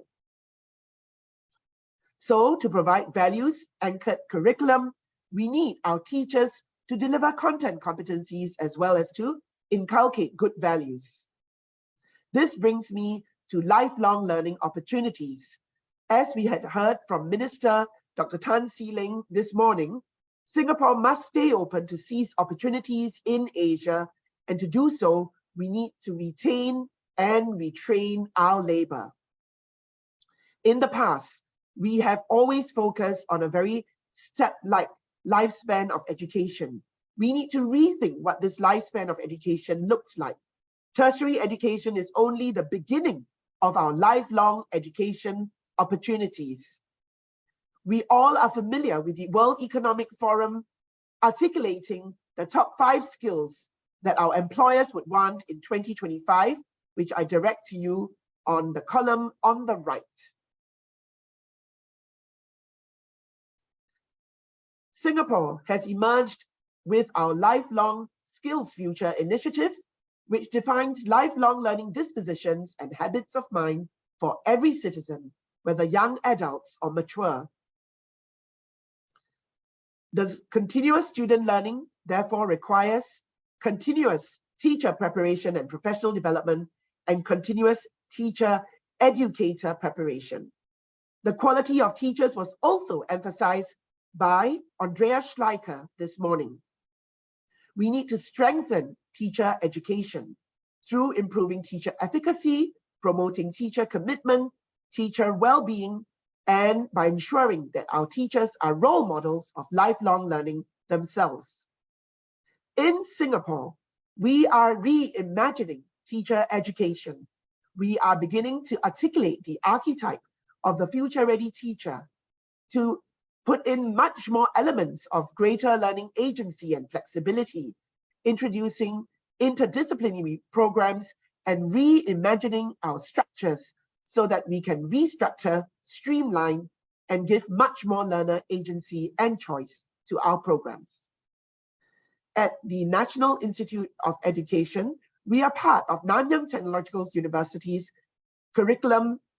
new curriculum known as the Interdisciplinary Collaborative Core that focuses on character, cognitive agility, and competence as our learning outcomes. And these are some of the ICC core courses that all our students take. And it is not just enough to envisage future-ready teachers. They must be accompanied by future-ready faculty on the top. So, for example, creators of knowledge need to have experts of interdisciplinary breadth and depth. And in order to be shapers of characters, we need role models of professional values. These have to take place together. You want teachers to be leaders of educational change, you need inspirational mentors. We also believe in faculty holistic lifelong development. And therefore, we know that the pandemic is much more than a medical issue, as Professor Tan Eng Chai from the National University has mentioned. In the past, universities were all about specialization and depth of knowledge, but in the future, universities need to have interdisciplinarity, lifelong learning, and flexibility. The 3 C's in the post-COVID world will be that universities are institutes of continual learning, and we need to close the cycle between research, innovation, and enterprise. And the 3rd C is confidence building in ourselves and our contributions. Last slide before I introduce the distinguished panel. The role of all educators in pandemic times is to keep learning going no matter when, no matter what, and no matter how. Today, we are privileged to be able to think about internationalization and the educational experience in pandemic times and beyond. voices from Singapore and beyond. I am very proud to have on my panel Dr. May Alty, Vice Chancellor, Emirates College for Advanced Education, Ms. Su Wei Chung, IBDP graduate and law graduate, Nottingham University, Ms. Jalene Chua, graduate from UCL, University College London, and current research associate at NIE International, and Ms. Dawn Teo, former banker and current CEO of a high-tech enterprise based in Singapore. We will have a very conversational approach to our panel, and I will begin by firing the first question. I would now like to stop sharing so that I can see the panelists. My first question, to open our session, Dr. May, I would like you to talk about your perspective as a Vice Chancellor of the Emirates College for Advanced Education. How important do you view internationalization to be, and how have you built this into your programs? Dr. May, please.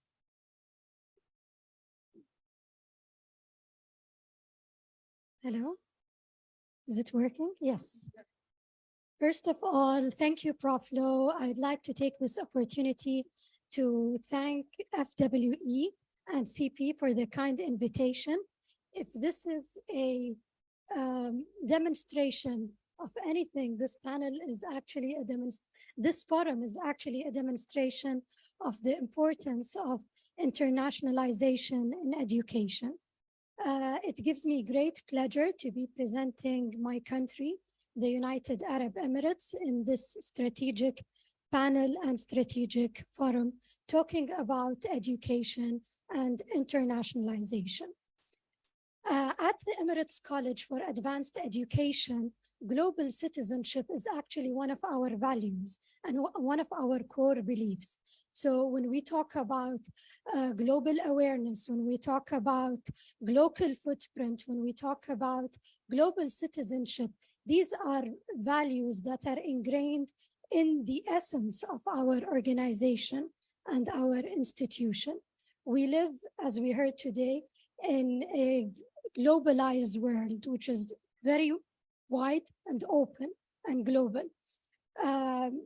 This is why we need to come together as educators. We need to come together as students to solve the wicked problems or the real life complex problems.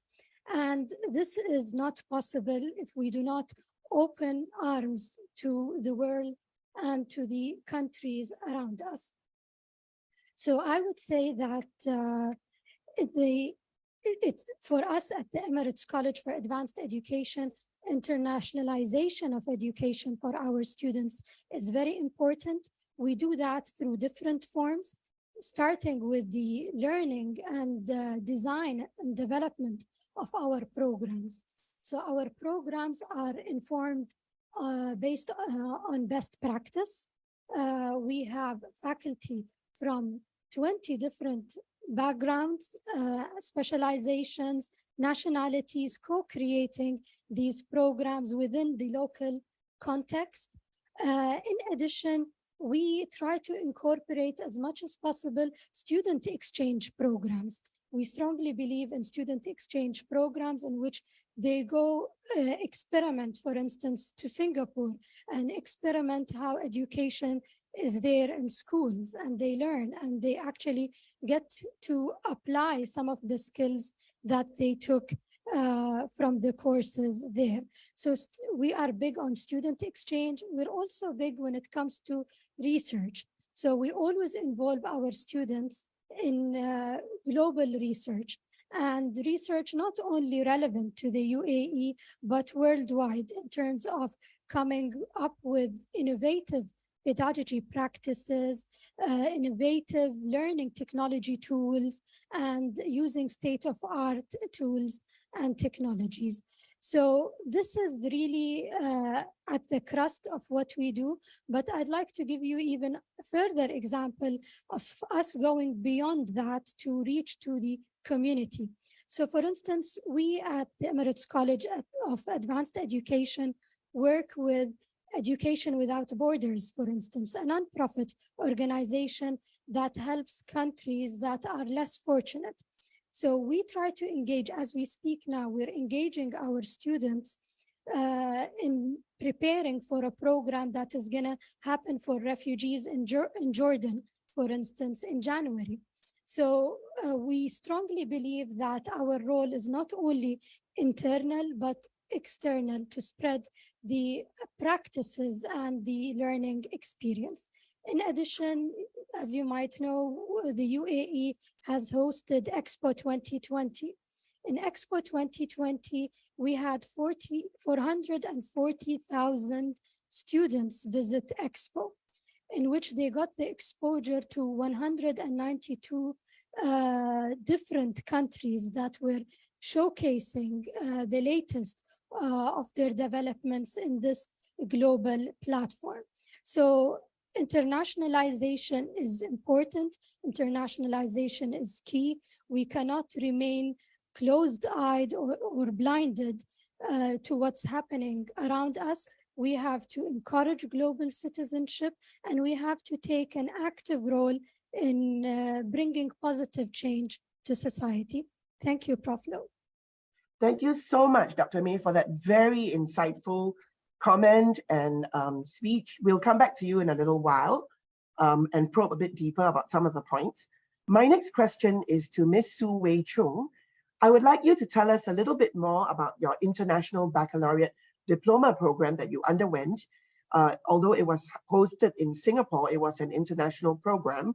What are specific components of the internationalization program that has shaped your experience and has prepared you, in your opinion, to pursue and succeed in an undergraduate program in the UK?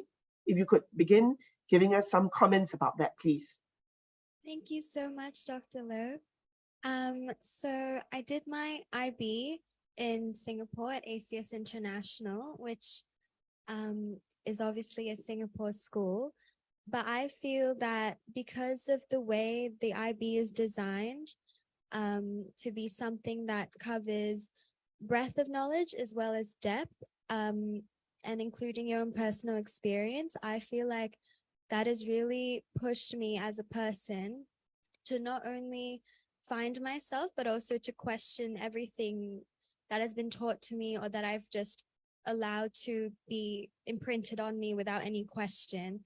I feel, obviously, with the different subject groups, I'm not sure if you're familiar, but you probably are, that you get one subject from 6 subject groups, and then you have 3 extra components of it, which include CAS, which is Creativity Action Service. So you do charity work or you do creative pursuits, and that counts into your diploma.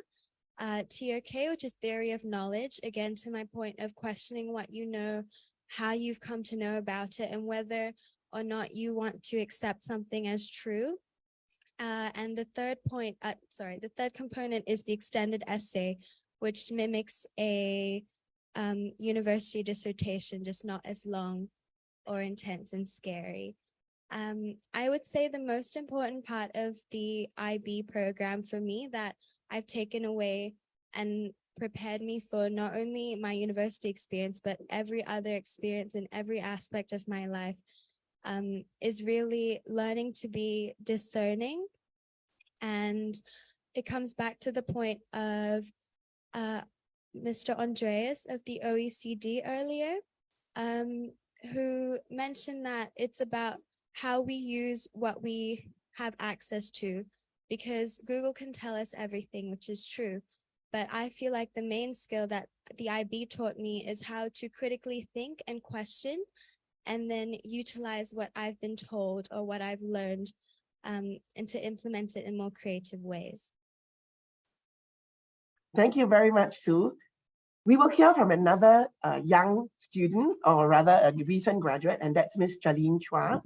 Jalene, I would like you to talk a little bit about some of the internationalization experience that you faced whilst in the mainstream schools from K to 12 in Singapore.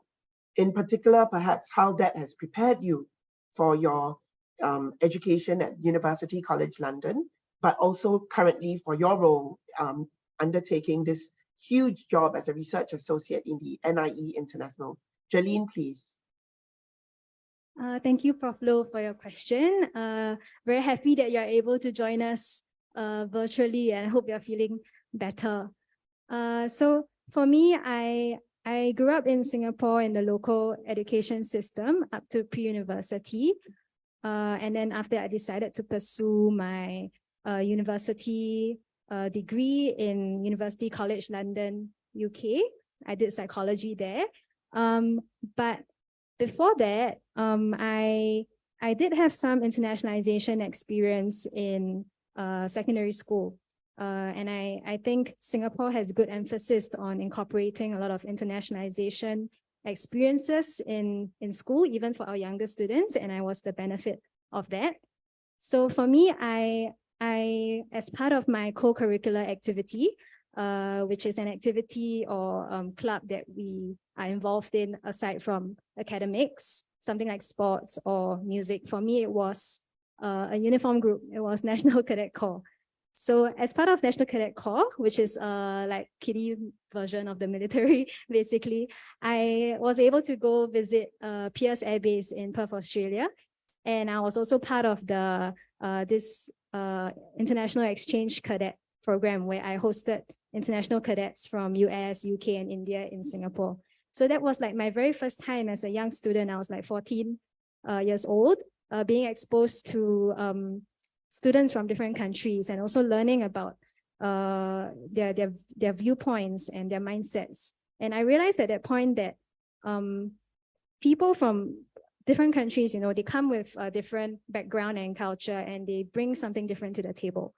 So that sparked a curiosity in me towards venturing out of Singapore to pursue travel or, if even possible, like studies overseas.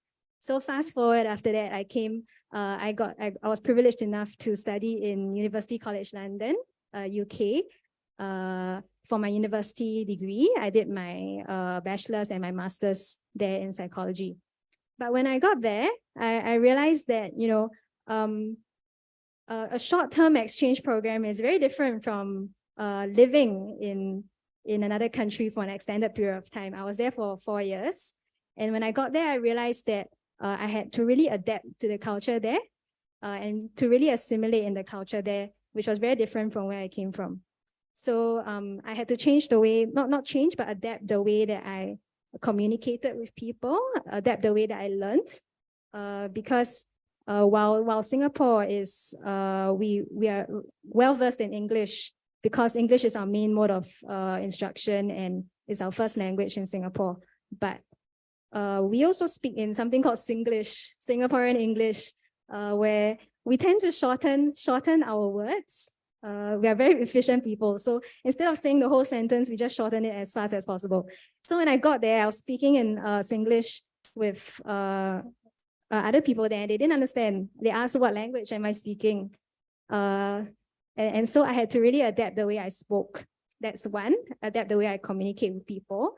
And the second thing that I had to adapt to was the way I learned, because I was very much used to the Singapore way of teaching, which was very structured, I would say, very structured. There was a lot of scaffolding involved in schools, where the foundations are laid first, and then you can go on to do extensive self-directed learning on your own.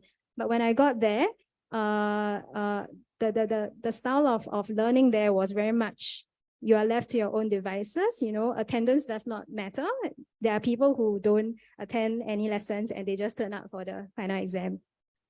So I had to change the way I sourced for information and change the way that I learned and studied for the exam, because the exam models were different as well. So I guess my key takeaway from that is that adaptability is very important, and internationalization helped contribute to that for me. It's very important to be adaptable in today's age, especially, you know, the pandemic really showed that we as people, as countries, as systems need to be able to adapt to unpredictability change and very much be nimble in today's world, because it's getting more and more unpredictable, as we know. Yeah, so that's one thing. And thank you, Dhanin. If I may come back to you again later on. Sorry. Oh, am I over time? No Okay. worries, no worries. Okay, I just wanted to give us sufficient time. Yes, go really, ahead. Sorry. to listen to Dawn. Dawn, obviously we are very excited to ask you this very important question, because you are this CEO of a very, very cutting edge high-tech firm. We want to ask you, how important do you view internationalization mindsets and perspectives in terms of the guaranteeing the future employability of young individuals? And you as an employer yourself, what are some of the things that you look out for, and what advice do you have for the young people? I think we're all very excited to hear from you. So over to you, Dawn.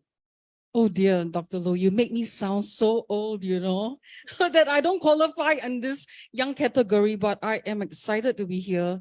If you kind of read my background, I do not come from the education sector. I come from a banking world. It's a harsh world. So this is a very nice industry, I must say. But I think COVID created many opportunities. And my startup, which is an edtech startup, started from there. Before I begin, right, to give you the answers that you are looking for, you know, policymakers and decision makers here, I just want to tell you a bit about a shift in some of the enterprises. In the past, right, many enterprises start off with just P&L in mind, you know, and it's just profit driven. But really, when COVID came, right, we started to ask ourselves, are we just more than P&L? Are we just more than revenue? Is that a value proposition that we want to do? We want to change the world. And I noticed, and okay, I just let you know, we are a circle of CEOs, okay? We are always asking ourselves, hey, seriously, you have so little sleep, you know? Yeah, this was the year I have the least sleep. I sleep 4 hours, my guys are there, they're like, oh my goodness, my boss is overdriven. But you know, there's so much joy, you know, why? Because every day we're asking ourselves, what do we want to change the world for? And because of that, from you know, Singapore is really small, right? And of course, our education is really, really top notch. And I love that. But what I am asking myself is, hey, am I just solving my nation's problems, you know, with education? You know, is there something more? And that's why we are forced, right, to look at international. Now, then comes the next question. Do I hire the person without, right? And Dr. Loh, you rightly point out something, mindset.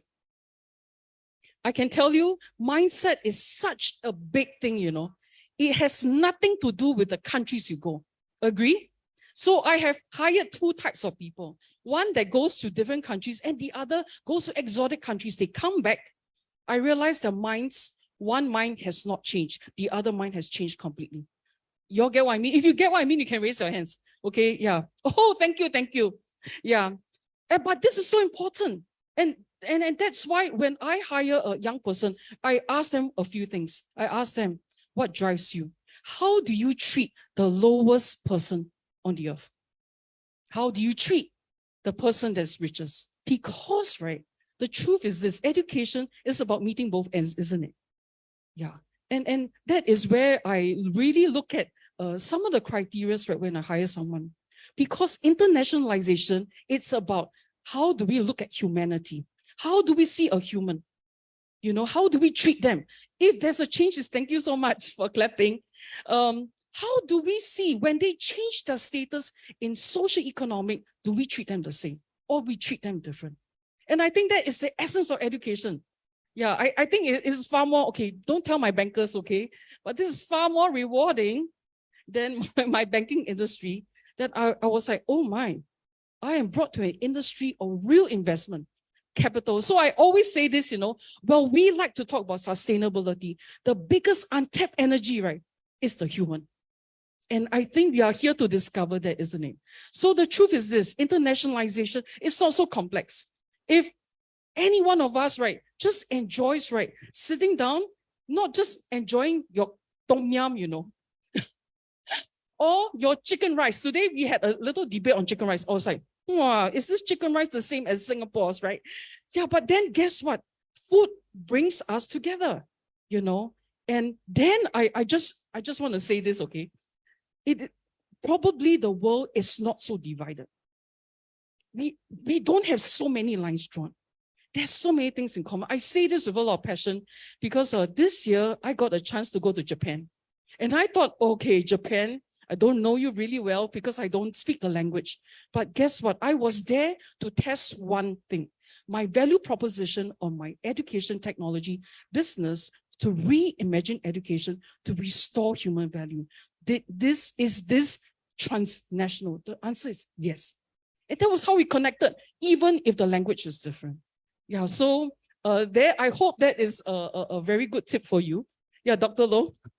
Yes, thank you so much, Dawn. In fact, actually, along with our Dr. May, I'm so proud of this Singapore panel because I think today what you have really seen is truly the ability of the Singapore education system to produce very, very competent, globally competent individuals who also have the values and the character, and there's a lot of promise in that way. So I think it's always better not just to speak about the Singapore education system, but I think this is the best showcase that we can possibly have. Now, we do have about 13 minutes left, and I'm going to use this very preciously.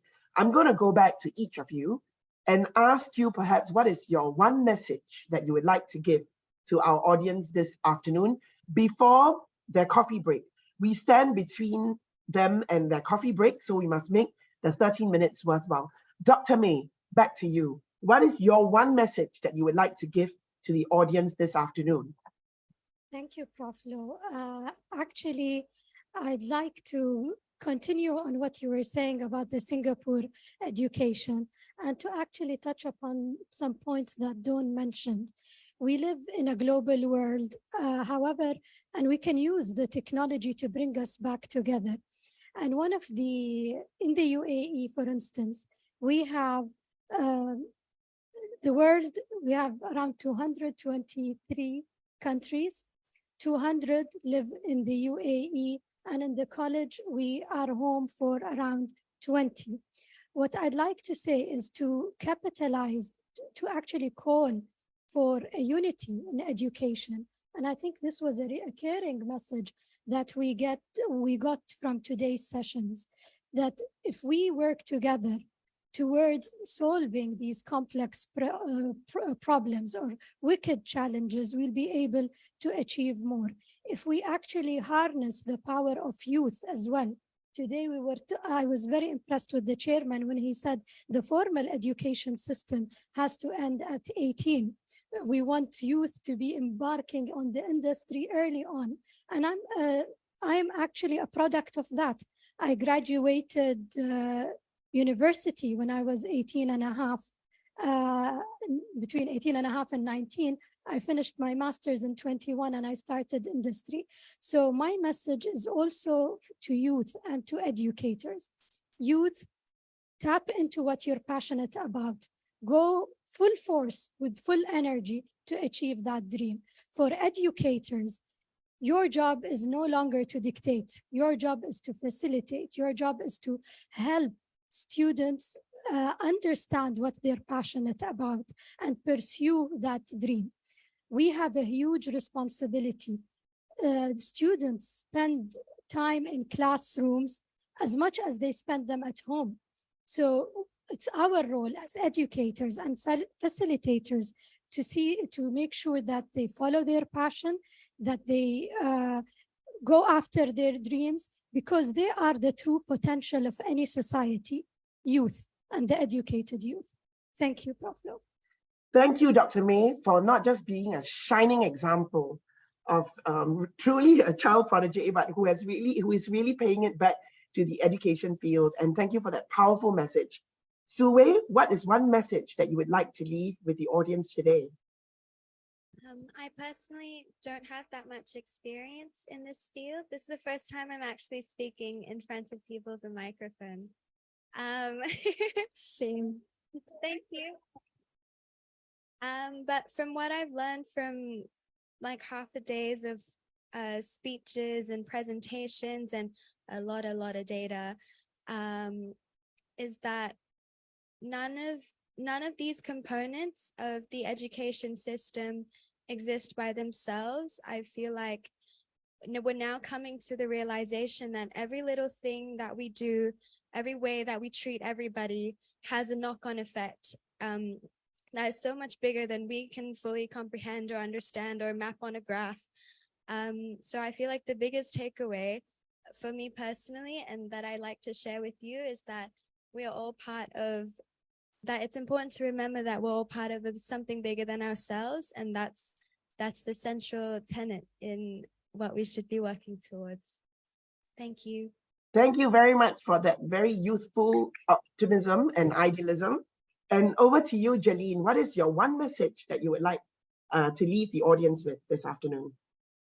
Yeah, I think for me, I would like to speak up for a certain group of the student population, which is the population of special learning needs, because I'm a psychologist as well. I work with some children with learning differences, and when we talk about internationalization, it's about accepting diversity, but then diversity also exists in the classroom, and the most relevant one would be learning diversity, how neurodiversity, and how different students learn in their own ways. So Mr. Andreas also mentioned this morning that we have to believe that every child can learn, right? And I really want to speak up for the students with different learning needs. I realize that when they are very much supported and accepted by their peers, their teachers, their parents, they can really thrive. And when they are not seen with like a deficit-based lens, basically we celebrate their strengths and then support them in areas that they need support in, they can really improve and thrive. So I think that is my key message for today. Yeah. Thank you, Jalene. Wonderfully put. And of course, I'm very happy to hand it back to our powerhouse. Dawn, what is that one message that you want to leave the audience with? I can say this, my journey of learning about education and the industry has been fascinating. I think, what CP coach had said, that if you want to know the business, you need to go to the ground. And that's what I did. I went all the way to the preschoolers and I found out the struggles of a child, of a teacher, of a program head, of a principal. And then I realized this, that actually there are a few things, right? I mean, I was a process engineer, doing a lot of transformation in a bank. And I use that, right, to apply even in understanding the school environment. And I start to ask myself, hey, why is everyone coming with a good intent, right? Not hitting at it effectively, I think that is something that keeps me awake at night. I love our education system. I think it's so good, that so many children have risen up because of the opportunities they are given, right, for empowerment. But I'm sitting here speaking this way. You come from a country representing maybe perhaps not at the state that you want, correct? And that's why you're here to learn. And I find that there are so many things to learn from each country. If only we listen, beyond our words. I'll give you an example. I was in Japan, right? And of course, I was there to learn about the fantastic, innovative, creative culture that they had. But then I realized when they met me, right, they were humble, I was shocked. I was like, no, I'm here to learn from you, But no, they were not. They were listening beyond words, And I thought that was so humbling for myself, as an entrepreneur wanting to change the world. I think that is so such an important language that sometimes school don't teach. Not that they don't teach, but in Singapore we have to learn because we have so many races we are forced to learn, right? But then I realized that the moment we lean in, right, to listen more than just the words, right, actually we can hear a lot of things. So I just want to ask you, have you all spent time to listen to the people, to the ground? Have we leaned in, right, to other voices from other countries? Because if you realize, right, actually we are not very, very far from one another. We all have the same heart and one mind. We want to empower our young people. We want to see that they have a better future than us. And I think that governs me quite a fair bit, to also embrace technology in a big way. So I know educators, right, sometimes they look at technology, they want to throw stone, you know. I'm like, oh, wait. We are not at the mercy of technology, agree? It must work for us. But if we remove our soul from technology, right, then we lose it. So there's one message if I were to tell a young person is this: when you go and learn from other countries, never ever lose your soul as a person, you know, your values, your character, because that is what really make you. And I have seen, I really have seen and witnessed, you know, where I send some of my staff out, right? Oh, they come back a different person. And I was like, wow, what did I do wrong? You know, what did I not do enough, actually? So that's just one thing, main thing. If I were to be that divides between us and your coffee tea time, you know, yeah, this is that one thing. Yeah, I do want to part with you. If you do want to chat up, I'll be happy to do that. Yeah, thank you. So, ladies and gentlemen, I think you would agree with me that this has been really a very, very energetic, dynamic panel. We've learned a lot from each other and, of course, from the rest of the conversations that has happened since the morning. We are all committed to having education as the power to change the world. And we also have the youthful dynamism, idealism to achieve it. So with that, I think we will give you your tea time. It's been an honor and privilege to have been the moderator of this very distinguished panel, and I hope you have enjoyed yourselves as much as I've enjoyed moderating the panel. Thank you very much for your kind attention, and I'll return you to the host. Thank you very much.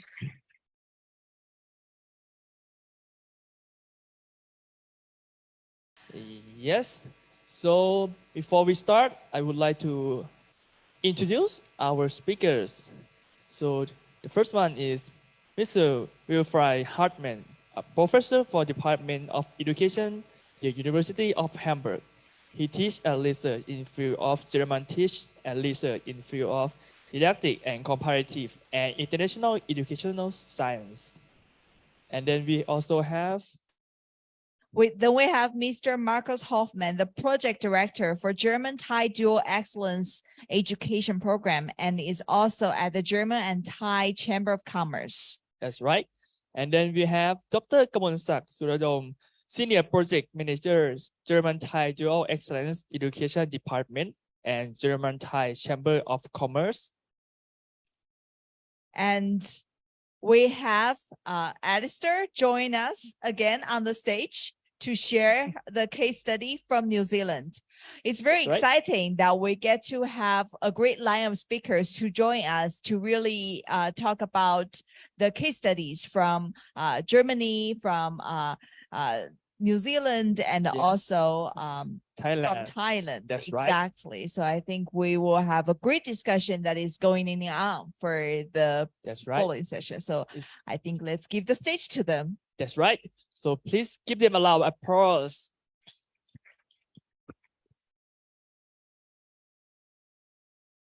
Good afternoon, everybody. I'm really glad to see you here because I was glad that session 3 finished in time. I was glad that we all had a chance for a coffee break.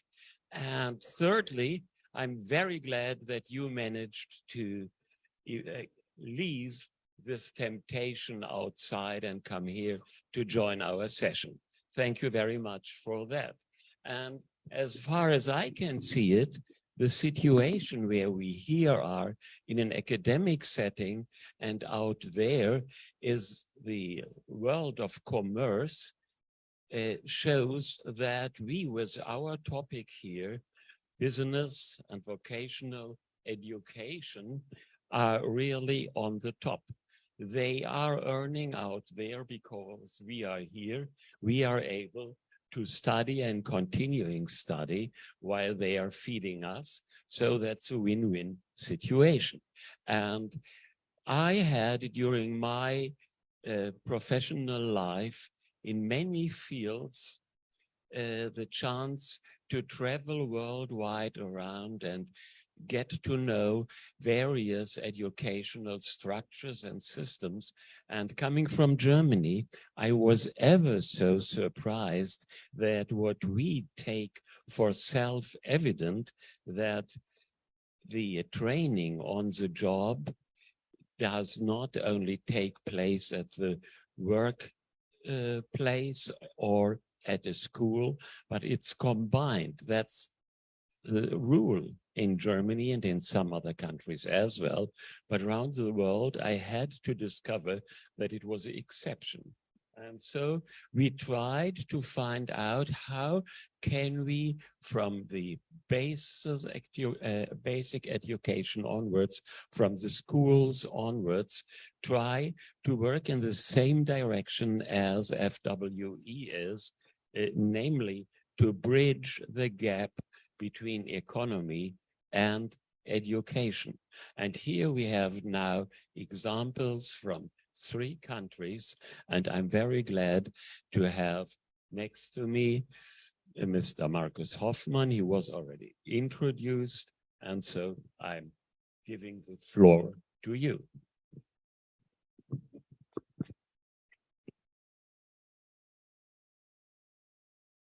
Okay. First of all, thank you very much, and thank you so much for inviting us here today in this very great location, and for this great audience. Talking about dual vocational education is part of our life, and I'm in the vocational education and training system for over 30 years now. This has really become part of my life, and I believe I will never change it. We would like to share with you 2 PowerPoint slides. Firstly, we would like to introduce you in our dual vocational education and training system from Germany. And secondly, how we implement this already nearly 10 years ago here in Thailand. Starting with this slide for introducing, and like Professor Hartmann talked before, the German dual vocational education and training is the most important foundation of the success of continual training for skilled workers in the German dual vocational education and training system. And the system is so called because the training and the teaching takes place in 2 different tracks. So once our apprentices, they go about 30% and working in their companies on their profession which they selected, and 30% they are supported by vocational schools. The trainees are able to orient themselves by clearly defined training standards. Once they learn like the occupation in theory and simulated in vocational schools, and also practice in real workplace on real occupational working standards. And the training qualifications are recognized by the state, economic, and society throughout the whole country in Germany as well. Since they're training, the employees themselves are able to ensure that they always have enough skilled workers in hand. The training company and the employers also are able to partially adapt the training content which regarding to the needs of the company. A little overview about the structure of vocational education and training, and you see the blue field. So we have once is our dual track, where students go working inside the company and supported by vocational schools, or they go in so-called full-time school-based learning and training, where these schools have workshops and laboratories, and the students are doing their practical work. And before the training begins in Germany, our younger generation, they looking into, right now we have approximately 324 recognized training occupations. The student thinking what kind of training or what kind of profession they would like to learn and where they would like to work on.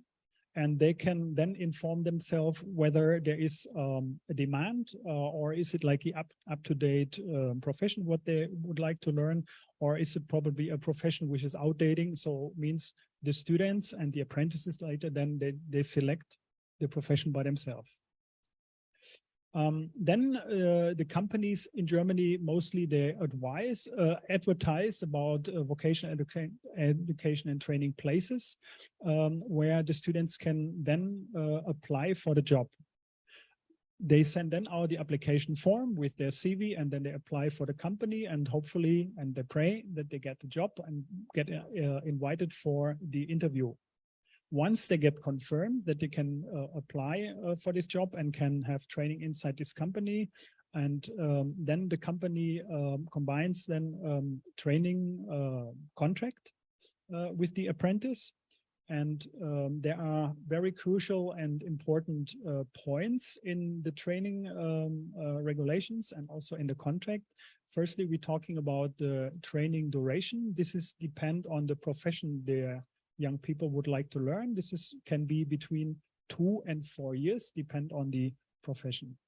And also inside this training rules and regulations are the training schedule, the remuneration of means the payment for the students, which is very interesting and important for the students, and also how many holidays they have. And mainly this contract is also regulated by laws from both sides, for company and also for the college. And it is very important to say that our training and teaching plan are coordinated. So, and we're talking once for vocational schools, we're teaching on learning fields and not on the subjects anymore. And here you can see that 70% of their training, the students are inside the company and learn hands-on jobs and are directly integrated into the working process, and 30% supported by vocational schools. But this training plan is coordinated. This is a very important point. And while primary and general specific knowledge are taught in vocational schools, the students get their specific work steps and practical skills in the company. And also, like I said, they are directly integrated into the work process. And after the training is done for a period of 2 or 4 years, depend on the training regulations and depend on the profession, the trainees have to undergo examination. If we're talking about a 3.5 years training duration, the training must do also a midterm, we call final examination part 1, and the final end examination, this is final examination part 2. Final examination part 1 already count about 40% and 60% for the final examination part 2. And from both of them, they must pass at least 50% to get the certificate.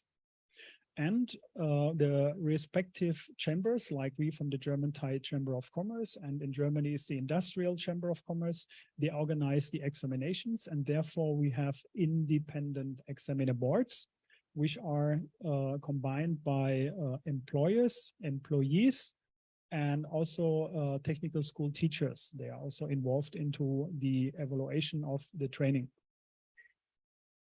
Once the certificate is awarded, like I said, the students must pass at least 50%, and then the door is open for the students. They can decide whether they would like to work continually in the company where they studied before and what they learned. But 2/3 of the students even remain inside the company where they have trained, and 1/3 they do further education, or even they change the job and looking for another things what they're interested in their life. And here you can see a little overview what we have so far in the last year, that we have about over 400,000 training companies in Germany. We have about 324 apprenticeship programs and professions in Germany. We have about 1.2 million apprentices for last year. And there's actually no age limit for vocational education and training. And every year, approximately 1,500 people who are already over 40 years old, they still decided to have dual vocational education to get a qualification on being a skilled worker for the company. And here you have a little overview about our, let's say, big players on vocational education and training in each state of Germany. So I think most of the names you know as well. and they play a very big, important role also when it comes to employment for the younger generation. So they are really contributed and strong on education field. And then internationally, the German dual vocational education and training is recognized as a successful model. And therefore, we brought it out also abroad and in other countries. And this dual vocational training system leads to high quality vocational qualifications. And this is a smooth education to the work transition. And then coming to our next slide, like how we implement such kind of successful model, for example, here in Thailand. And this is our next story, what we would like to talk about. In 2013, the German-Thai Chamber of Commerce, together with the Ministry of Education from Germany and also for the Thai local ministry, we implement this German-Thai dual excellence education program here in Thailand. This is also dual vocational education and training program. And this is an apprenticeship program where also the students must and have to work in vocational school, in the company, supported by vocational schools. Also here, like we implemented this in Thailand, the training is mainly provided in the company and supported by vocational schools. We have different systems and we have different kind of structure. Once the students go 3 to 4 days to the company and 1 or 2 days in vocational schools, or we have so-called the block course or block training system. And here's just an example. This is depend on the negotiation and the cooperation between company and college. This is one example where you can see in the yellow field that the students are remaining company, and in the blue field they go to vocational schools. What we are doing, actually, our consultancy service from the German-Thai Chamber of Commerce, we advise companies about vocational education and training. We qualify also their training staff inside the company. We ensure that the relation between school and company is in place. We also coordinating the training plan for the company and also the teaching plan for vocational schools. And we also organize the examination, means we buy the license from Germany. We ordering the original German documents for the examination. We translate them back into Thai language, and then we use them for the Thai market. We also deploy independent examiner for our professions, and for each profession now we have a board of examiners, and now we can say proudly we have over 60 independent people who are evaluating our apprentices for all of our company partners. And last but not least, after we doing the examination and the students passed, we issue also the DIHK certificate, which is the umbrella organization from all industrial chambers and commerce from Berlin. Here you can see a little overview over the years, how we would start in 2013. We start with a small number of apprentices, and also over the years we run more or less.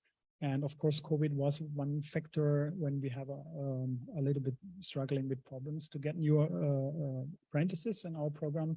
But so far, and proudly we can say we already graduate over 1,000 apprentices and hand over German certificates to the students. Currently, we run with 6 companies, and here you can see also big players, not only from Germany, but also Singha as a Thai company and Bangkok Cable. And very important to say that Singer also is on the top of this field, because they do exactly the same what German companies also doing in the standard of providing vocational education and training. Our current training professions, we do on automotive mechatronics, on electric power and electronics, and mechanics, mechatronics, and warehouse operating technician. In the past, we have some experience with agriculture mechanics. And maybe I hand over to Dr. Kamansak and explain a little bit about the structure of how we can cooperate with our vocational partners. Okay, thank you very much. For our partner colleagues in Thailand, that means we focusing on the profession that mean the company side, they need to develop the people as qualified skilled people. Firstly, we talk about Don Bosco Technological Bangkok that's been developed automotive, electronic, and mechatronic now. The second, the Chearavanont Vocational School, that's mean we develop automotive, mechatronics, and Eastern Technological College, we develop automotive, mechatronic, and mechatronic for industrial. And Thai Austrian Technical College in mechatronics นะครับ แล้วก็บางแก้วฟ้า Vocational College in automotive mechatronics and Lopburi Technical College in automotive mechatronics and Manpai College automotive mechatronics and Samut Prakan Technical College in automotive mechatronics also ครับ for GTD workshop we support to the company side and support to college and company work together under cooperative working together because of very important to develop the apprentice in our program. Firstly, we talk about trainer workshop. Trainer workshop, that means we working how we can train them for training preparation. This is very important because of when we talk about design competency is profession. The trainer who are very important guy to how to train the apprentice. This means very important. Yep. Second, PAL final examination look exactly like centralized examination. Like Kun Marcus said before, that means we translation from Germany into Thai language. Also, this is we run on that. The third, I mean, we talk about workshop for the profession. This time, I think basic English or for profession. This is very important when we talk about English. We not talk about how they can communicate. They can, we mean how they can read the drawing, how they can record and summarize something like that. Look like the apprentice or student, they need to develop more and more for this period. Yep.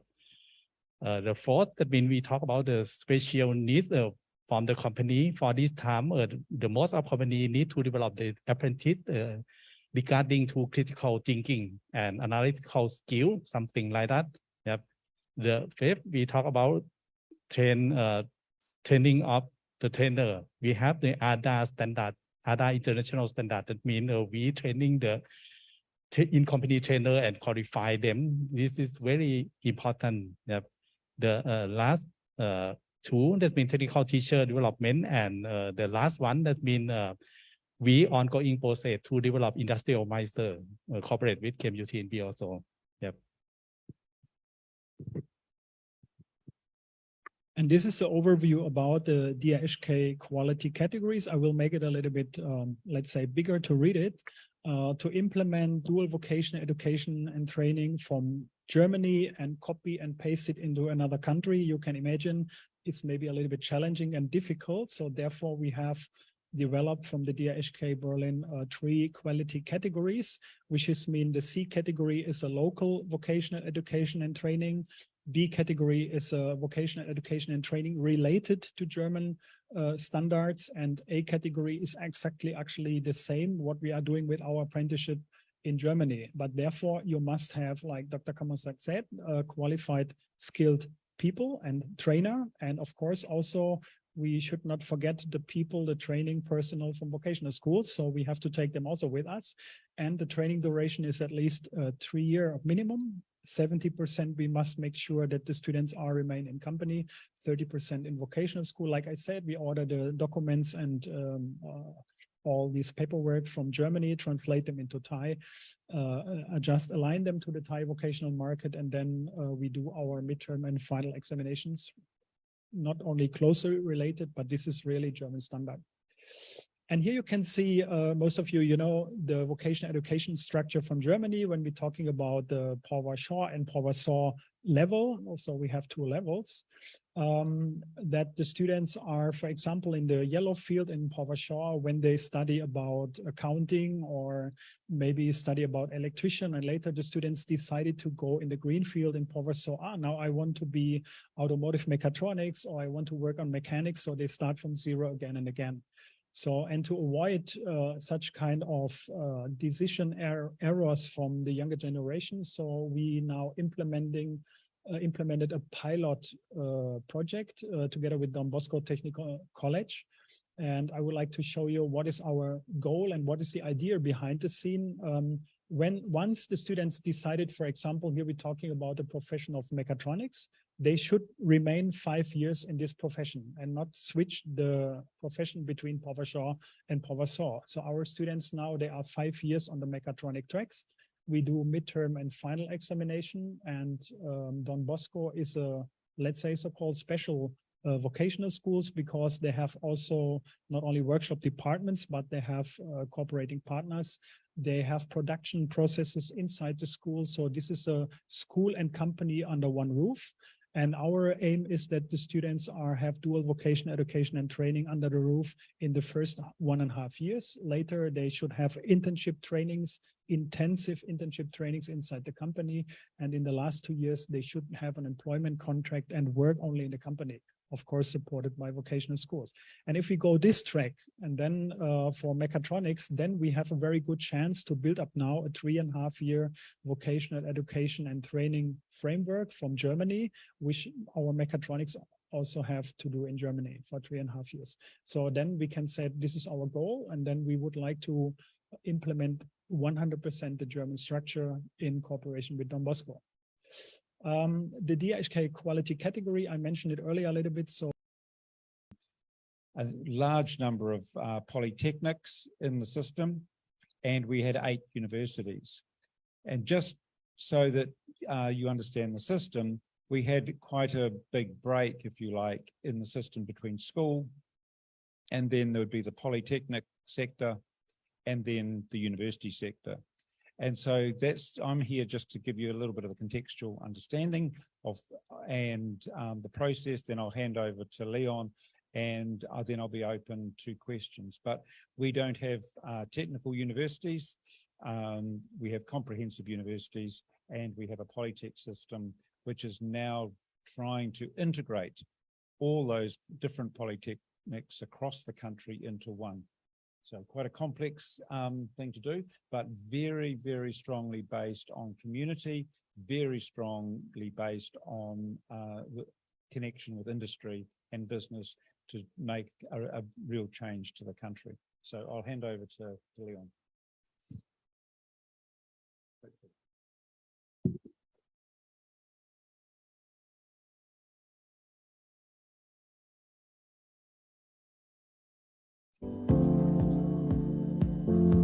Kia ora, hello, and thank you for the opportunity to address the Forum for World Education.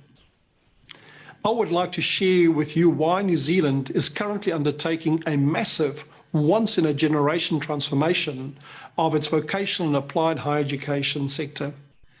A fundamental driver for change is the future of work.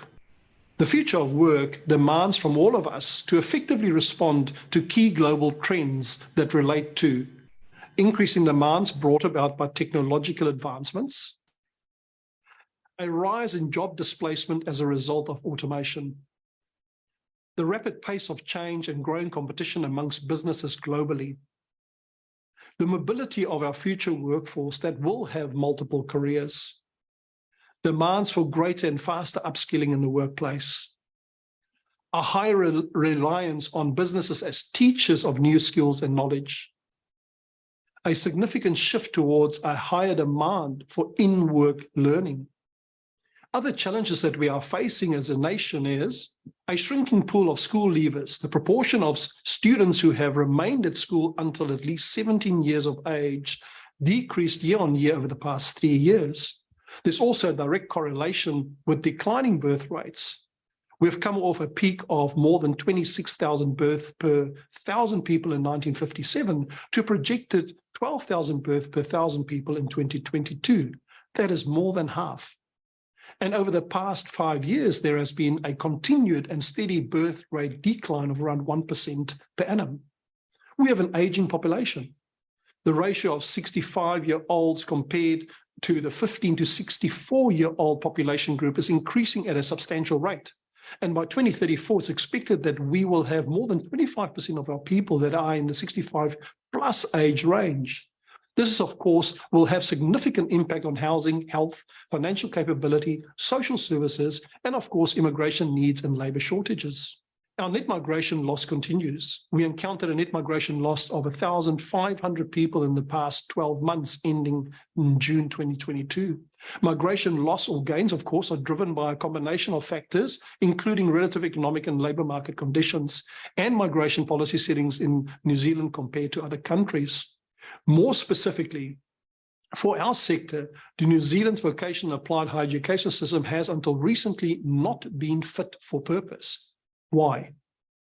Historically, this system has been served by two key groups of institutions and learners. On the one hand, provider and campus-based institutes of technology and politics, and on the other hand, in-work and apprenticeship-style training of our industry training organizations. A system that is highly competitive, which, as a result of the cyclical nature of our economy, created winners and losers between in-work and on-campus-based delivery models and revenue outcomes. No collaboration existed within or across various parts of the education sector. Training providers under financial pressures working within a funding system that supports volume over value. Equity performance for minority groups such as our Māori people were lacking. Only 15% of businesses are connected to the education system. And a growing disconnect between qualifications or graduate skills and what businesses really needs. The reform of vocational and applied higher education in New Zealand has led to the establishment of Te Pukenga, the New Zealand Institute of Skills and Technology, in 2020, which brings together 16 institutes of technology and politics with 8 industry training organizations across New Zealand into a single network of provisioning, 24 institutions becoming one. Te Pukenga NZIST creates a new kind of organization, an organization that brings together on-the-job, on-campus and online vocational applied higher education and training through a unified, sustainable network of regionally accessible provisioning. Te Pukenga NZIST, in essence, now provides education and training delivery options through more than 40 large campuses, 163 delivery sites, more than 25 businesses right across all regions in New Zealand, as well as through blended and online delivery. This gives the New Zealand Institute of Skills and Technology significant size and scale. It is the largest tertiary provider in New Zealand and overall the 35th largest in the world. And in the vocational applied and higher technical education space, it is the 3rd largest in the world. We employ in the order of 13,000 staff, have an asset base of more than $2 billion, and offer more than 2,700 programs from apprenticeships to diplomas to degrees and postgraduate qualifications. We currently serve more than 200,000 learners, and this number could be closer to 250,000 in the coming years. The establishment of New Zealand Institute of Skills and Technology, or NZIST, will ultimately achieve the following: more effectively address New Zealand's skills shortages across all industries, to unify into a single network the vocational applied and technical tertiary education system to better meet the needs of learners, employers, and regions, enhance collaboration and remove competition between the 24 institutions, and allow learners to seamlessly study via various modes of delivery, be it on campus, in work, or online.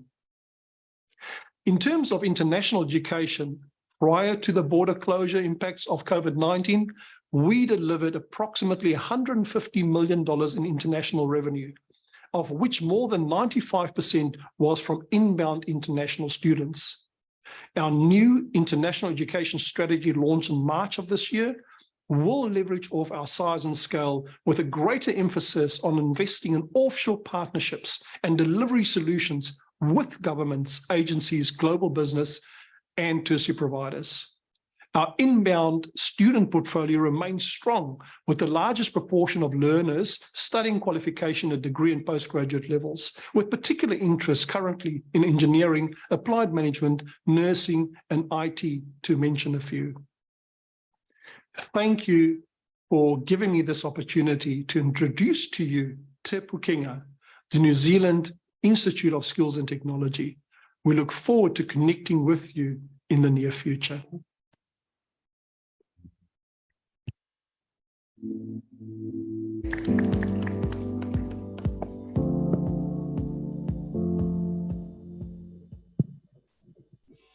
So I cannot thank Dr. Fourie directly, so I ask you to convey our sincere thanks that he produced this information on something most of us surely had never heard of before. I could ring him now if you want. Isn't he asleep now? Yeah, yes. Let's see. I know that better than you. Okay. In any case, I'm really glad to hear that movements in this direction of vocational education are spreading. And when you keep in mind that Dr. Fourie comes from South Africa, we have now already 4 continents included: Europe, Asia, the Australasia, New Zealand continental group, and Africa. And what's missing is the Americas. So I'm looking forward to a discussion in one of our meetings where we can compare the results, benefits, disadvantages, for example, of community colleges in comparison to what we have heard here about vocational education. But we have here now a specialist from New Zealand, and so take your chance and put any questions you have now, and I'm quite sure that Professor Alistair Jones will try his very, very best to answer those.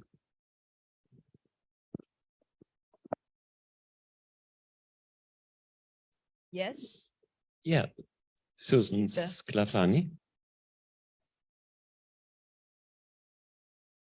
As you're coordinating all of this into a single program, will you still maintain your 100 and nearly 200 current set of facilities across New Zealand that will become part of a single unity? Yeah. At the moment, I think you don't want to rush into closing places. I mean, they are community-based. They serve their local community and their local business. So there might be things done on the periphery, but not on any substantive. What we've done is there's been more consolidation before the merger around properties that were not required.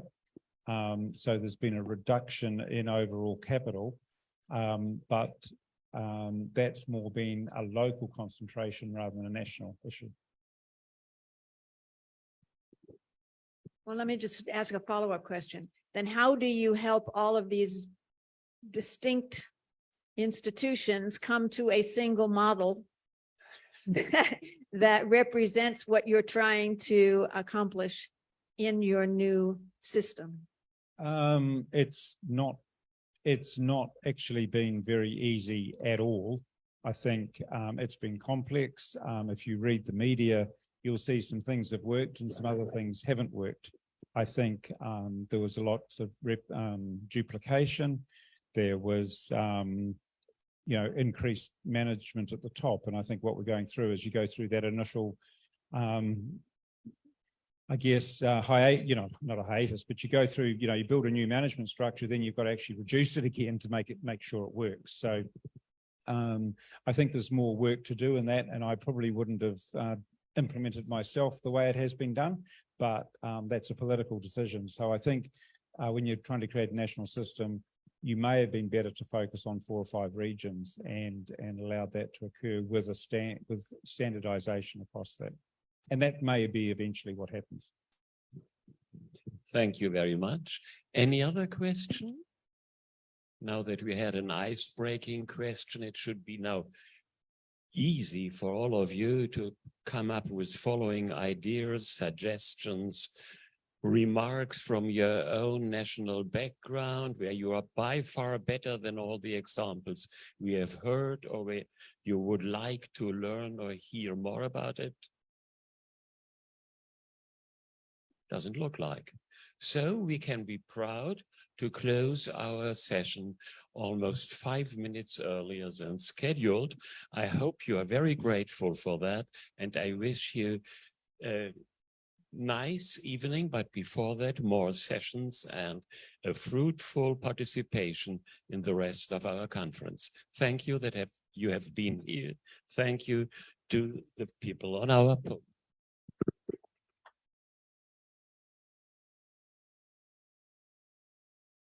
And the next session is very interesting too, because it's about the perspective of the next generation. And that is something that we all need to know, right? So because we are the next generation, and many people in this room too, and we have a long list of talent lineup for this.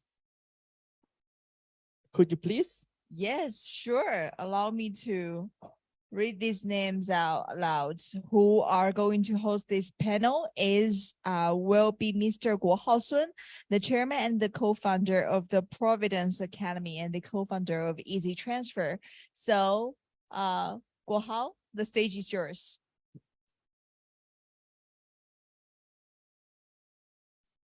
Yes.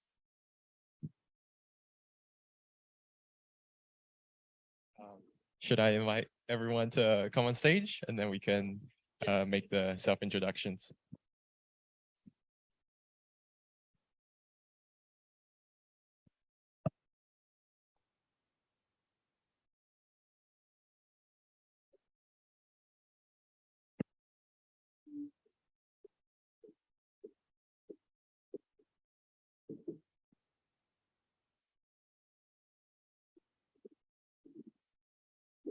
Great. Hi, good afternoon, everyone. This is our last session of the day, and you can see we have a great lineup here of all very young leaders, and we will start without further ado. So I am Guo Hao's son. I flew in from Beijing, and I'll give a bit of an introduction, and then I'll pass the mic along, and then we can go down the line with everyone's introductions.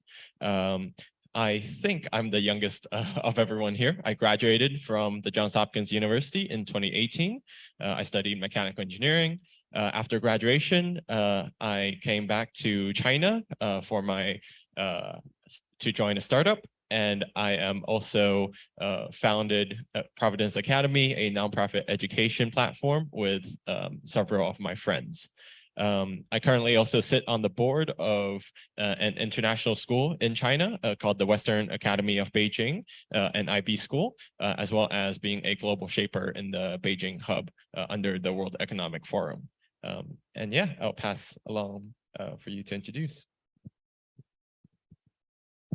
Sure, thank you. I'm Korwat. I'm from Thailand. So I went to Columbia University in 2013 till 2015. I actually started a company when I was at school, and basically I dropped out about 2015 after we raised some financing. Since then, I've been running the same company. I'm CEO at Amity. Basically, we are a high-growth software company. Our R&D is based in Bangkok, and our headquarters are in London, our business headquarters. And we have about 200 over staff, and we've raised about $40 million in total funding. So that's a quick introduction for me. Tēnā tātou katoa, ki te rangi tū nei, ki te papai takoto nei, tēnā kōrua, ki ngā tūpuna kei wainganui a tātou, tēnā koutou. Ki te hunga ora, ki a tātou katoa, ngā rangatira, o tēnā whenua, tēnā tātou katoa. My name is Natalie Lulia, and I greet you in the Indigenous language of New Zealand, Te Reo Māori. I am a proud Māori woman, and I'm very grateful to be here on this panel. So in my introduction, I just acknowledge the sky above and the land below, our ancestors that have us be here today, and also to you, to all our distinguished guests and those who make this forum possible, great yous also. So I'm from Aotearoa, New Zealand. I'm from a very small town called Rotorua.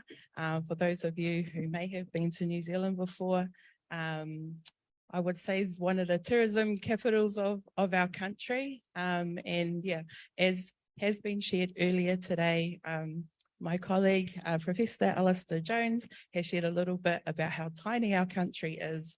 And as Māori, we make up about 17% of our country. So as Indigenous people, to New Zealand, we are quite a even smaller percentage of our team of 5 million.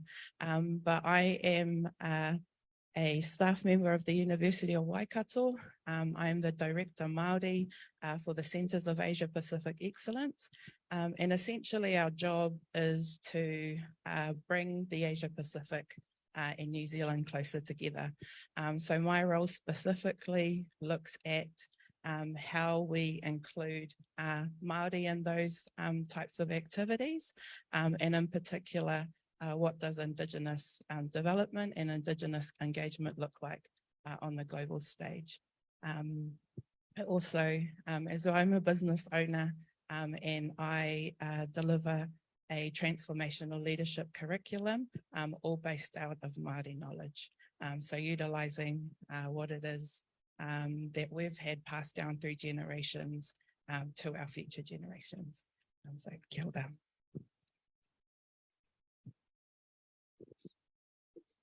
Thank you. And thank you and good afternoon. Pleasure to be here. My name is Ruben Jassing. I'm from a number of different places, born in London, grew up in Australia, moved to Hong Kong, and then also now live in Singapore. But through that, studied in London, but spent most of the time in Melbourne, graduating from RMIT University in Bachelor of Communications and Engineering around electronics as well. I now live in Singapore. My role, I work for Amazon Web Services as the head of digital innovation covering ASEAN.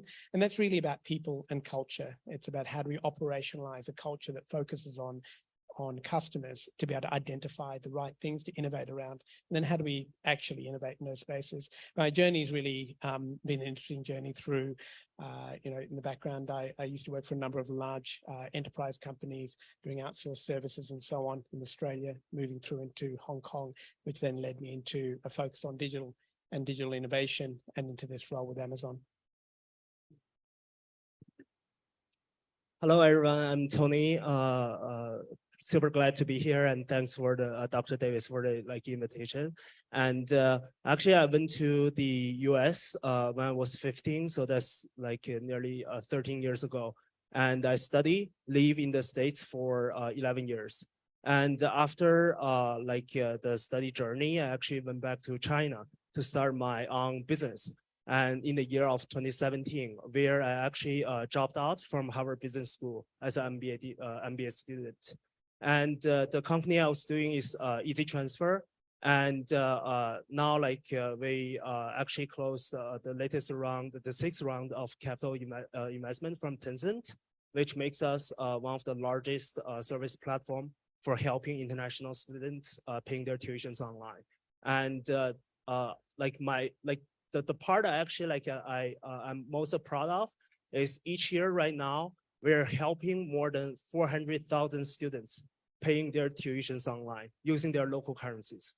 And in the UK alone, we are helping more than 30% of the Chinese international students. They're all using our system. And because of the system, we have the opportunity to discuss the all the potentials with all the university to work together to change the work, the study, and live environment for all the international students. So today I'm super glad and thankful to be here and to support the event. And hopefully I can give some thoughts and become friends of all of you guys. Thanks. Thank you so much for the opportunity to be sharing the stage with you guys. My name is Tarit. I'm actually graduated quite long ago, 2012, from University of California, Davis. Did a PhD in chemical engineering there, and then continued to do the postdoc. Like my parents say, like you should stop studying, but I didn't listen to them. So I continued to chase my dream, attend MIT for the postdoc, and then after that I went to Copenhagen to pursue my research career. Be in the petrochemical companies for a few years, and then came back to Thailand, joined Roland Berger, the German leading consulting firm, and had a 3 or 4 years career track there, and then moved here to the CP Group. So at the moment, right now, I'm running through Digital Park. So it's basically Thailand's and perhaps Southeast Asia, the largest startup hub that we, build a campus and assemble all the ecosystem players, that matters in terms of driving the progress and the digital transformation of Thailand. So in the network, we have more than like 2,500 startups, not limited to the local startup, but also in the region as well. So I'm glad that Amity is also in our ecosystem on our campus. And hopefully, Tony, we will have a chance to work together in the future. So yeah, so True Digital Park right now has been operating for 4 years. We are expanding to the new phase, which I might have chance to talk more about it. And yeah, so hopefully that we can build first of its kind, our own Silicon Valley in Thailand and help Thailand to progress not only to 4.0, but beyond that. So yeah. Great, thank you. Welcome, everyone. And so, as you all know, our theme today is the perspectives of the next generation. And here we have several young leaders with us.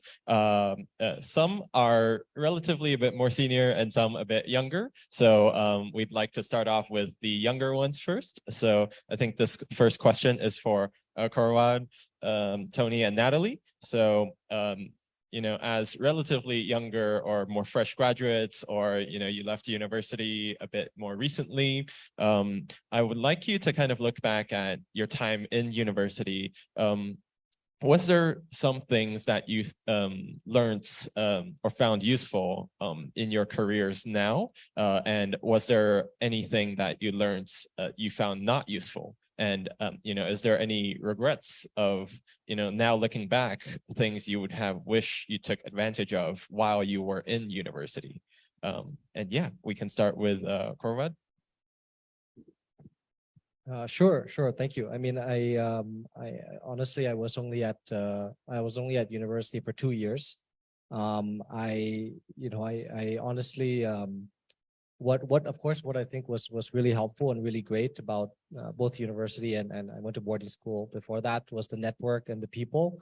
And certainly many of the people I met in school now work in our company, and then we work together, and also many have actually invested. So I think that network and what the constructs that the schools provided are really important and helpful in fostering the next generation of startups and companies and innovation. I think that's very critical. I honestly speaking, I think that specifically in the case of tech entrepreneurship, or maybe entrepreneurship a little broadly, I think that there may be areas to invest in and to look at for how do we make it more helpful for at least for our line of work and for our line of work. In my case, during our office was downtown, so I was basically commuting back and forth between class and our office and our team. And basically my parents, they gave me a condition. They said, if you raise more than $5 million, but that was back then, we let you leave school. But if you don't raise more than that, then we don't let you leave school.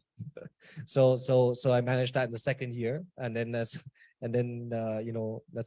when I left. But I definitely think that especially in the field of tech entrepreneurship, I think there's many areas for collaboration with startups and tech companies in the area of our school and all that, and that would have, I think, created a lot of opportunity.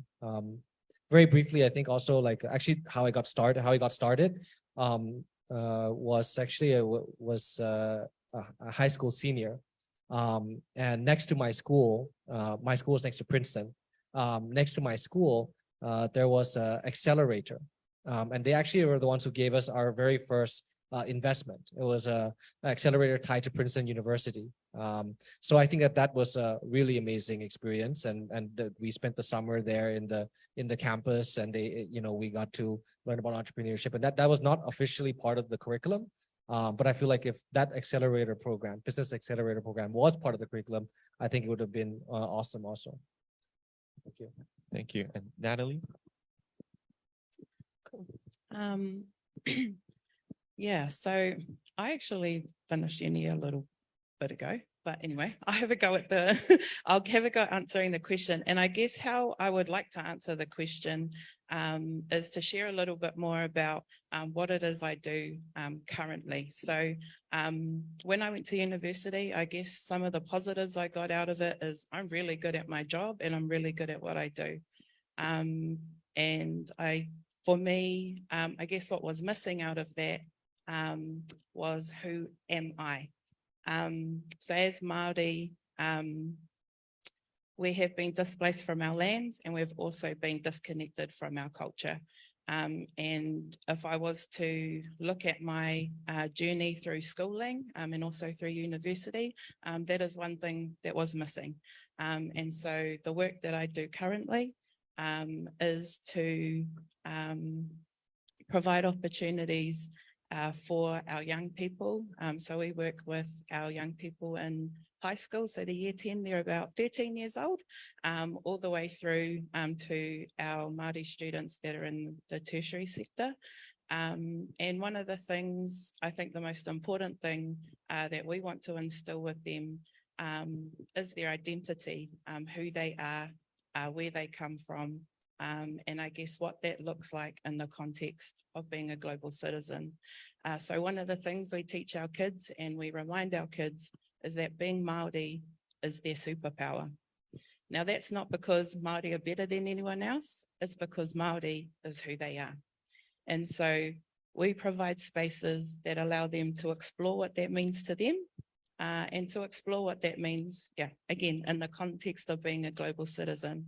So they unpack things like the 17 SDGs and they have a look at what that means to them being Māori, and what does that mean to them being Indigenous.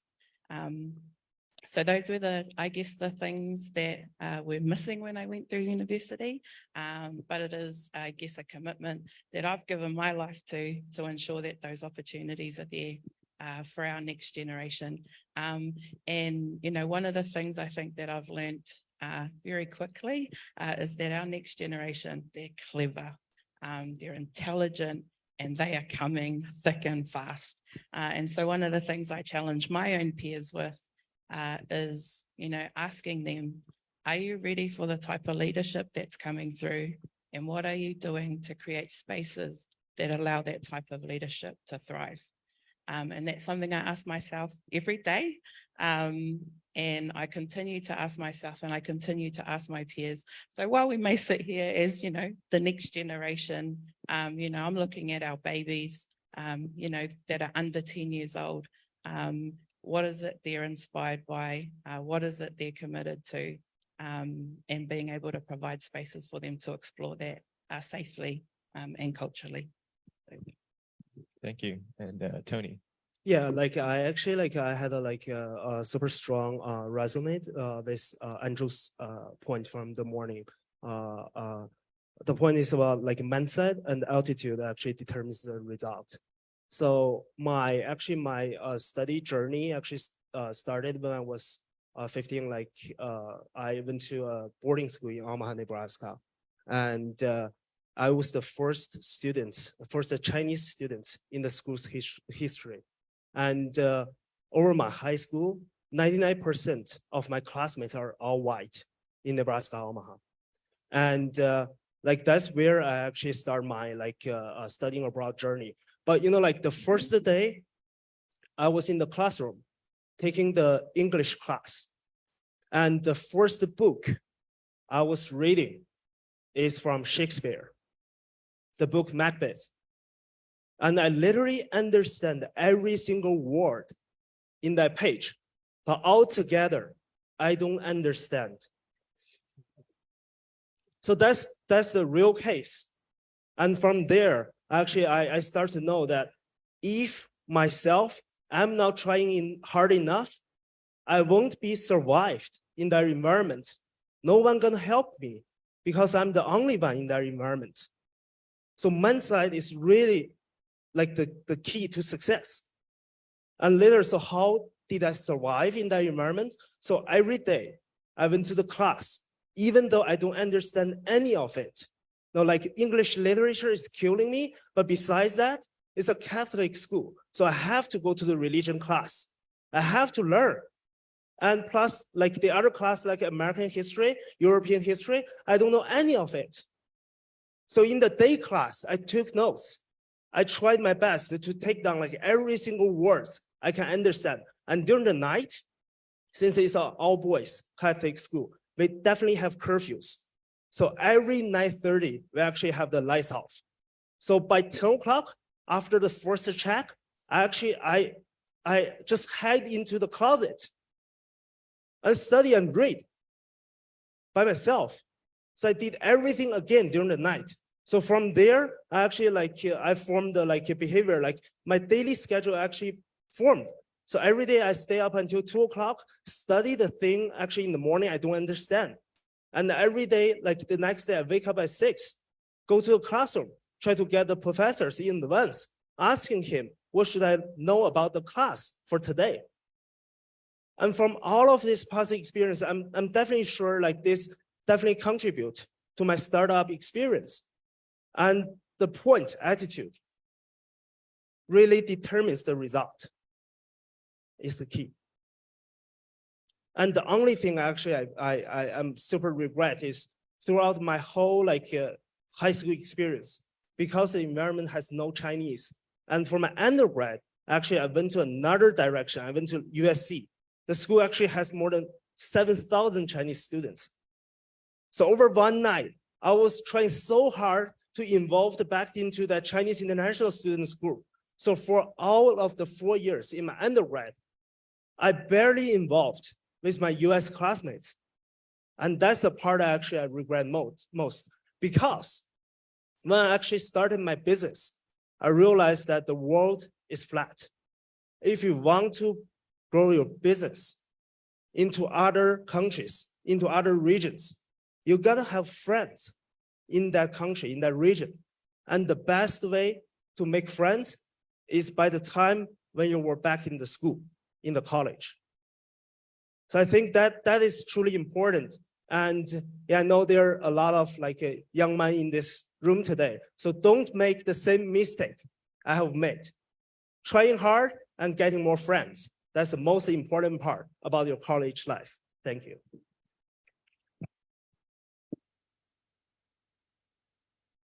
Great, thank you. So all very inspiring. And I think, talking about following up with these university school experiences, I think the next question I wanted to ask two people kind of more specifically, like Ruben and Korwad, because looking at kind of life after becoming an adult, you spent most of your life in your career, basically working in a professional career, and less time getting a degree or at university. What was the thinking behind that choice? Maybe for Ruben, have you considered pursuing further degrees? And then for Korwad, have you considered in the future pursuing further degrees at all? And also thinking about now being in this work environment, what do you think could be improved in the education system?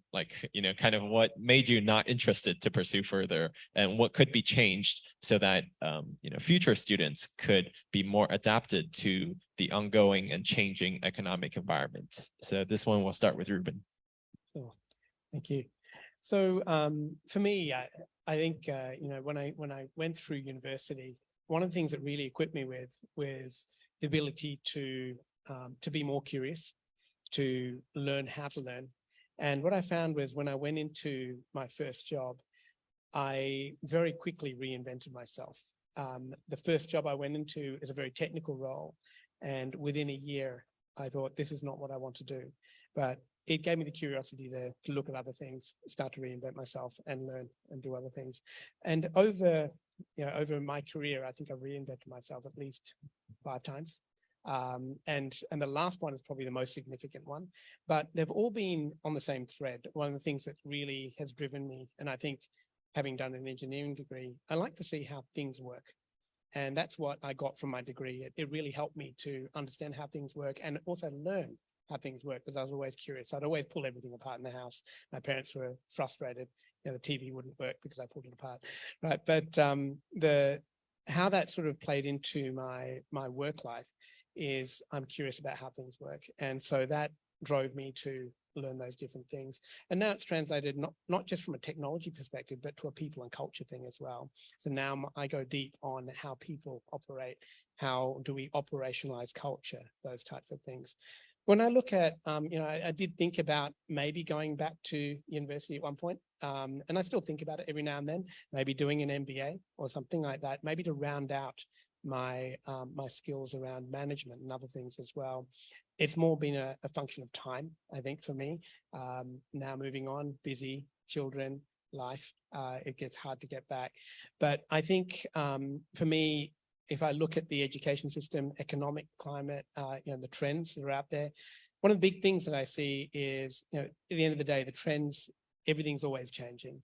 What we really need to see are people that are adaptable, that are able to be curious, to learn. Through the course of today, listening to all the speakers, one of the common threads I sort of picked up was curiosity, but also that inquiry-based thinking, learning, to not just take things that we hear and assume they're right, but to challenge assumptions, to think about how we challenge those assumptions and how we move forward, taking small steps, trying things that are new, having that ability to take risk, experiment. And I think that one of the things I look for my children in a school are schools that enable them with that.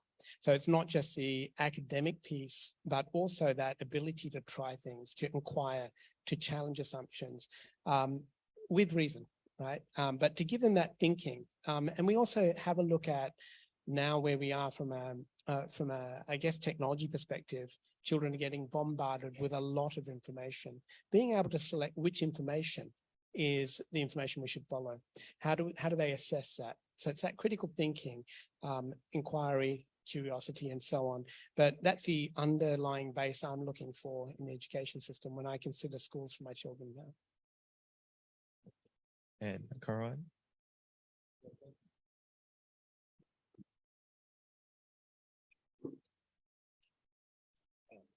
Thank you. Well, I think that, it's coming out. It's of course extremely different, and I think that, honestly, I think school continues, of course, in a different form. Of course, when you start work, right?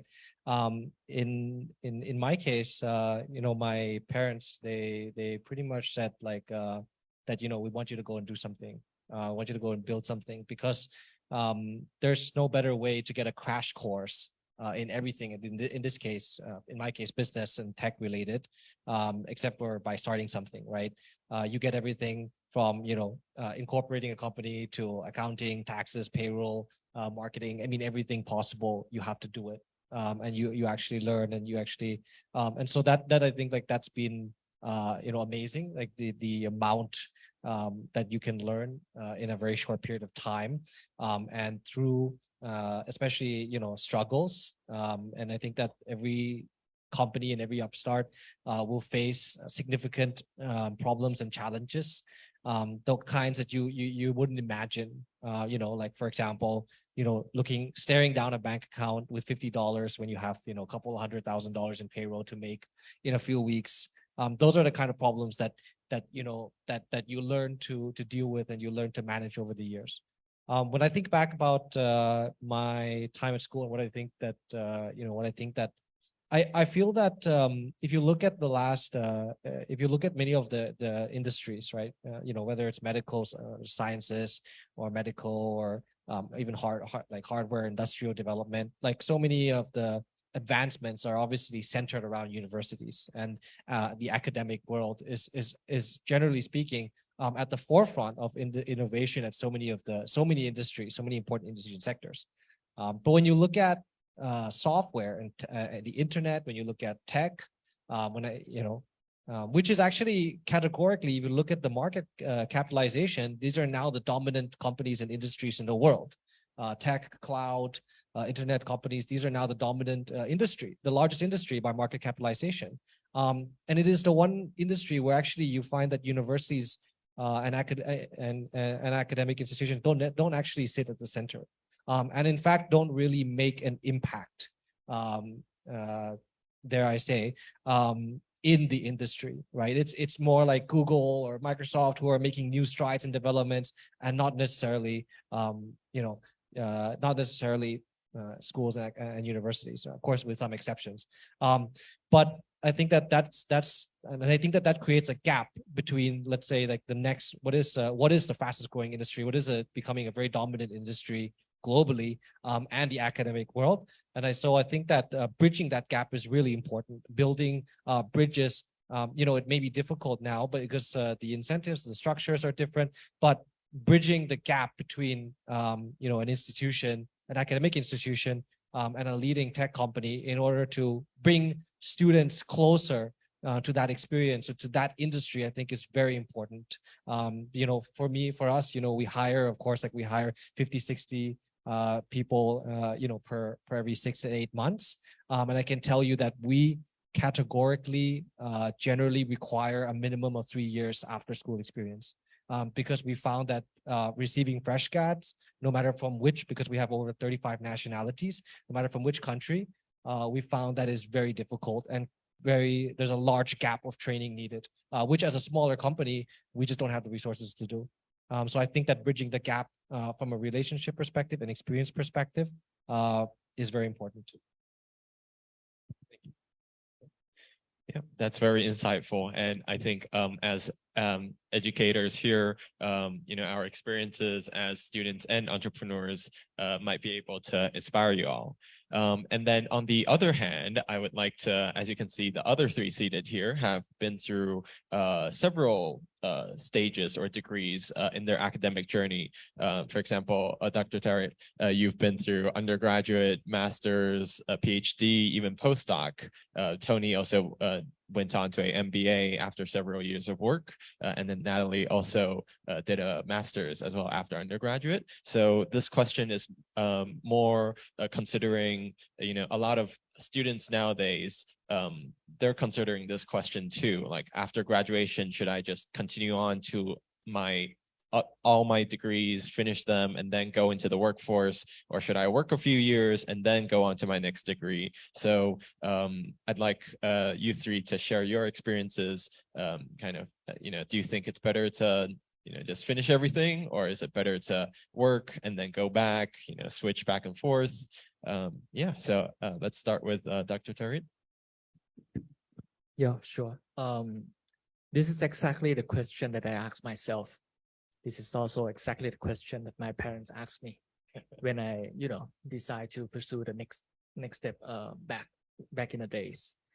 I just think that it's very hard to answer, and there's no like one solution for everyone, right? It depends on your family background. It depends on, if you know exactly what you want to try first, not to mention that if you want to do it yet, but to try first. It also depends on, your stability in life, like where you are, right? For me, I divide myself back then into 2 phases of life. So life in school and life after school. And basically when I was in the first phase of my life, I had nothing to do with the second phase. I just know that I had to perfect it in the first phase in order to prepare myself to be at the best status to jump to the second phase.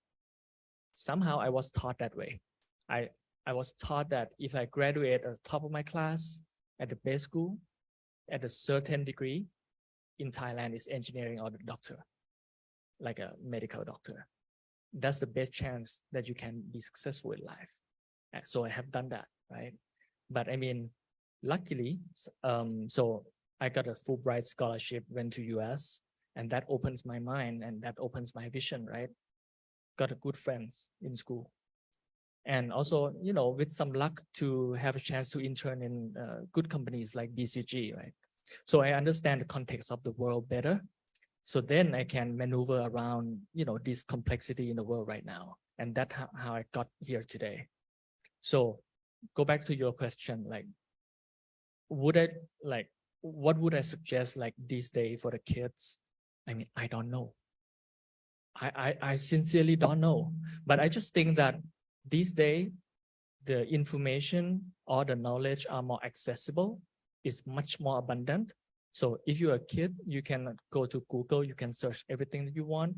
I mean, fake information aside, but it's in the palm of your hand. So basically the power is there, right? So just try to find what you are interested in, study it, deep dive into it, and try it. And then you will make, you know, the choice that have a better chance to hit a good like spot in your life.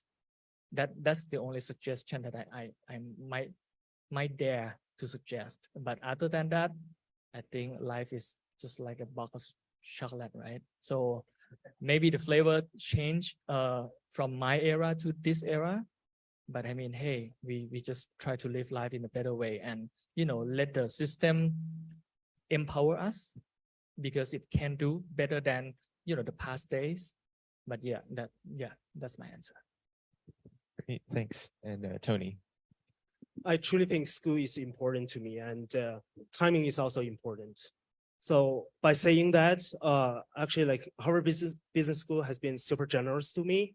The school actually offered me 4 years to 5 years for the gap year, and then like allowed me to go back to the classroom. And because of pandemic, like luckily last fall, actually I had the experience to go to the online class for 1 semester at Harvard Business School, and then like still taking the gap years after that. But why I mentioned a school is important, because I truly think school is the place that empower you, gives you the power, gives you the confidence. And whenever you need power and confidence, you go back to the campus. A lot, like I started my company when I know nothing about management. I was 19 years old at USC undergrad, trying to do a startup from the school incubator. And suddenly after 3 years, the company actually grew more than 300 employees. And we have like 20 departments across 9 different countries. So how I can manage the team? And there are a lot of like inside like frictions between departments. And you know, like pressures from investors, pressures from the board, pressure from your competitor. You can never like manage that well. And every time, like mentor is definitely important, but school is the place that offers you the theory that explains everything. You might have the like chance, you might be super lucky to manage your team well, but on the background, you probably know every single knowledge behind it. So every time when I go back to the campus, go back to the classroom, I learn some theory, and suddenly I realize, aha, because of this, I can manage the team well. Because of this, I know how to differentiate with my competitors. And because of this, I can regain my confidence and power in the industry. So I truly believe school is the place that can give you back all the confidence you have lost in the business world or in the real world. And school is the place you learned, but after you learn, the most important part is you share the knowledge with your teammates. So all the power can be regenerated through everyone in your team. That's how important the school is to me. So for everyone, no matter you're like starting up your own business, you're like pursuing like a higher degree, every time when you face difficulties, that's probably the best time for you to go back to the campus and regain all the powers.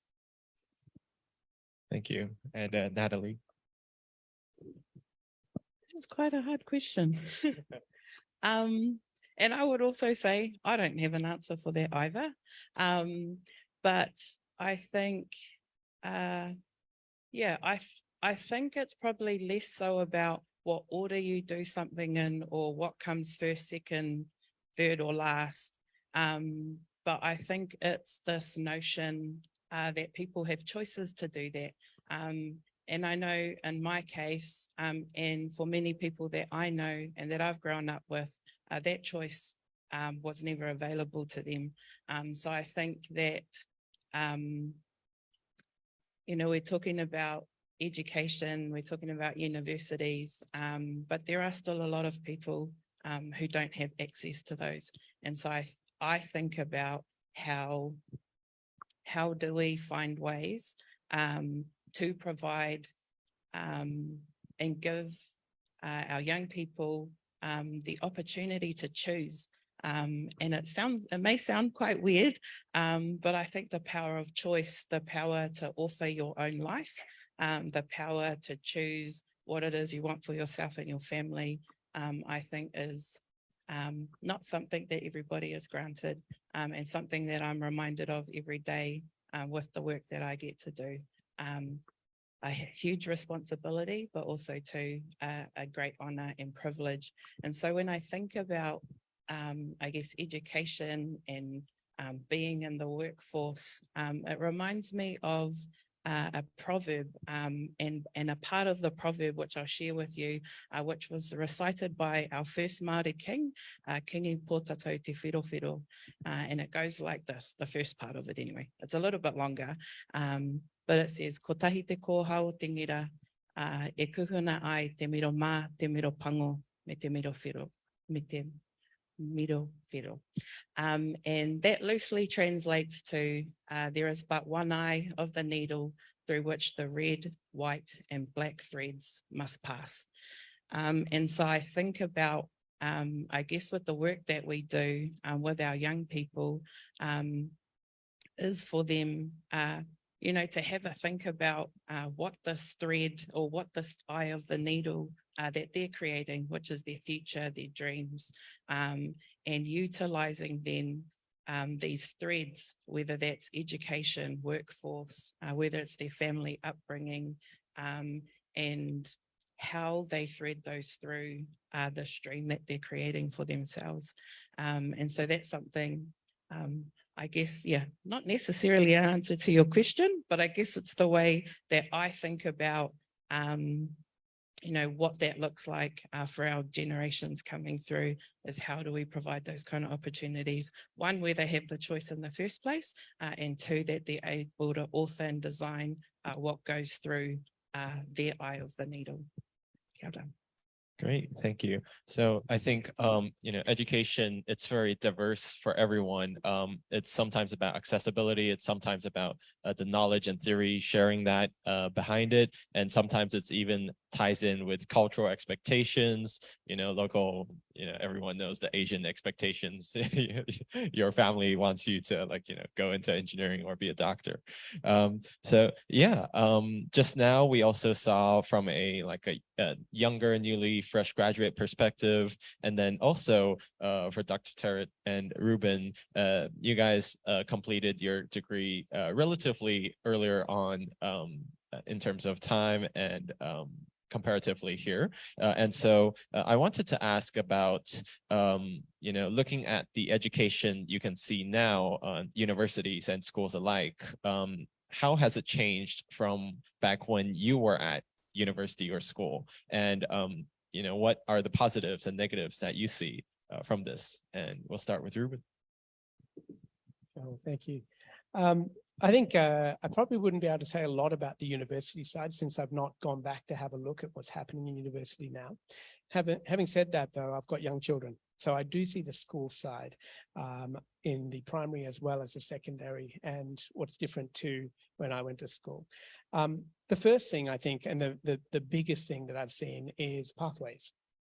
Personalization of education down to the level where different children have different learning ability or speed, or where help is needed, there's more pathway support. I don't remember seeing that when I was growing up. Having said that, that also brings with it a number of other challenges. When a child goes into a learning pathway that might be for more struggling children, we also see the challenges with confidence and them not feeling that they're in the top group or something like that. The other thing that I've seen change, I think also is that shift I mentioned earlier to driving more inquiry-based learning, experimenting with things, trying things, which I think is a good thing, which is what I am looking for my children, mostly because it gives them that drive and that mental model, that approach on how to maybe go out there and try something, that entrepreneurship that we want to try and foster, to experiment with something. And this is something I think is important. When I look at the way that we operate within our business at Amazon, one of the big things we look at is one, focusing on customers to see what customers need and want. When we think about developing new products or services, how do we change society? How do we serve society? It's about finding the problems that maybe haven't been solved before and trying to build something new. It's very easy to copy or look at something that's already been done, or maybe integrate existing solutions. But being able to break that mindset to be able to think about the art of the possible, not starting with a solution, but starting with a problem, and being able to really be stubborn on that problem. Say, this is a problem I want to solve. I don't know what the solution is. And being willing to go out there and try things that have not been tried before. One of the things that we talk about within our business is an experiment or trying something is not really an experiment if you know it's going to work already. So how do we encourage young people to experiment with things that might have risk associated with them? Be okay with failure. Be okay with trying something new and solving something that hasn't been solved before. To be the first to try something. So those are some of the things that I see that are good, and I think we need to build upon that. Thanks, and Dr. Terry. Yeah, I definitely agree with what Ruben said. Like, personalized education was not a thing back then. Like, we had no idea about it. It was almost like a straight line that, you know, the curriculum like draw for us and we just walk like through it.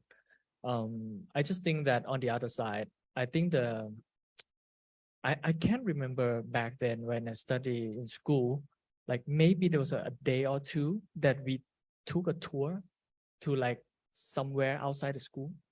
But these days, given that I run through Digital Park, I've seen a lot of schools coming in my way.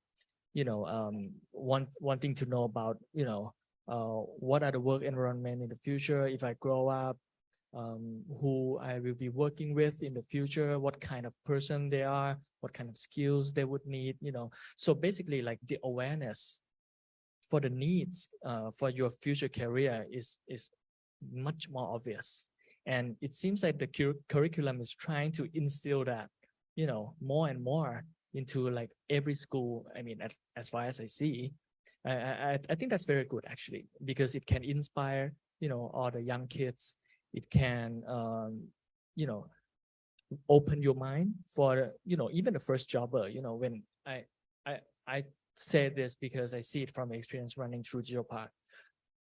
The campus is not only for the kids, the campus is not only for the startups, but it's also the campus for the first jobber that they are unhappy about the job that they are working with.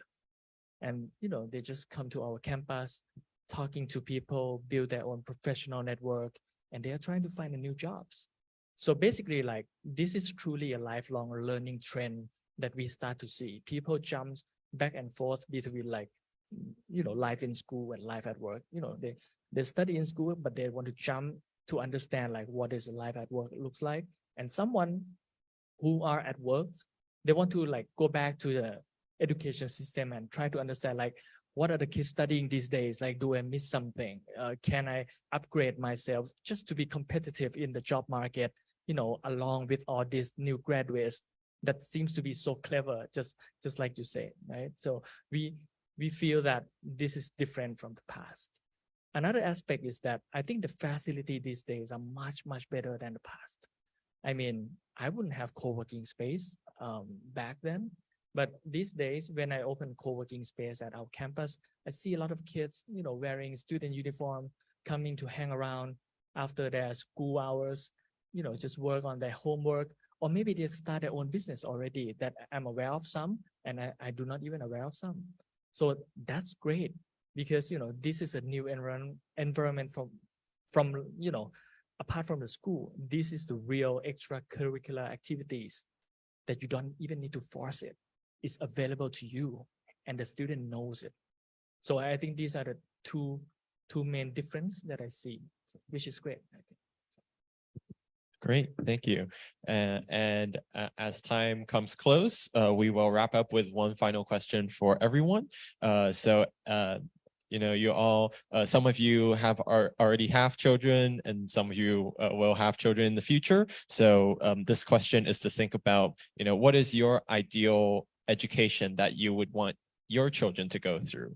Maybe describe one or two aspects that you feel would be most important or most beneficial that you would want to have in your children's education. And we'll just start with Korwad and go down the line. Okay, I think in terms of early school, I would like, if I had children, I would like them to have exactly what I had. And honestly, I think my elementary and middle school years were some of the most useful and the best for me. I went to the British International School in Bangkok, and you know, what was amazing was the diversity of classes and things that we learned. And this is actually very much what I learned when I was 8 and 9 years old and 10 years old was really what defined my career. So I started a tech company because in 2000, and I don't even know, 2003 or 2004 at my school, I had a course on Photoshop. I had a course on HTML coding, on design, on design work, and many others. Actually, I came out 10 years old from this school, able to build websites, which is something that even in high school we didn't really learn, right? And this was in 2003, 2002, and it was so far-sighted of them. And if it wasn't for that, I wouldn't have got into been inspired or got into the industry, into a tech industry, very different from what my family has been doing, right? And so I think that and it was that opportunity to get to try so many different things, and also in every field, we had everything from kayaking. We had kayaking classes. We had classes where we made you know, chips when we were 10. Like, it was an amazing experience, and so I think that diversity is something that an opportunity to try so many different classes is something that I would like for my kids, and it was and hopefully at the same school, I hope.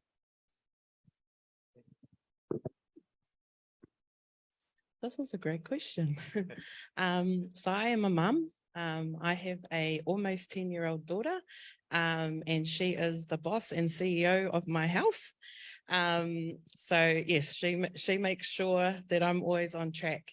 I guess what it is, I hope for her, and actually I hope for my grandbabies. I would love to be a grandmother one day, but what I hope for, you know, for her and my grandchildren, is that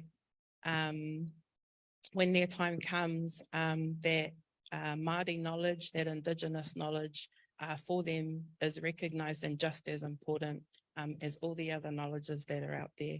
I think first and foremost, that is something that I hope for her, that wherever she goes, whatever career she chooses, whether she chooses to go to university or not, whether she chooses to create her own business or work for somebody else, that she is proud to be Māori wherever it is she goes.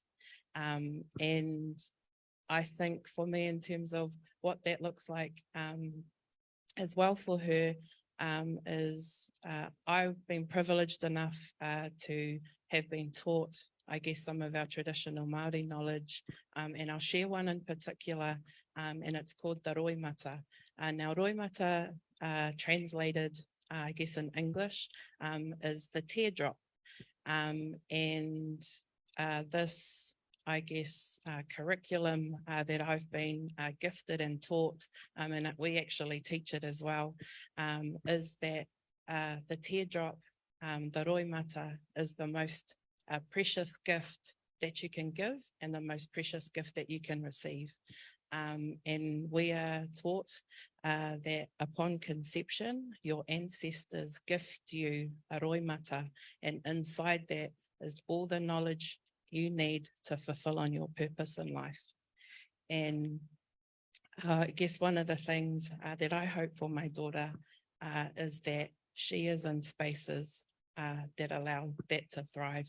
And so one of the things that we are told and we are taught is through the roimata, through the teardrop, is that you are awesome, you were already awesome, and you already know that. And so for me, I think about what would education and what would the world look like if we were to teach education from the view of being that kind of awesome. So yeah, I guess a challenge for myself and a challenge for everybody in the room, you know, is what could that look like? And I hope that's the future that my daughter gets to live into. So, thank you. I think beyond the curriculum, you know, definitely that diversity in curriculum for my children, because I've got also a 10-year-old daughter and a 6-year-old son.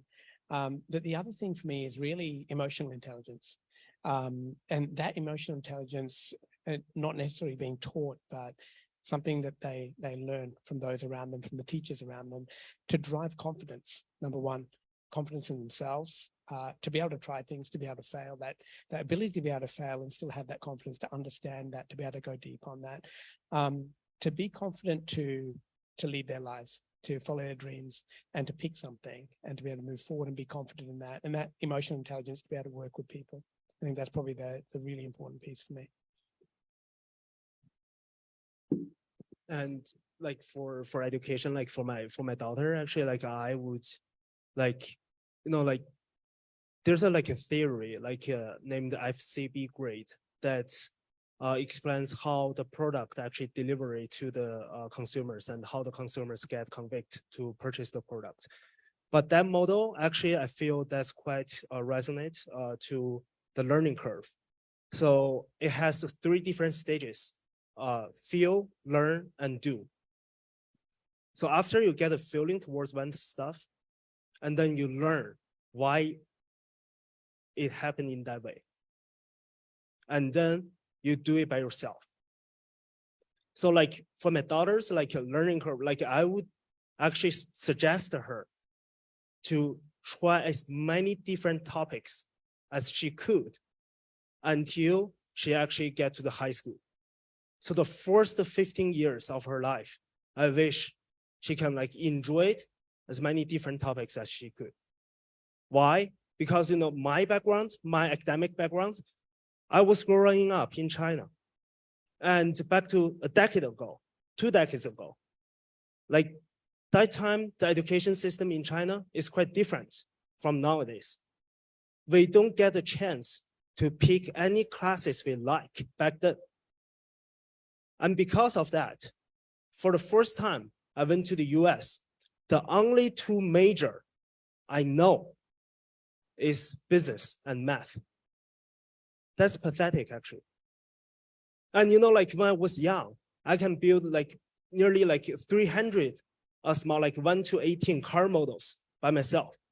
And if I know there's like a major named architect or a major named engineering, then I could be possibly for my undergrad, I went to that school and become an engineer or architect. Because I don't know, I never tried. So if I can like get in touch with all the different topics as early as I could, then I would find a direction that I am really into that. And I think that's where education is most important, because for everyone, for your kids, you want education to actually foster him or her ability to live on their own. And education actually will help them learn and survive in the real world. But the only case, if they like the topic. If they don't like it, they're gonna be struggle after 10 years, after 20 years. So try as many things as she could and find the thing she really loved. That's the most important lesson I learned. And I really wish she could do that. Hey, I just want to answer it a little bit differently because you asked about the ideal, education system. So for the record, I don't have kids yet, but when I imagine that I have kids and which school would I put him or her to? I think hard, you know. I spent some time, some good times thinking about, okay, let's put it in the school that I graduate from, something like that. And then I have a second thought, like probably not, because it's not that good anymore. So when I have this kind of thinking, it's a real problem, because it means that the good quality education is not made available to everyone. And even if that was the case, it can change, the landscape can change. So basically, it means that I think the education system, not only in Thailand, but the world, has to keep up with the world, you know, the pace that it spins. And whenever that it can, you know, give me a peace of mind when I select a school for my kids, I think that's ideal. I think that's really ideal. The thing is, when we talk on this stage, we are talking about maybe the education for a more privileged one, right? Did not even mention about those less opportunistic kids like in the farm or something. The best we can do right now, just give them a computer, and hopefully, I mean, they can use that to seek the knowledge, hope for the future, have a dream that one day they can accomplish. So I think the ideal education system is that we don't have to do that anymore. You know, so how can we just make the awareness of the options in life made it available to every kids in the world? That is not easy at all. And I don't have answer for that. Sorry for that. But I don't have answer for that.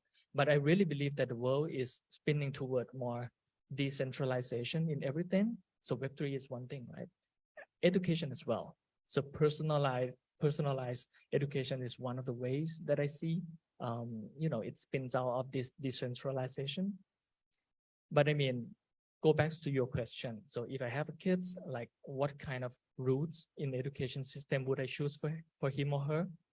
I think that I would gauge hard, like what are made available to me at that point, and I would use every tool in my power just to do like you say. So put it in the hands of the kids, let them feel it, let them understand it, and then at the end, let them try or choose it. And I wish for the best for their future. But then I have to, you know, take my hands off, because life is in their hands. So I have no say in that further. So that's my answer. Yeah, that's all very inspiring. So we are out of time, but any questions? We'll just take maybe one or two if there's any questions out there. Oh, we'll entertain maybe one question. Is there a microphone? Oh, coming.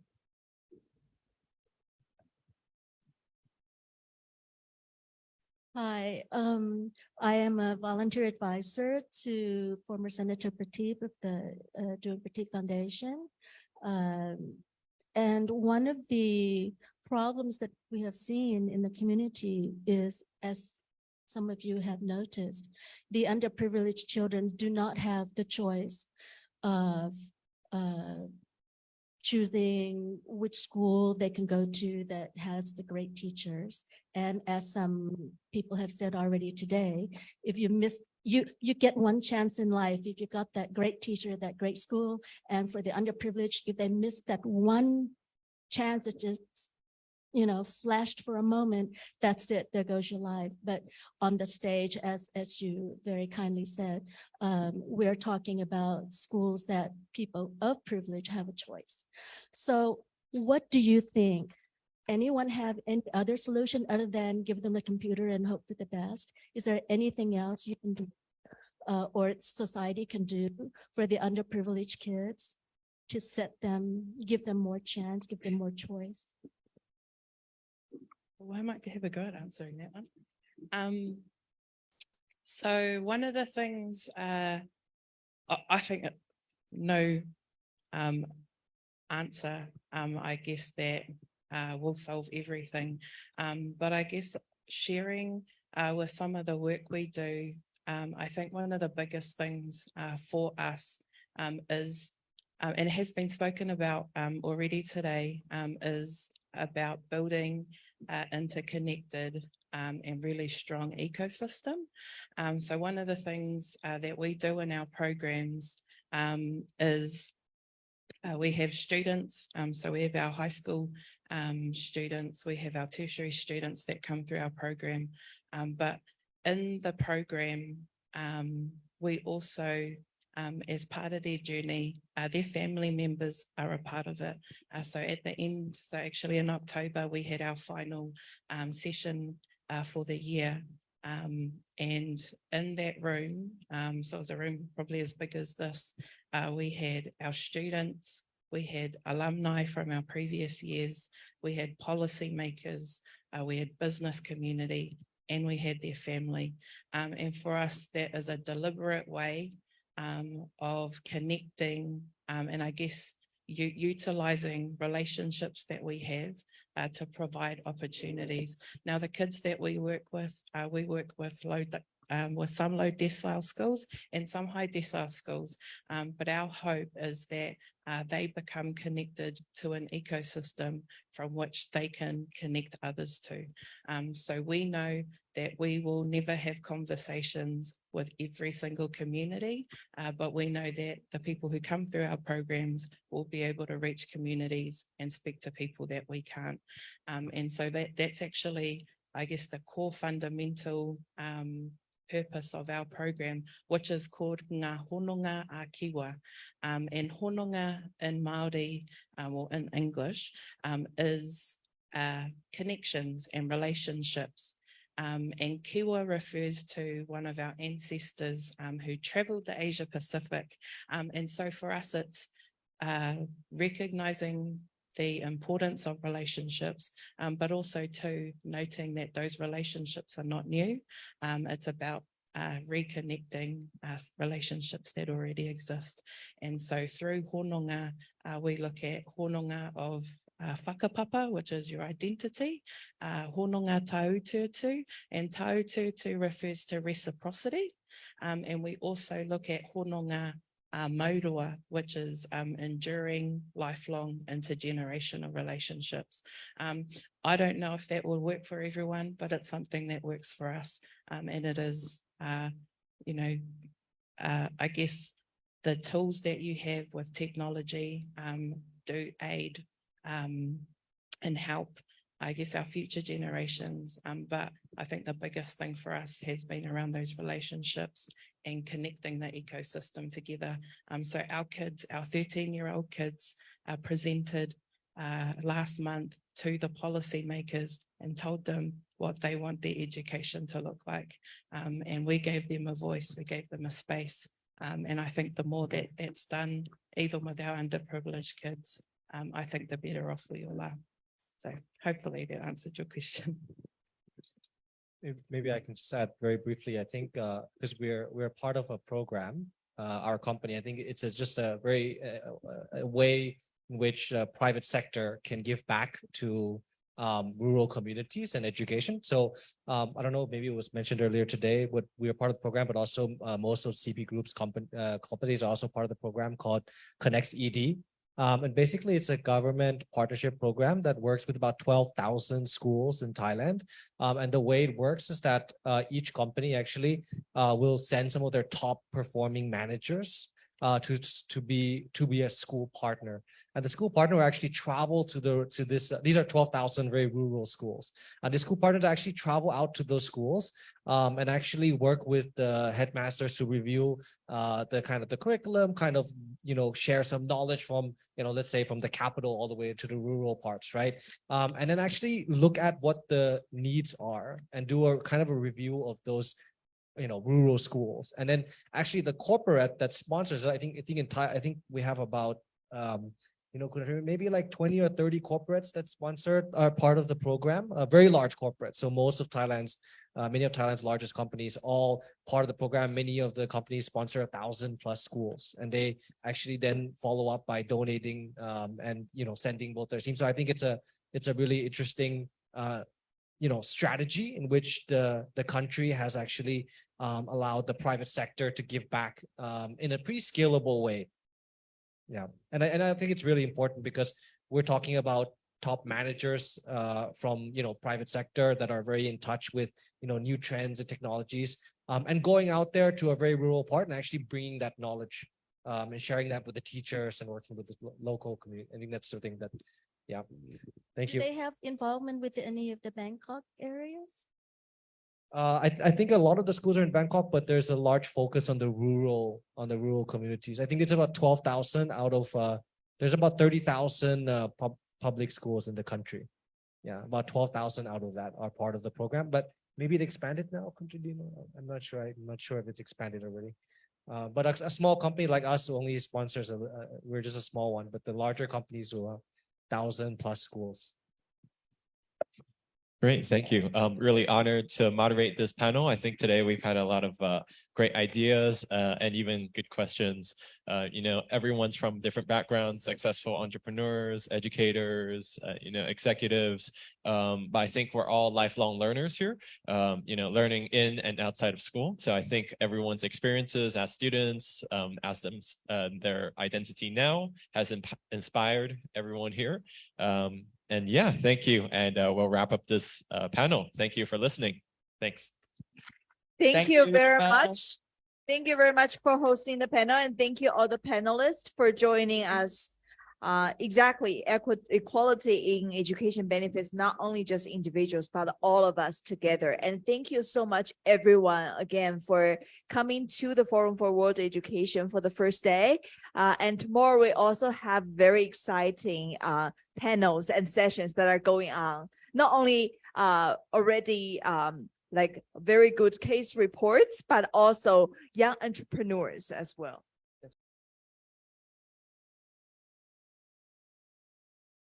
And our moderator for this session will be Mr. Stephen Golding, who will joining us virtually with his all panel guests.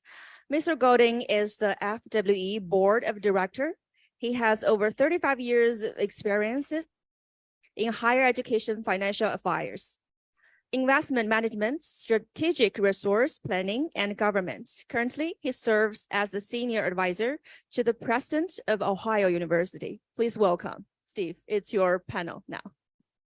Thank you. And I first of all, let me begin by saying good evening to all the panelists. I trust your day has been a productive one, and I know it has been long.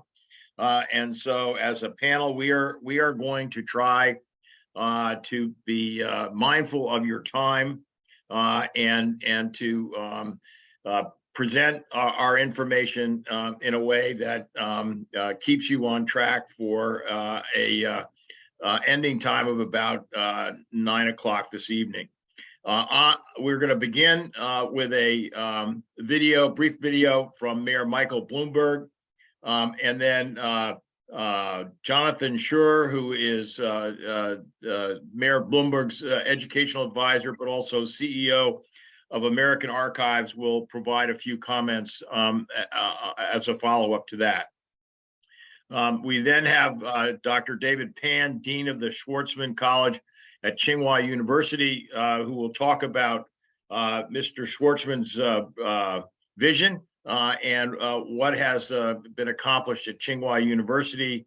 And then we will ask Mr. Samuel Lundquist, Vice Dean of External Affairs at the Wharton School, to talk about how they have been thinking about their curriculum and how it may meet the needs of students and future business leaders. And we will finalize our conversation with you tonight with Mr. Dwight Merriman, who is the founder and chairman of MongoDB. The purpose of this panel is really to talk about how educational institutions and systems can prepare students for the future economy and to think creatively about what are the opportunities to enhance or expand opportunities for students so that they can achieve economic and social mobility. And we are very pleased to be able to assemble this panel who has thought much about many of these issues, and hopefully will provide you with some interesting thoughts as you go through the rest of the conference. With that, if we could ask for the Mayor Bloomberg's video to start our panel. Education holds the key to so many of the major challenges we face. Want to reduce poverty? Education. Want to reduce crime? Education. Want to reduce homelessness? Education. Want to reduce income inequality? Education. And the list goes on. But for far too long, zip code and skin color have determined a child's education. That is wrong, tragically wrong. And I believe fixing it must be our top priority for our country and for our next president. Because kids in Harlem and Detroit and Memphis are every bit as equal to kids in Beverly Hills and Grosse Pointe and Scarsdale. And they deserve schools and teachers that are every bit as good. The sad fact is that the schools doing the worst job preparing students for success are generally in African American and Latino neighborhoods. Everyone knows that, and I've seen it as a mayor, I've seen it as a university chairman, and I've seen it as an employer. Now, I'm lucky enough to own a company that has some 20,000 employees, and I can just tell you that one of the biggest challenges facing companies like mine is finding people with the skills we need to fill positions. Nationwide, there are some 700,000 job openings in technology that employers can't fill. And in other industries, there are millions of open jobs of all types. In fact, there are more open jobs in America than there are people on unemployment. Just think about that. We have the jobs, but too many of our kids are getting diplomas that are virtually meaningless in the real world instead of the skills employers need. Shame on us. Our schools are not preparing students for the tests that they will face in the job market. And the tests that they are taking in school often set the bar far too low. Now, I know testing these days isn't popular. But if we shield our children from taking tests that measure essential skills, 3 bad things happen. Number 1, teachers can't possibly know if students are on track. Number 2, parents don't know if they're falling behind. And number 3, students don't acquire the kind of knowledge and discipline and experience they will need to pass tests in the real world. And if they don't pass tests in the real world, they don't get the job. That is the hard truth, and every business leader will tell you that, but too many politicians are afraid to say it. One of the main reasons I first decided to run for mayor back in 2001 was that I was tired of hearing the excuses for why New York City schools performed so badly. And over my 12 years in office, I can't say that we accomplished everything we wanted to, but we took a system that was riddled with dropout factories and we turned it upside down. We closed schools that had been failing mostly minority communities for decades, and we opened 650 new schools in their place that outperformed the old schools by wide margins. Hazel, thank you. We also lengthened the school day. We increased advanced placement courses. We reformed teacher tenure, and we created progress reports for every school so parents and principals and teachers can all be held accountable. In the end, we cut the achievement gap between Black and Latino students on one hand and white and Asian students on the other by more than 20%. And we did this even as we raised and increased graduation rates among Black and Latino students by about 50%, making them more proficient in the skills they needed to succeed in college and careers. We made a big difference in the lives of young people that this organization fights for, not simply by making promises or spending more money, but by facing hard truths and putting the needs of students first. So with that, I think we've got Steve and the other panelists back, but unless Steve, you want to say any other words of as moderator? No, you've done a great job. Just keep on going, John. Great. So, okay, the nature of the challenge. The context I'm familiar with is the United States, which I'll speak to while I'm learning from you all about the rest of the world. In the United States, we face the most rapidly changing economy in our history. And maybe the Industrial Revolution people could argue was as significant, maybe not, but there has never been a faster pace of change in the economy. And as Andreas Schleicher talked about earlier today, there's often been, and authors have written about, there's been a race in the US over the last 200 plus years between education and technology. And when we've done well, it's because we kind of caught up how we educate all of our people to be able to not only equip the economy with skilled workers, but give people access to fair opportunity. And now I'd say technology and the economy has been racing ahead, and education hasn't gotten worse. It's gotten a little better. We've made some progress, including in places like New York City, as well as individual schools that have shown that, in fact, kids from every background, low income, Black and Latino kids, rural kids, kids with special needs, all kids have the potential to learn. And there are examples of it. But at scale in the US, we've stayed relatively flat overall at a time when the economy has changed dramatically.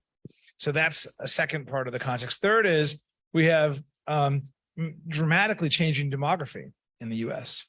We have an increasingly an older population. We have an increasingly diverse population, with now the majority of public school kids in the country kids of color. And we have a situation where, in order to be competitive as a country, that we have actually kind of competitiveness needs are inextricably linked with our equity needs, which means we won't have enough talent to power the economy in the United States unless we actually put all our players in the playing field. Our low-income kids, our rural kids, Black and Latinx kids, and kids with special needs. And so there's the nice thing is there's a business-driven need for a greater pool of workers and a fairness and equity need for the same thing, which is how do we adapt our education system to this rapidly changing economy in a way that can, as Mayor Bloomberg said, change the situation where we've got right now more open jobs than unemployed adults in the country. And that's the nature of the challenge. In the US, we've got some examples and proof points. New York City made tremendous progress under Mayor Bloomberg's leadership. The country as a whole has made some progress for underserved groups. There have been some individual schools that have been tremendous, but as a country, the challenge for us has been, I would largely say, unmet of making this change and adaptation. That's kind of the backdrop on the challenge. And I won't repeat many of the things that have been said today, but when you're trying to raise the bar has changed. There's a new level of skill needed. You need to have a system that's agile, not static, and serve a diverse population that can be part of the solution, but needs to change in education in order to tap that. It is not an easy challenge. It's possible, but not easy. That's the context. Second thing I'll share is Mayor Bloomberg, after he left being mayor, started Bloomberg Philanthropies. And the organizers of this conference have asked if I could talk a bit about in the role that I've played advising him in Bloomberg Philanthropies, what Bloomberg Philanthropies has done building on what he did in New York City. And let me actually start briefly by talking about in one city, in one country. As mayor, Mayor Bloomberg said, this is going to be my number one priority as mayor. We're going to make improved education, especially for kids in need, top priority as mayor. The school system, when he took it over, was not governed by the mayor. It was governed by a school board, and he successfully championed that effort that the mayor took responsibility to govern the school system. And he put in place a system in partnership with the teachers union, Randy Weingarten, who's now the head of the National American Federation of Teachers, an agenda of high standards, much higher expectations, as Andreas Schleicher talked about, a big focus on professionalizing and paying teachers more, 43% increase in teacher pay. Third, a big focus on data-driven continuous improvement. And fourth, the creation of hundreds of new schools where you give the opportunity for educators to come together with authority and come out, design new schools, new small schools that can help address the needs of kids in different ways. And the system over the course of over a decade made significant strides in closing achievement gaps, improving graduation rates, still not perfect, but made some real progress. As philanthropist, Mayor Bloomberg has tried to have his philanthropy support efforts that build on those lessons. There are now 3 areas of focus in the philanthropy. One is a K-12 public school system support program, which looks at cities around the United States that are following that model for higher expectations, greater funding investment and equity, professionalizing teaching, giving the opportunity for more parental choice and more educator empowerment, and has backed cities around the country that are trying to follow that model. He's also backed in the United States the expansion of high quality charter schools. He really sees that in the United States, charter schools, autonomous public schools where educators have more decision-making over what happens at the school level, has given funding to help try to create kind of an research and development arm of education in the United States to kind of create models and examples of what is possible that can inform what public education does more generally. Secondly, he's focused on not just K-12, but what comes after, and that begins in high school. And he's focused, secondly, on looking at creating more pathways for a greater and a more diverse student population to go into and through strong colleges. Created a program called the College Point program, Matriculate, to provide high quality college advising for low income students who could go into strong colleges. And he's created an initiative called the American Talent Initiative, which has gotten a set of colleges in the United States to make significant commitments to improve the percentage of low-income students who come to and through those colleges. But even for all that focus on college, we only have 1/3 of our students in the United States who get a four-year college degree. And so Bloomberg Philanthropies under Mike Bloomberg's leadership said, you know what, for students who may not at least initially get a degree, we need to support pathways of programs linked to good jobs that don't necessarily involve a four-year degree at the beginning, and has supported partnerships between employers and school systems to create pathways to good jobs in healthcare and technology and the trades that might wind up have a student getting a degree over time, but don't start that way. And that's been a real significant change that's been pioneered by a number of cities in the US, including through high quality apprenticeships and internships and career pathways programs. The key is to do that in a way that doesn't lower the bar, but to change and to kind of create flexibility and options and choices for students to pursue the pathway that makes the most sense for them. I would say the success of Bloomberg Philanthropies at this point is that it has created and supported a set of proof points in the United States for what's possible in these areas, improved K-12 in certain cities, improved access to college. He put a very big investment into Johns Hopkins University to make it possible for low-income students to come to Johns Hopkins, regardless of their family's wealth.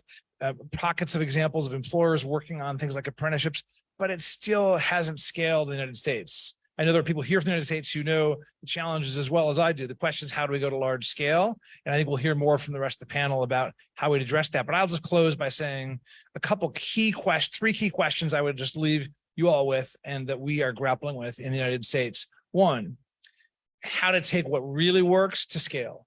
Pockets of programs is good. How do you drive systems and have systems that really drive sustainable scale is question one. Two, how do you do this in a way that puts all of our players in the playing field and drives an equity agenda to really help even when you improve an education system, if you don't address low income and kids of color and rural kids, it's not going to succeed. How do you drive an equity agenda? And third is, how do you create an agility and a ability to change education that we've not seen kind of be present enough in American education? How do you actually look at changes in the economy, change day to day, week to week, month to month, year to year changes that employers are facing, and create an agile education system? And I'd say we are still working on those, and looking forward to learning from all of you as you are pioneering successes to bring some of those back to the US as we share some of our lessons learned with you. Thank you. Back to you, Steve. Thank you, John. I'd like to now turn it over to David Pan, from the Dean of the Schwarzman School at Tsinghua University. Hello, everyone. Thank you, Steve. Thank you, Dr. Dhanin, Chearavanont, and in Chinese, the Dr. Xie Guoming, and Dr. Cheng Davis, and Ting Ting, and everyone. And it's so nice to see you here. And I'm in Beijing. I should go to the Thailand. So Beijing, you know, the so cold, it's frozen. It's the highest degree is below 0, and so that is look like our today's challenge.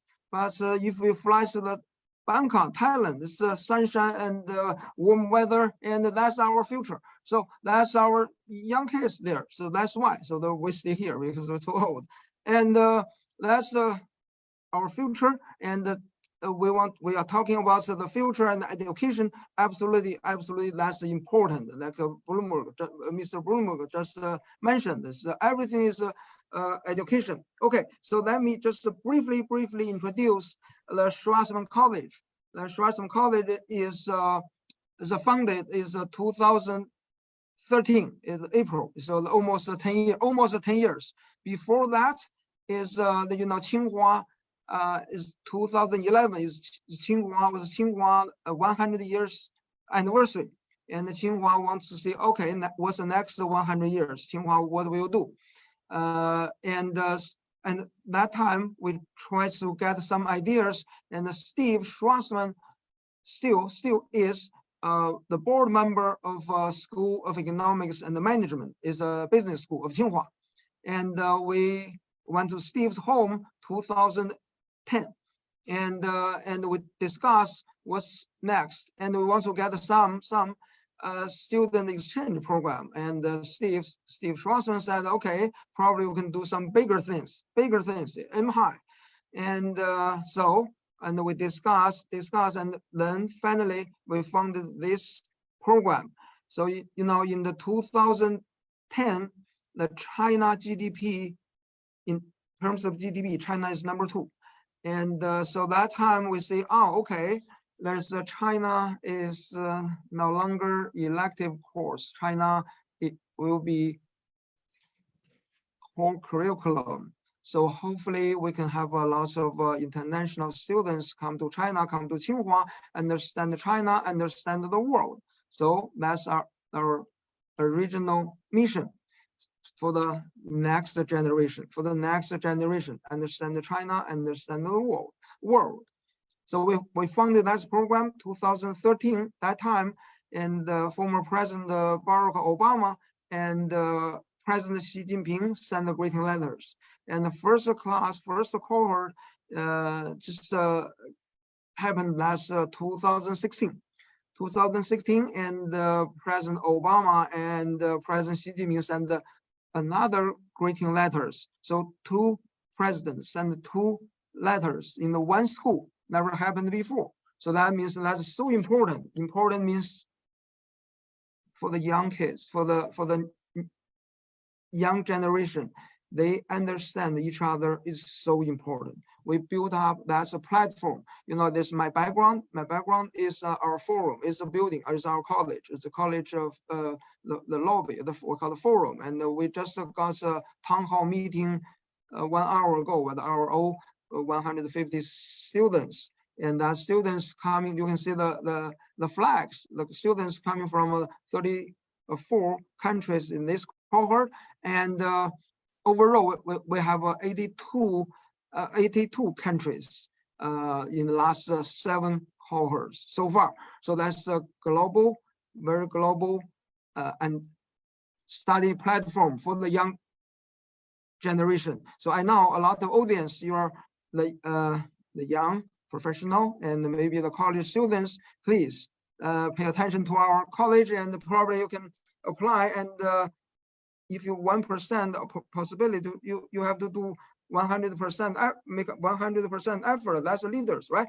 So that's our program. And just briefly talking about that this program. And also here a lot of professors and business leaders and Sam, Steve, and Dwight, and everyone, welcome. You come to Tsinghua, come to the college, and give our scholars lectures and teaching, and being our professors here.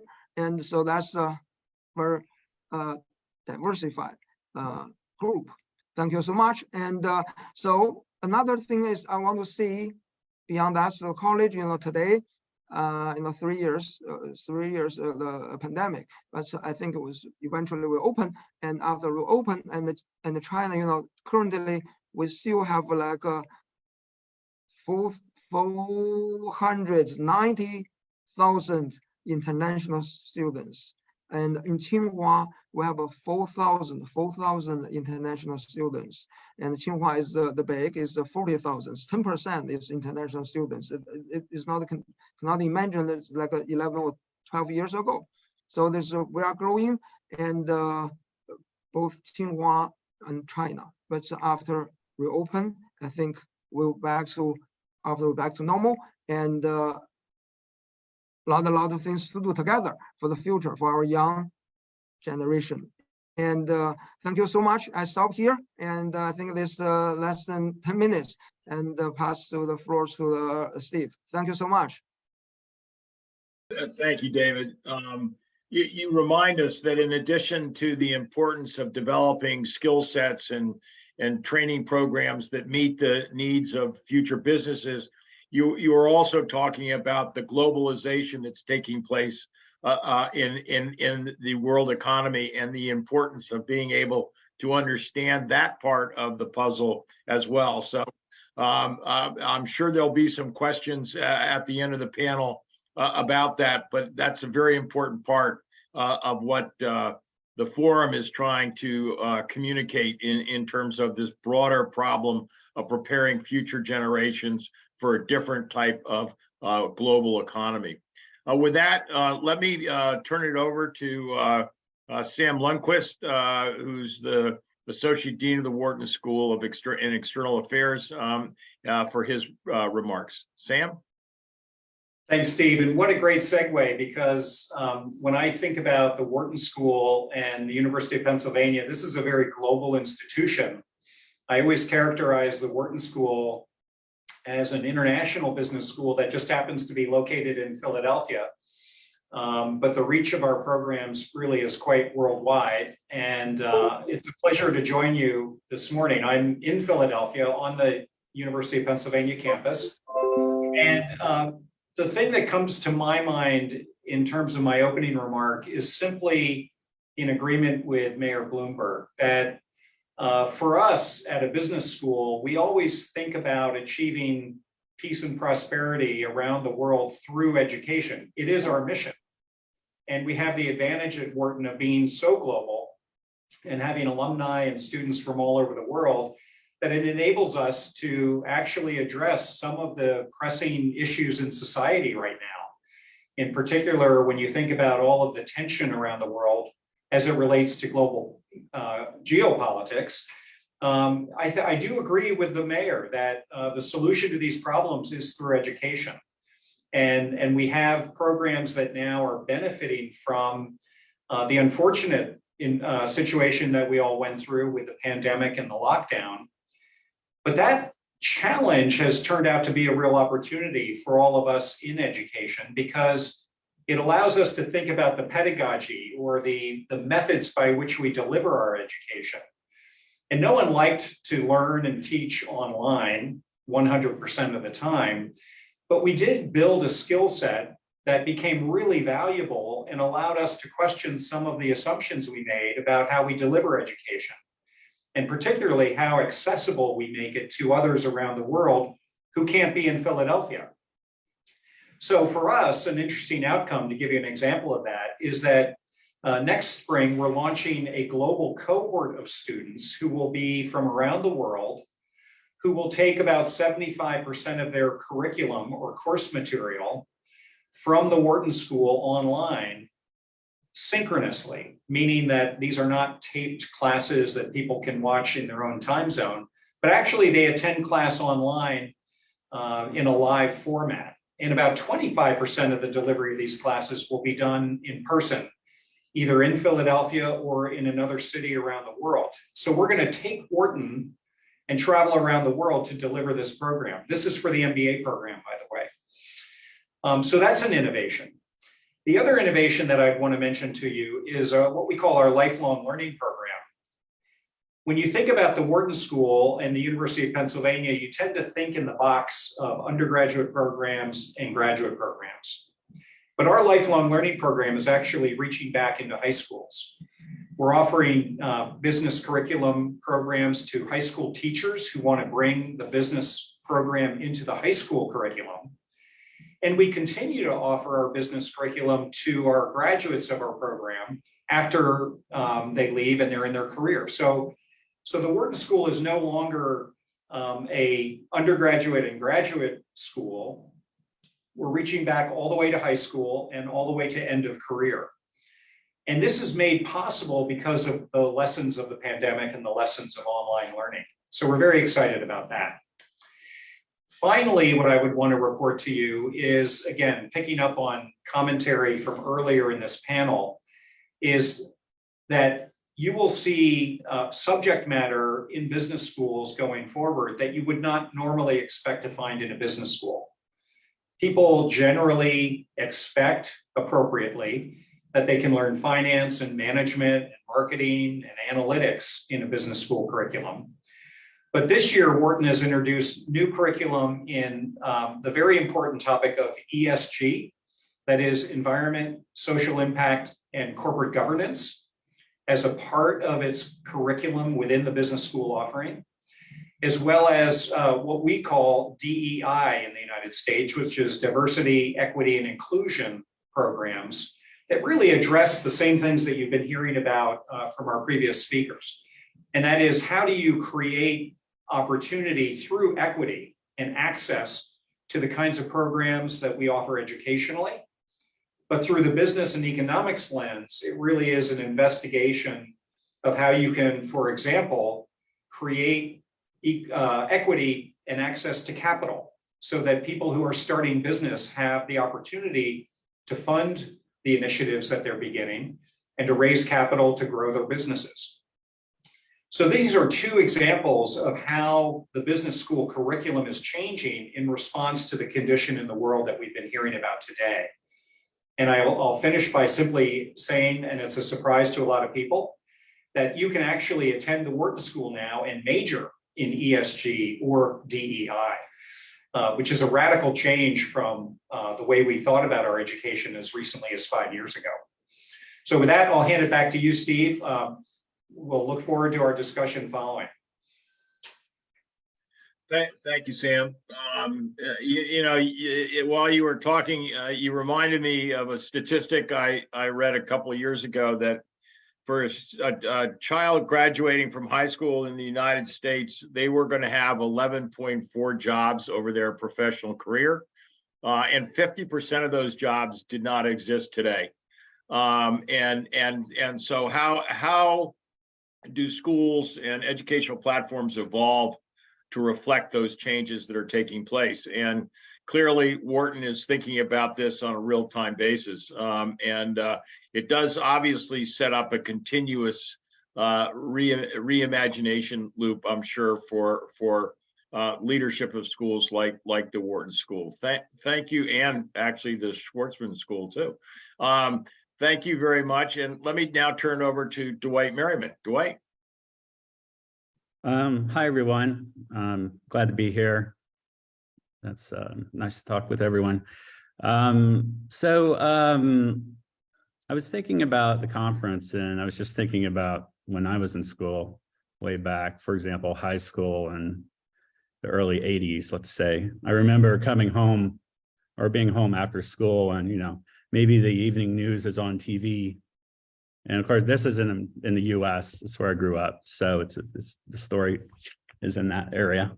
But, a big topic in the news back then was the quality of education in America, or the lack thereof, and particularly in, primary, secondary school.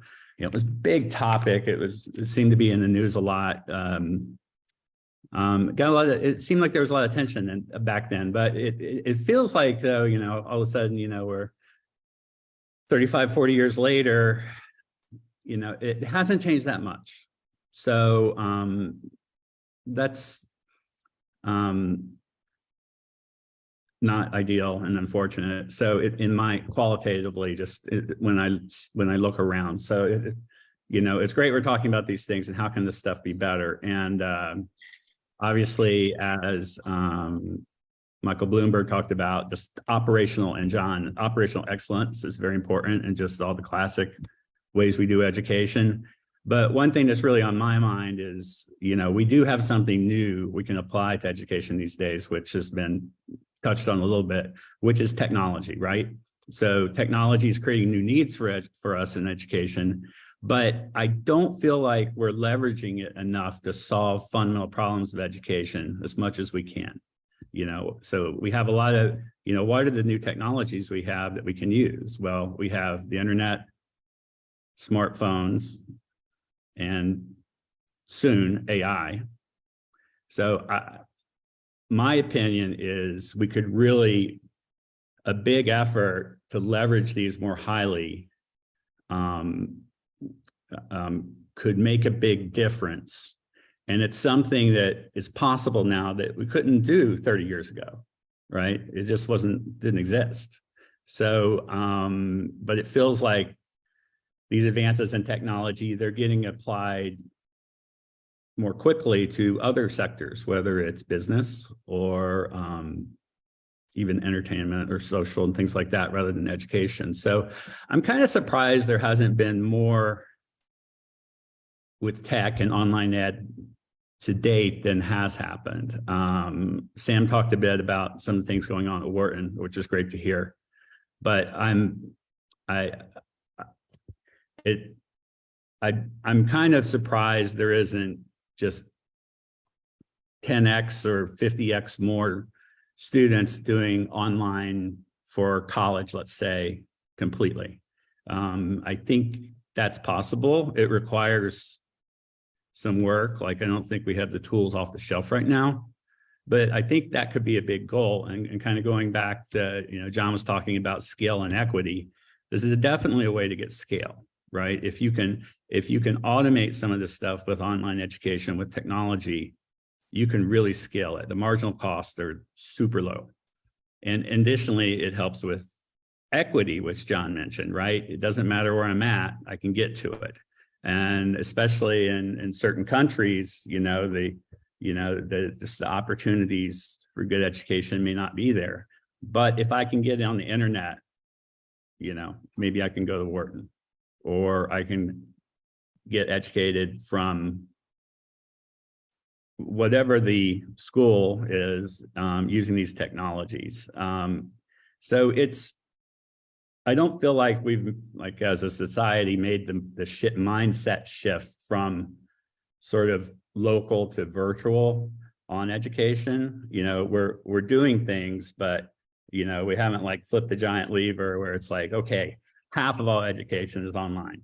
Like, we're not doing that right now. It's possible, right? So I think there's a need for a change in our mentality. And obviously there's a lot of hard questions that then come up, like about how to make that work well, and like how to, are we going to miss social aspects or not, and so forth. And then do you have the right tools for it? And I think we need some new tools, but they can be built now.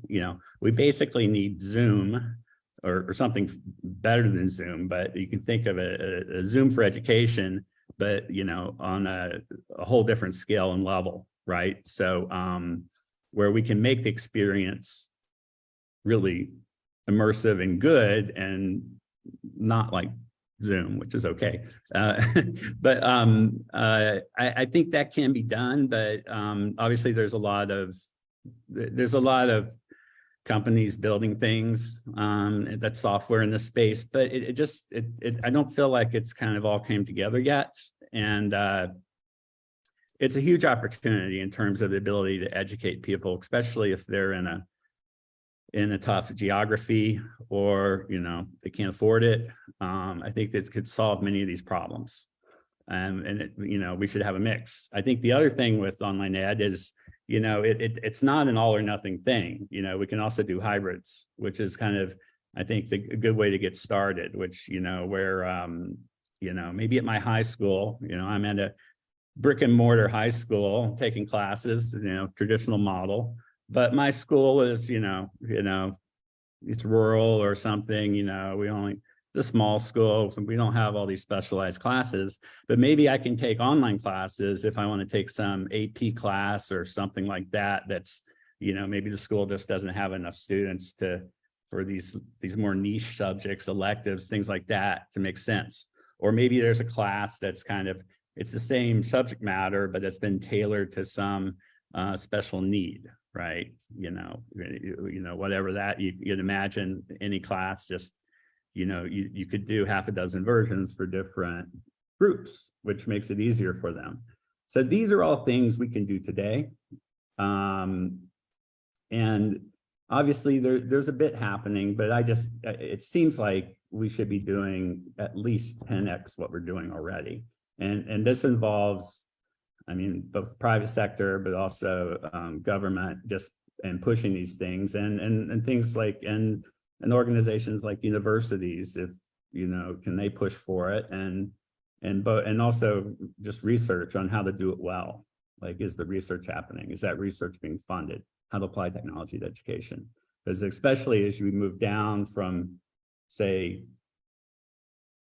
university to, primary school, the problem gets harder. It's easier to teach a Wharton class online than to teach a third grader, right? It gets a little more tricky then. So I think there's a lot of potential, huge potential, but also we really need to, I don't feel like this is correctly prioritized like by society right now, by all of these groups, that I mentioned. So that's sort of present tense, some thoughts on technology. There's sort of like in the future, we could think maybe sort of near-term future and medium to longer term future. In the relatively near term, I think something that could be very powerful would be, tools for augmented learning that involve computers or technology. So, we're going to have smart eyeglasses soon, where the glasses, are kind of like can project on the lens things that you can read and can talk to you and can hear what's in the room. And of course, you could also do this with an iPad or something if it was like one generation better, maybe, instead of the glasses. You don't have to have the glasses, but they are coming. But you can imagine you're sitting in a class, but my phone or glasses or whatever, it's listening to the whole class, or watching the whole class even. And maybe I can ask it to clarify things for me, or it can pull up supplementary information, like even just like very simple things like, I don't know what that word means. Boom, it pops up, what Wikipedia, like one paragraph on it. Teacher's still talking. It's like, oh, okay, I get it. I'm back in the flow of the class again. So there's things like this, and you can imagine it at various levels of sophistication from, my example is fairly simple, to, something very advanced, seems more science fiction-y. And I think if we look out a bit further, I think AI is going to be a super powerful tool for education. And there really should be a lot of research being done right now on AI in education, its application in education. I mean, this is a perfect time. And in the last 18 months, we've seen this huge inflection in AI and its capabilities with things like GPT-3 and DALL-E and things like this, where, now these language models, you can have a conversation with them and it makes sense and so forth and so on. So it's not going to be long before you can have a teacher that is an AI. And if you imagine hybrid models, even if the AI is not perfect, your in-person teacher can help you too. But, but if we have the AIs, they will be, they'll be much more economic than real people. So, if you think of like student-teacher classroom ratios, well, with an AI teacher, you're at 1-to-1, right? Because everyone can have their own tutor or teacher. And it could be, you could have a model where it's your tutor and still traditional structure of class, or it could be just the whole class is just done by this computer teacher. And if 2 years ago, if you'd asked me about this, I would have said, this is quite a ways off, right?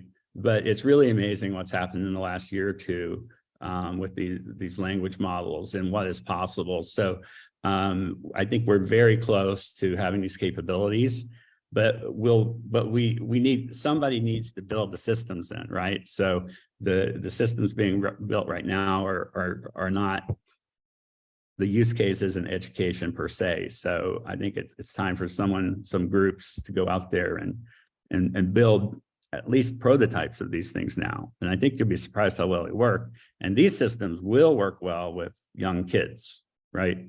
And they can absolutely tailor conversation of the teaching to whatever the capabilities level, et cetera, of the student in a very strong way. So this, I think, could have some very amazing and powerful yield, let's say. it's also interesting with the AI that we're finding that some things we weren't expecting with it, that the AIs are, it's turning out they're actually quite good at the touchy-feely stuff. And this is quite surprising. They're good at, perhaps it's mimicry, let's say yes, but they're very good at sounding like, they're empathetic or having, seeming like they have feelings, but that also means they would be good at things like giving encouragement, maybe and understanding as a student talks, if they're frustrated. All of these things seem to be quite feasible fairly soon. And so that's pretty surprising. That was sort of something that's been emergent, if you will, with some of these AI systems, that they're really good at the soft stuff. It was kind of the opposite of like what we might have guessed 5 years ago. And that would fit really well with teaching. So I think these are things, obviously we still have to do a great job at all the classic modalities, if you will, but there's so much potential, and it's important that we grab it and we leverage it. Like going back to, the present tense, I don't even think we're leveraging just some of these basic like Zoom-like things as much as we could, imagining something kind of tailored for education, not just, pure simple Zoom or straight up Zoom, but something, more elaborate and sophisticated, and then longer term, even more. But we've got to step on the gas there and do something. It feels like the tech's moving faster in other use cases. So that's my thoughts for today. So thanks everyone, glad to be here. Thank you, Dwight. I think the panel has actually presented an interesting spectrum of thinking around innovation in education and how education needs to respond to the changing workforce and the changing needs of students. And I hope there are attendees who might have a question or two for the panelists. So are there questions in the last few minutes that we have from any of the attendees that you'd like to ask one of the panelists?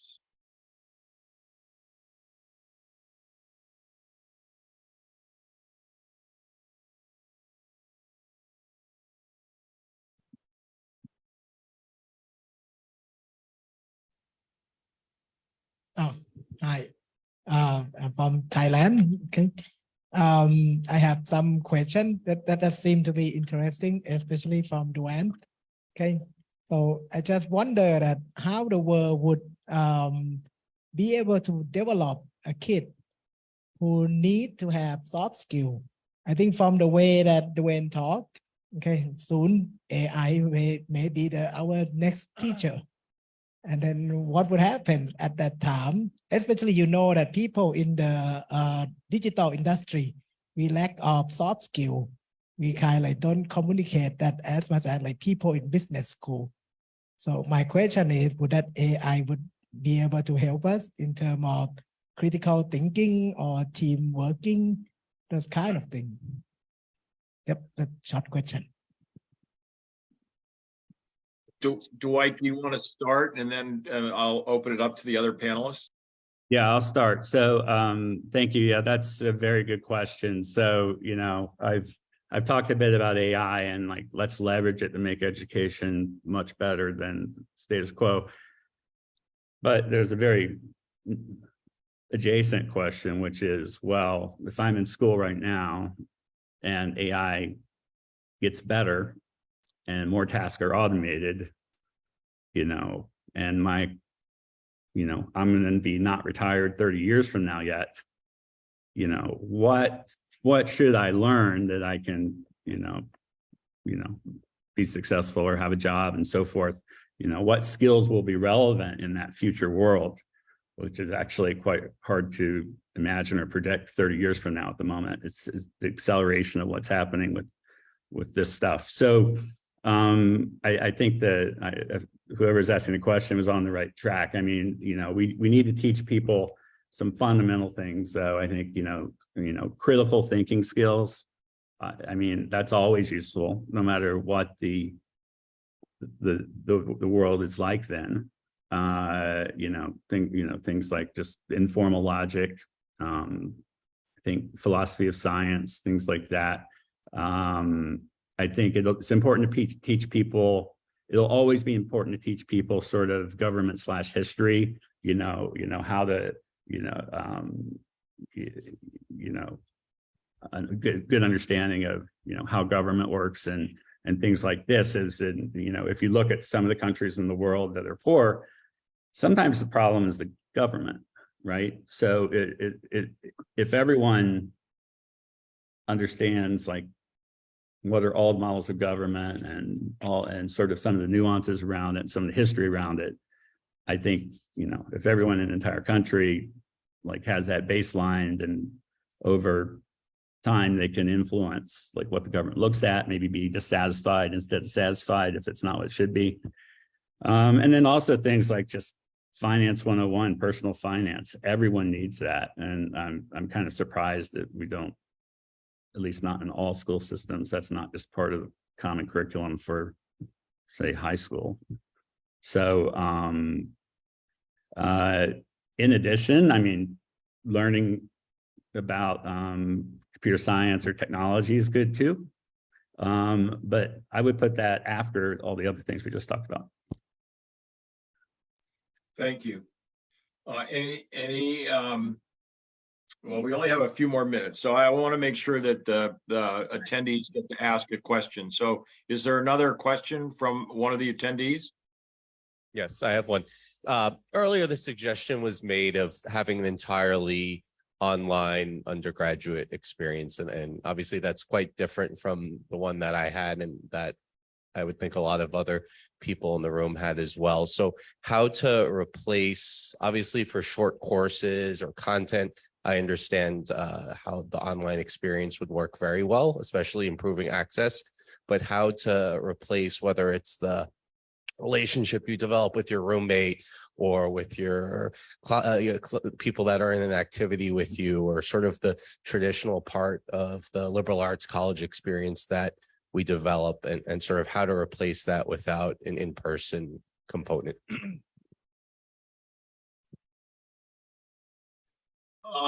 Sam, do you want to take that on a little bit?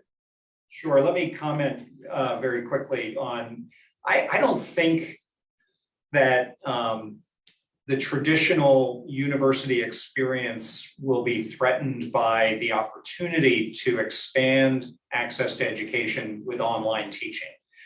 We would never expect that to happen here at our university. What we do expect to happen is that the classroom will get flipped a little bit, so that how we use the in-person experience is what will really change. So that if standard lectures can be delivered in a time and a medium that is convenient for a student to consume it, then they can come to class and use the class time in a much more impactful way of thinking about having learned the theory in a lecture, they can then apply it in practical case studies or business simulation programs in the classroom and have a more quality experience with the faculty. So that would be, the hybrid flipped classroom model that current terrestrial universities would continue to offer. But I think the online opportunity is, and that's already happening now in the United States. You can get an undergraduate degree fully online, and it's simply going to be driven by demand in the marketplace. What is available to students? What can they seek? What can they afford? And how can we best deliver that education to them in whatever works for them? Steve, I'd love to jump in too, just if I could add to that on both questions. Great questions. I think, look, the context here is world's changed. The bar is much higher for what education people need to have in order to succeed, including deep critical thinking.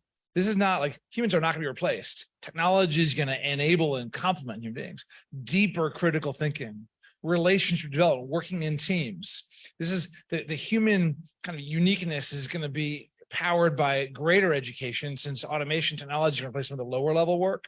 So the question is not, I don't think, AI is going to replace teachers. I think, but AI and technology could help teachers do more what human beings can be best at. The higher level, the pushing on critical thinking, the relationship development, technology can enable that. I don't think we're going to see online replace in-person education across the board in K-12 higher ed at all. I do think for people who are working adults who right now need to be reskilled, I think online actually is a great opportunity to actually help people who got busy schedules working get that online. But traditional higher education, K-12, we're not going to lose, I think, the in-person for a long time. The relationships are set. But the question is, given the bar is how much higher, it's a both and. How can we leverage technology in a way that can enable the best teaching, the most relationship development, a sense of belonging where people are, leveraged by technology? And I just think on the soft skills question, we've got just two great opportunities here. One is closer business engagement and real earn and learn opportunities for students to really actually be learning in a real world context, developing a relationship, trying out skills that can develop soft skills. We've got some great examples of that. And I think that the other way to develop soft skills is through real relationship development and teachers who are able to support students engaging and working with peers in different ways. So in some ways, the old-fashioned notion of great teaching and more the new fashion of business with co-developing education with schools, I think can be a tool if technology can enable that, not replace it. David, can I ask you? Yeah, so 1 minute edit. So there's an online study and the traditional study in the classroom, plus the practice that we call the field trip study, and also called the deep dive.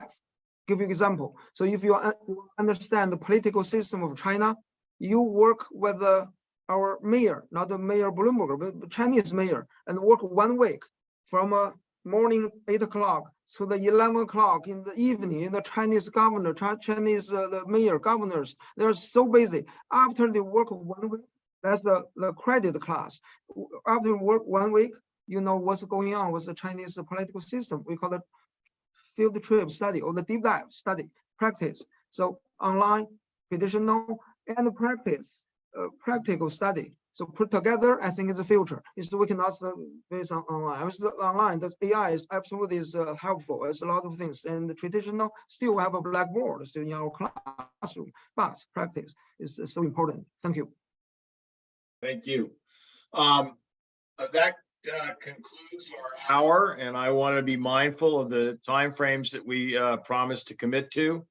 I'd like to thank all the panelists for their time and their participation today. John, Dwight, David, and Sam. And I wish you all, on behalf of the panel, those of us who are not there, a wonderful rest of the conference. And thank you for your participation. Have a good evening. Thank you. Thank you, everyone. Enjoy. Thank you. Bye. Yeah, bye-bye. Thank Bye. you. Thank you. Thank you. All right, See you thank in you so person much, soon. Joe. Bye-bye. We're the only speaker that are physically with us tonight. That's right.